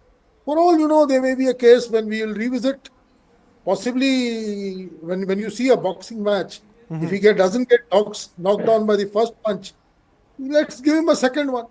Possibly escalate it a little further. You may find us targeting, other than terrorist site, some other infrastructure site which forces him to come down to the negotiating table. You see, world order will put pressure on both countries to de-escalate. And as we have already given out after 7th May, that we want the situation not to escalate any further. Once that comes down to de-escalation on our counts, I'm sure it will be the end of this whole thing as far as the military aspect of engagement is concerned.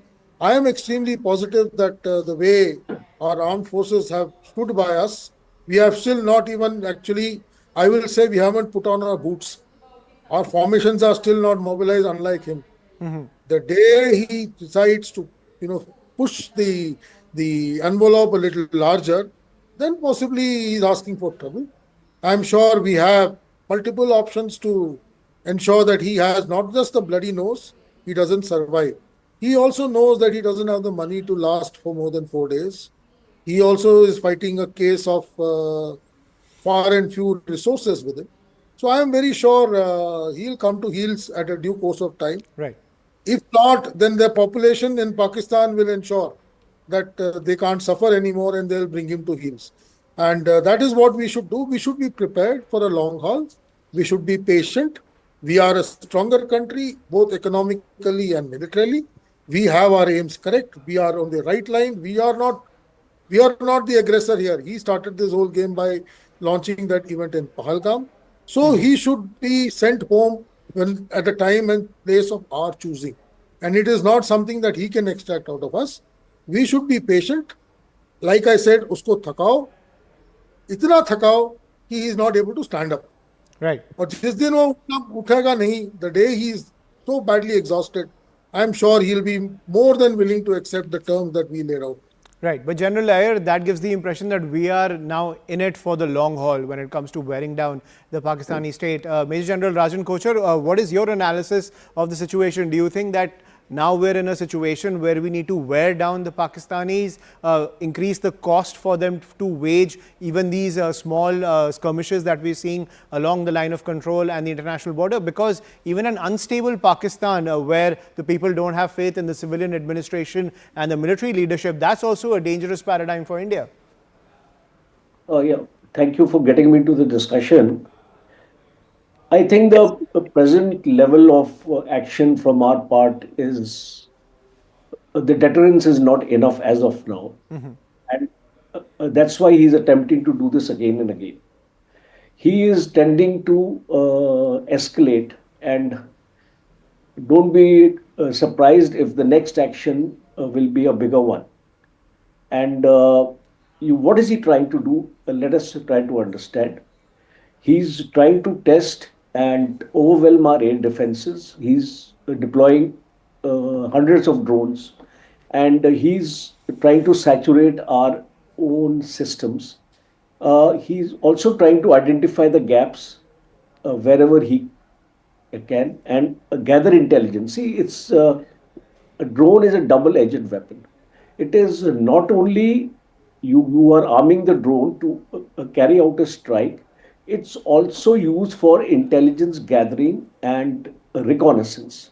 So what we are actually allowing him to do is that once his drones get inside our own positions, our defense layouts do get exposed. And that is one danger you know it is available. Then there is a psychological pressure on the civil population. See, we are trained in the army. We can withstand these kind of attacks, but not the civil population, because every night they have a fear something will come on their head. And let me tell you, no air defense system is invincible. If we are stating that हमने 100% drones मार दिए, it's not possible. Some of the drones will get inside and will cause casualties, as we are. You brought out, I think in Firozpur it has happened. Right. Some people have got injured. Then what happens is now he is in the process of collecting information. He is now, the initiative is in his hands, because each time we are reacting to a situation. Because every time he carries out an attack, we get into a huddle. The Prime Minister and the Raksha Mantri, External Affairs Minister, NSA, all then start meeting each other in the middle of the night and try to work out some kind of a tit-for-tat mechanism. So this is my personal opinion. It's this is the way I take it, and I sort of feel it, that our cost which we have to give it to him has to increase. The deterrence has to be felt by him, because unless how are we wearing him out? He is only launching the drones. He is not doing anything. His army, our army is also being there, and his force is also there. Both of them are equally deployed. So as much as he is wearing out, we are also wearing out. Right. So we need to understand this aspect, because, and I think I feel the Prime Minister is very much aware of the situation, and I'm sure some hard decisions will be taken. Today, we saw the naval chief being called twice by the Prime Minister, and once in the morning and once in the evening. And I'm quite certain that something is on the cards. And I'm sure with our leadership of the army, they are the best people to take the call because they have the complete information of the battlefield. Right. They know what kind of movements are taking place on the Pakistani side. We are not aware. So we are nobody to suggest to them that what action is to be taken. Absolutely. They are in there. And one last point I want to make is the IMF news which has just come in. Pakistan has got the bailout package, $1.3 billion, and I think India abstained from voting. And the world has to come up now. As you see, we are ensuring we are fighting our own war. But in case we want to expose Pakistan as a state, we require support from other nations, especially the USA. And we were quite positive that something will happen and this money will not be given to Pakistan, because at this point of time and at this juncture, if he gets that money, he is going to use it against us. We keep on saying that, he can last for 4 days, 5 days. China is there to support him. So something has to be done, blockading his entire Karachi harbor and things like that. Some strong decision like that has to be taken so that the cost has to be felt to him, because unless we give him that cost, I think he's not going to come on the table. Thank you, General Kochhar, as well as General Iyer, for giving us your perspective on this entire situation that is escalating between India and Pakistan, where India continues to give a befitting reply to the Pakistani state, which continues to provoke India when it comes to the situation at both the line of control as well as the international border. You can see those visuals on your screen. The provocation continues to come in from Pakistan, but India's air defense systems are up, ready and active and are countering each and every threat. We will continue to track all the developments coming in. For now, a quick break. More news and updates on the other side.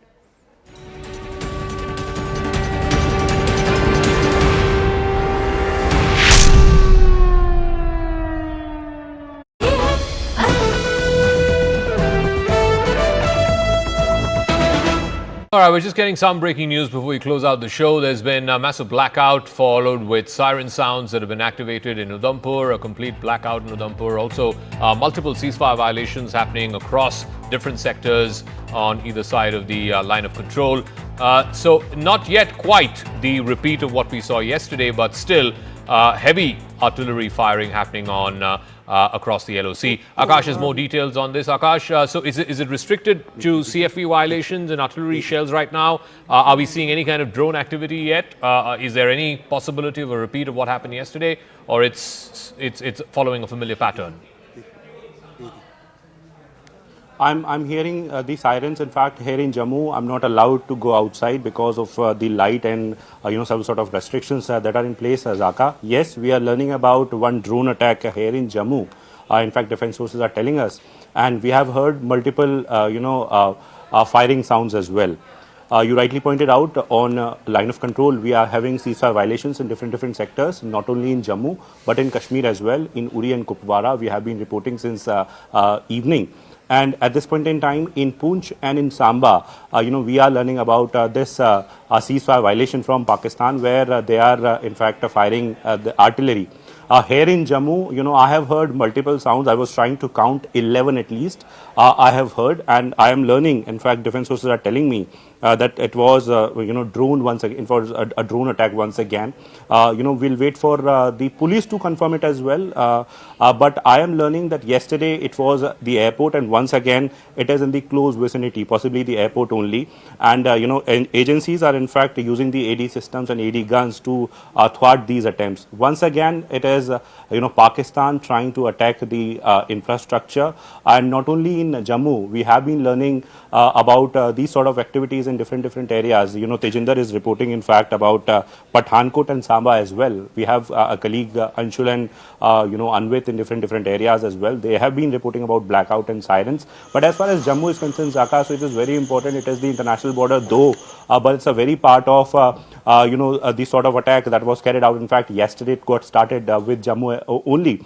And at around, 8 p.m. This evening also, we heard sirens, and soon after that a blackout was there. Yes, it's a precautionary measure, Zaka, but it has been categorically mentioned by the police and the civil authorities that people cannot stay, outdoor, and in fact they need to go inside whenever they are hearing these sort of sounds, and in fact whenever there is blackout, they need to go indoors. Okay, Akash, we'll leave it at that. Thank you very much.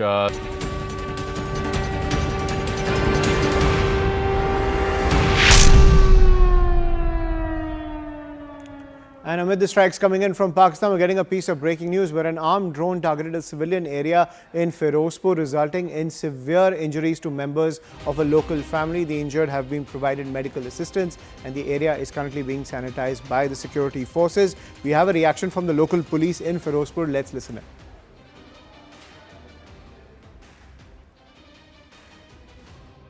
ਚਲੋ ਜਿਹੜੇ drone ਸੀਗੇ ਉਹਨਾਂ ਨੂੰ majority drones ਨੂੰ ਜਿਹੜੇ army ਵੱਲੋਂ neutralise ਕਰ ਲਿਆ ਬਾਕੀ ਜਿਹੜੇ ਕੁਝ ਆਹ ਜਿਵੇਂ 21 ਹੋਇਆ ਜਿਹੜਾ ਇਨਸੀਡੈਂਟ ਜਿਹੜਾ ਸਾਹਮਣੇ ਆਇਆ ਬਾਕੀ ਸਾਰੀ ਸਾਡੀ ਟੀਮਸ ਬਾਹਰ ਹੈ ਤੇ ਅਸੀਂ ਦੇਖ ਲਾਂਗੇ ਜੇ ਕੁਝ ਵੀ ਹੋਊਗਾ And I'm joined by my colleague Anshul Singh on the broadcast to get more details. Anshul, over to you. So yes, this incident happened at approximately 8:30 p.m. this evening in Firozpur district. This entire incident happened in the village, in a village in this entire district, and it is being said that the manner in which Pakistan has yet again attacked and targeted civilians, because remember this was a village that was targeted. 3 members of the family have been badly injured. The woman of the family is actually in critical condition at this point in time, whereas the 2 others are injured. The entire house is in shambles. The vehicle that was parked outside the house, that has also been burned absolutely completely. In fact, this was a poor farming family, farming family who was surviving over there, and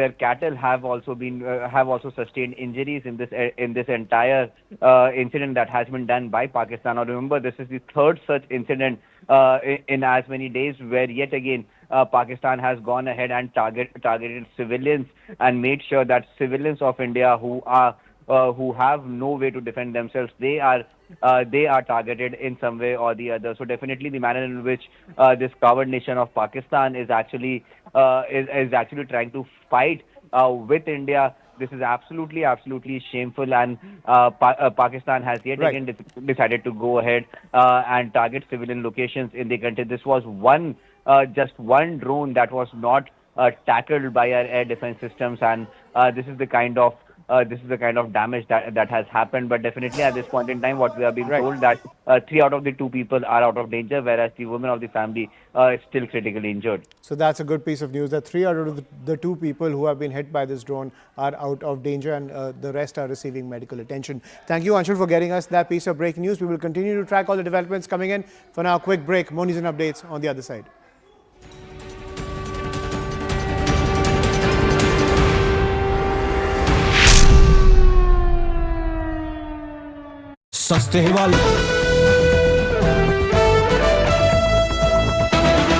All right, we're just getting some breaking news before we close out the show. There's been a massive blackout followed with siren sounds that have been activated in Udhampur, a complete blackout in Udhampur. Also, multiple ceasefire violations happening across different sectors on either side of the line of control.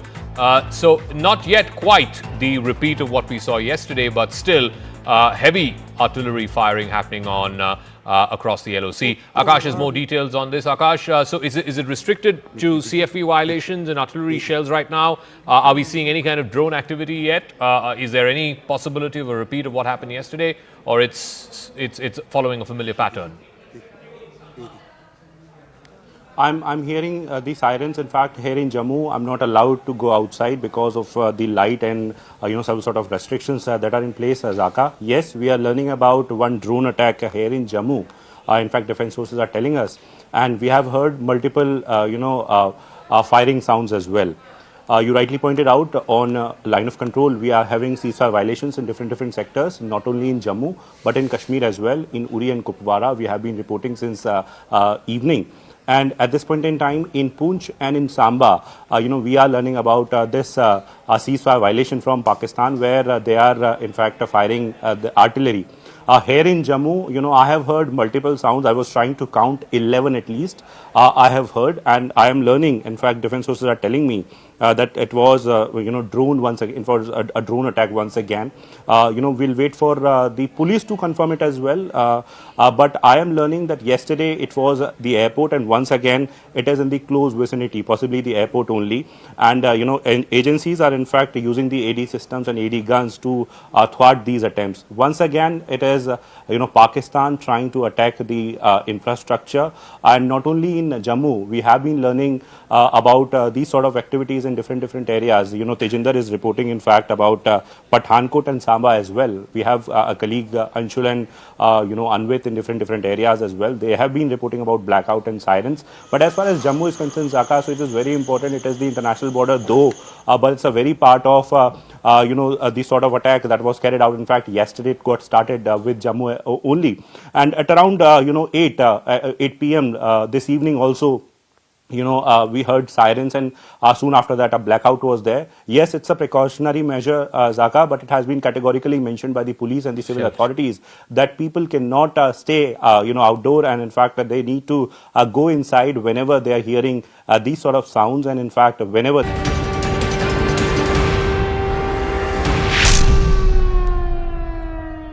Welcome back, ladies and gentlemen. As tensions continue to escalate between India and Pakistan, let's get a view from a lawmaker from a country that has faced off against terror since its very inception. I'm joined by Moshe Turpaz, a member of parliament from Israel. Thank you, Mr. Turpaz, for joining us on CNN News 18 and giving us your perspective. Israel has been a crucial ally and on the front lines in the war on terror. How do you see these developments of the escalating tensions between India and Pakistan as we dismantle the terror infrastructure inside Pakistan? So Israel has been fighting for its life for 77 years, since it was founded in 1948. And we, the Jewish people, actually have a 3,000 history of fighting for our lives in the land of Israel, and also when we were around the world scattered and without a country of our own. So I can relate to this situation. And I must say, I think the defense against attacks is something that every country, as small as Israel or big as India, has to work on. I think it's very concerning because as we see it, we in Israel didn't know or are not aware of the fighting between Pakistan and India.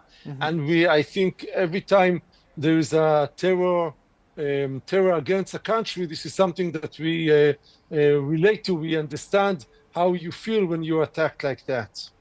Right. Mr. Turpaz, if we look at India and Israel, terror is a major threat to democracies and liberal values, something that both nations represent. Is it time for this to become a global stand of powerful and effective democracies to label terror as a threat to humanity? I think so, yeah. I think it's very important that we democracies stand together and help each other at these hard times. And I must say that the fact that civilians are murdered by aggressors from another country is something that, of course, has to be in concern of all of the world. I mean, I would expect the United Nations to stand with the country, although we in Israel are very much disappointed by the side that the United Nations is taking. And I hope India manages to both redefend its people and show the world how a democracy knows to defend itself, because if it doesn't defend itself, I'm afraid enough that no one else will do it for her. Mr. Turpaz, Israel has been tackling terror since its very inception, something I mentioned at the top. The recent being the October 7 massacre, and India also bears the scars of insurgency. But tackling the threat even now gets mired in politics, both domestically and internationally. What lessons can we take from Israel and how it's dealt with the politics surrounding its action against terror? So I think first and foremost, terror understands only power. Terrorists should not be negotiated with and should understand that when they are aggressors, when they attacked, they will meet a very strong force. This is something we have learned on our lives for many years. And I remember, as you remember, on the 7th of October, almost 1,200 Israelis were murdered by the terrorists of Hamas. So I think India too should show terror that it doesn't bow and it doesn't negotiate. It stands firm against terror. Then the world has to understand that India won't stand aside and won't be just, aggressed and not give a response. And that's something that towards your allies, and even stronger to those are not allies, but let's say are sitting on the fence, they have to hear from India that India won't be, can't allow itself to be aggressed by terror and not to respond. And then I think, as you hinted, I think us democracies, we have to stand together. So we call, and I think India should call other democracies around the world to stand with her and to help her and to give a firm stand against aggressions that come from places of terror. Right. Mr. Turpaz, I'm going to press you on that point. The fight against terror, while essential for the existence of a nation state, gets targeted over charges of human rights abuses multiple times. Even India has been blamed for targeting civilian areas, while evidence has been shown that terror launch pads have been eliminated. How do we navigate this? Well, frankly enough, I think we're not, I don't feel being a good example, because Israel is very frustrated about its situation again, how we are aggressed not only from terrorists, but also from organizations of human rights that stand always with the terrorists instead of the civilians that were attacked. And this is something that I can't really give you good advice, but say that Israel says to those organizations, if you don't stand with me, if you don't emphasize, if you don't understand what happened to me, I won't be aside on your side when you attack me. I mean, you can't come to me and say, stop every aggressions when you didn't stand with me on the time I was attacked. And this is something I think same stand that India should take. And again, Israel is committed to human rights and to the international law. But when you're attacked by a terrorist, you can't just say, okay, he did his stand and now I seek peace. You first have to give a very strong and very aggressive backlash, so the terrorists will understand that it doesn't, do good to start terror against a country, against a democratic country. Right, but talking about Pakistan and even the nations that back terror in your own neighborhood, Mr. Turpaz, has there been a failure of multilateral organizations in recognizing the threat of terror? Are they guilty of, let's say, whitewashing the crimes of terrorists? Yes, we do that, and again, not successfully enough. We feel that a lot of these organizations, some sponsored by the United Nations, and a lot of them are located in the Western world, in countries we feel should be our allies, democracies, free democracies, that instead of standing with us against terror, they take the side of the aggressor, of the terrorists, and that's something very frustrating for Israel. And I think India also should demand these organizations to stand with Israel and with India, and to understand our side, because it's not, I mean, on the 7th of October, and same goes for India, we didn't start anything. People were living in their homes, in the villages, and suddenly attacked, killed, slaughtered, raped. And this is something that can't be a double-sided, because there are no two sides to terror. It's only a terror against democracy. And that's a very firm stand Israel has, and I think India should also have. Right, and Mr. Turpaz, my final question: with India and Israel also achieving diplomatic success in gaining support for actions against terrorists and terror sponsors, do you sense a shift in the narrative surrounding this threat to humanity? With the fingerprints of terror all over the world, have we achieved a shift in the global outlook? So I think it's a complex time. These are very complex times for democracies and for liberal values. And yet I'll tell you one thing.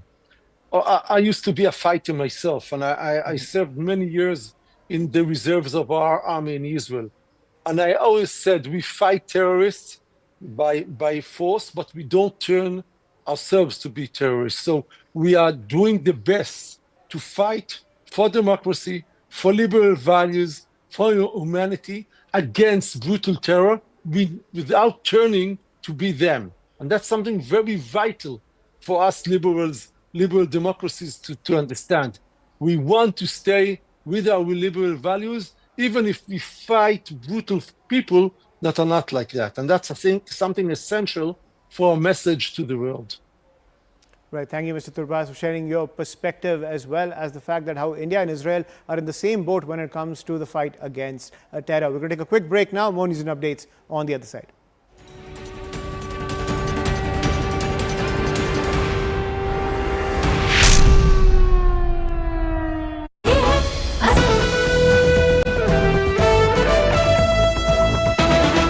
All right, we're just getting some breaking news before we close out the show. There's been a massive blackout followed with siren sounds that have been activated in Udhampur, a complete blackout in Udhampur. Also, multiple ceasefire violations happening across different sectors on either side of the line of control.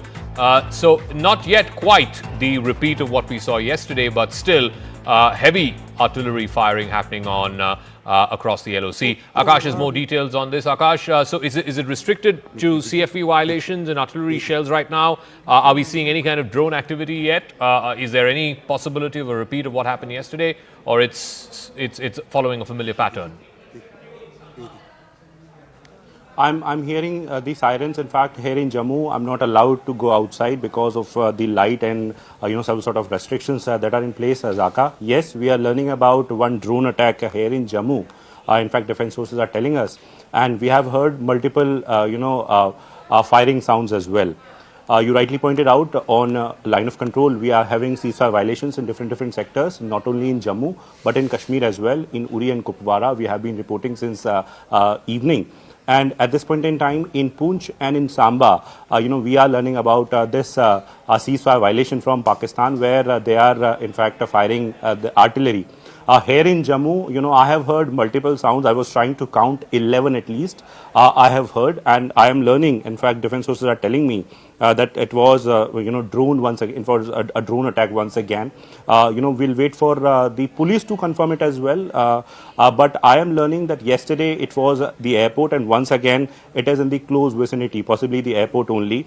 And and agencies are in fact using the aide systems and aide guns to thwart these attempts. Once again, it is Pakistan trying to attack the infrastructure, and not only in Jammu. We have been learning about these sort of activities in different areas. Tejinder is reporting in fact about Pathankot and Samba as well. We have a colleague Anshul and Anvit in different areas as well. They have been reporting about blackout and sirens. But as far as Jammu is concerned, Zaka, so it is very important. It is the international border though, but it's a very part of the sort of attack that was carried out in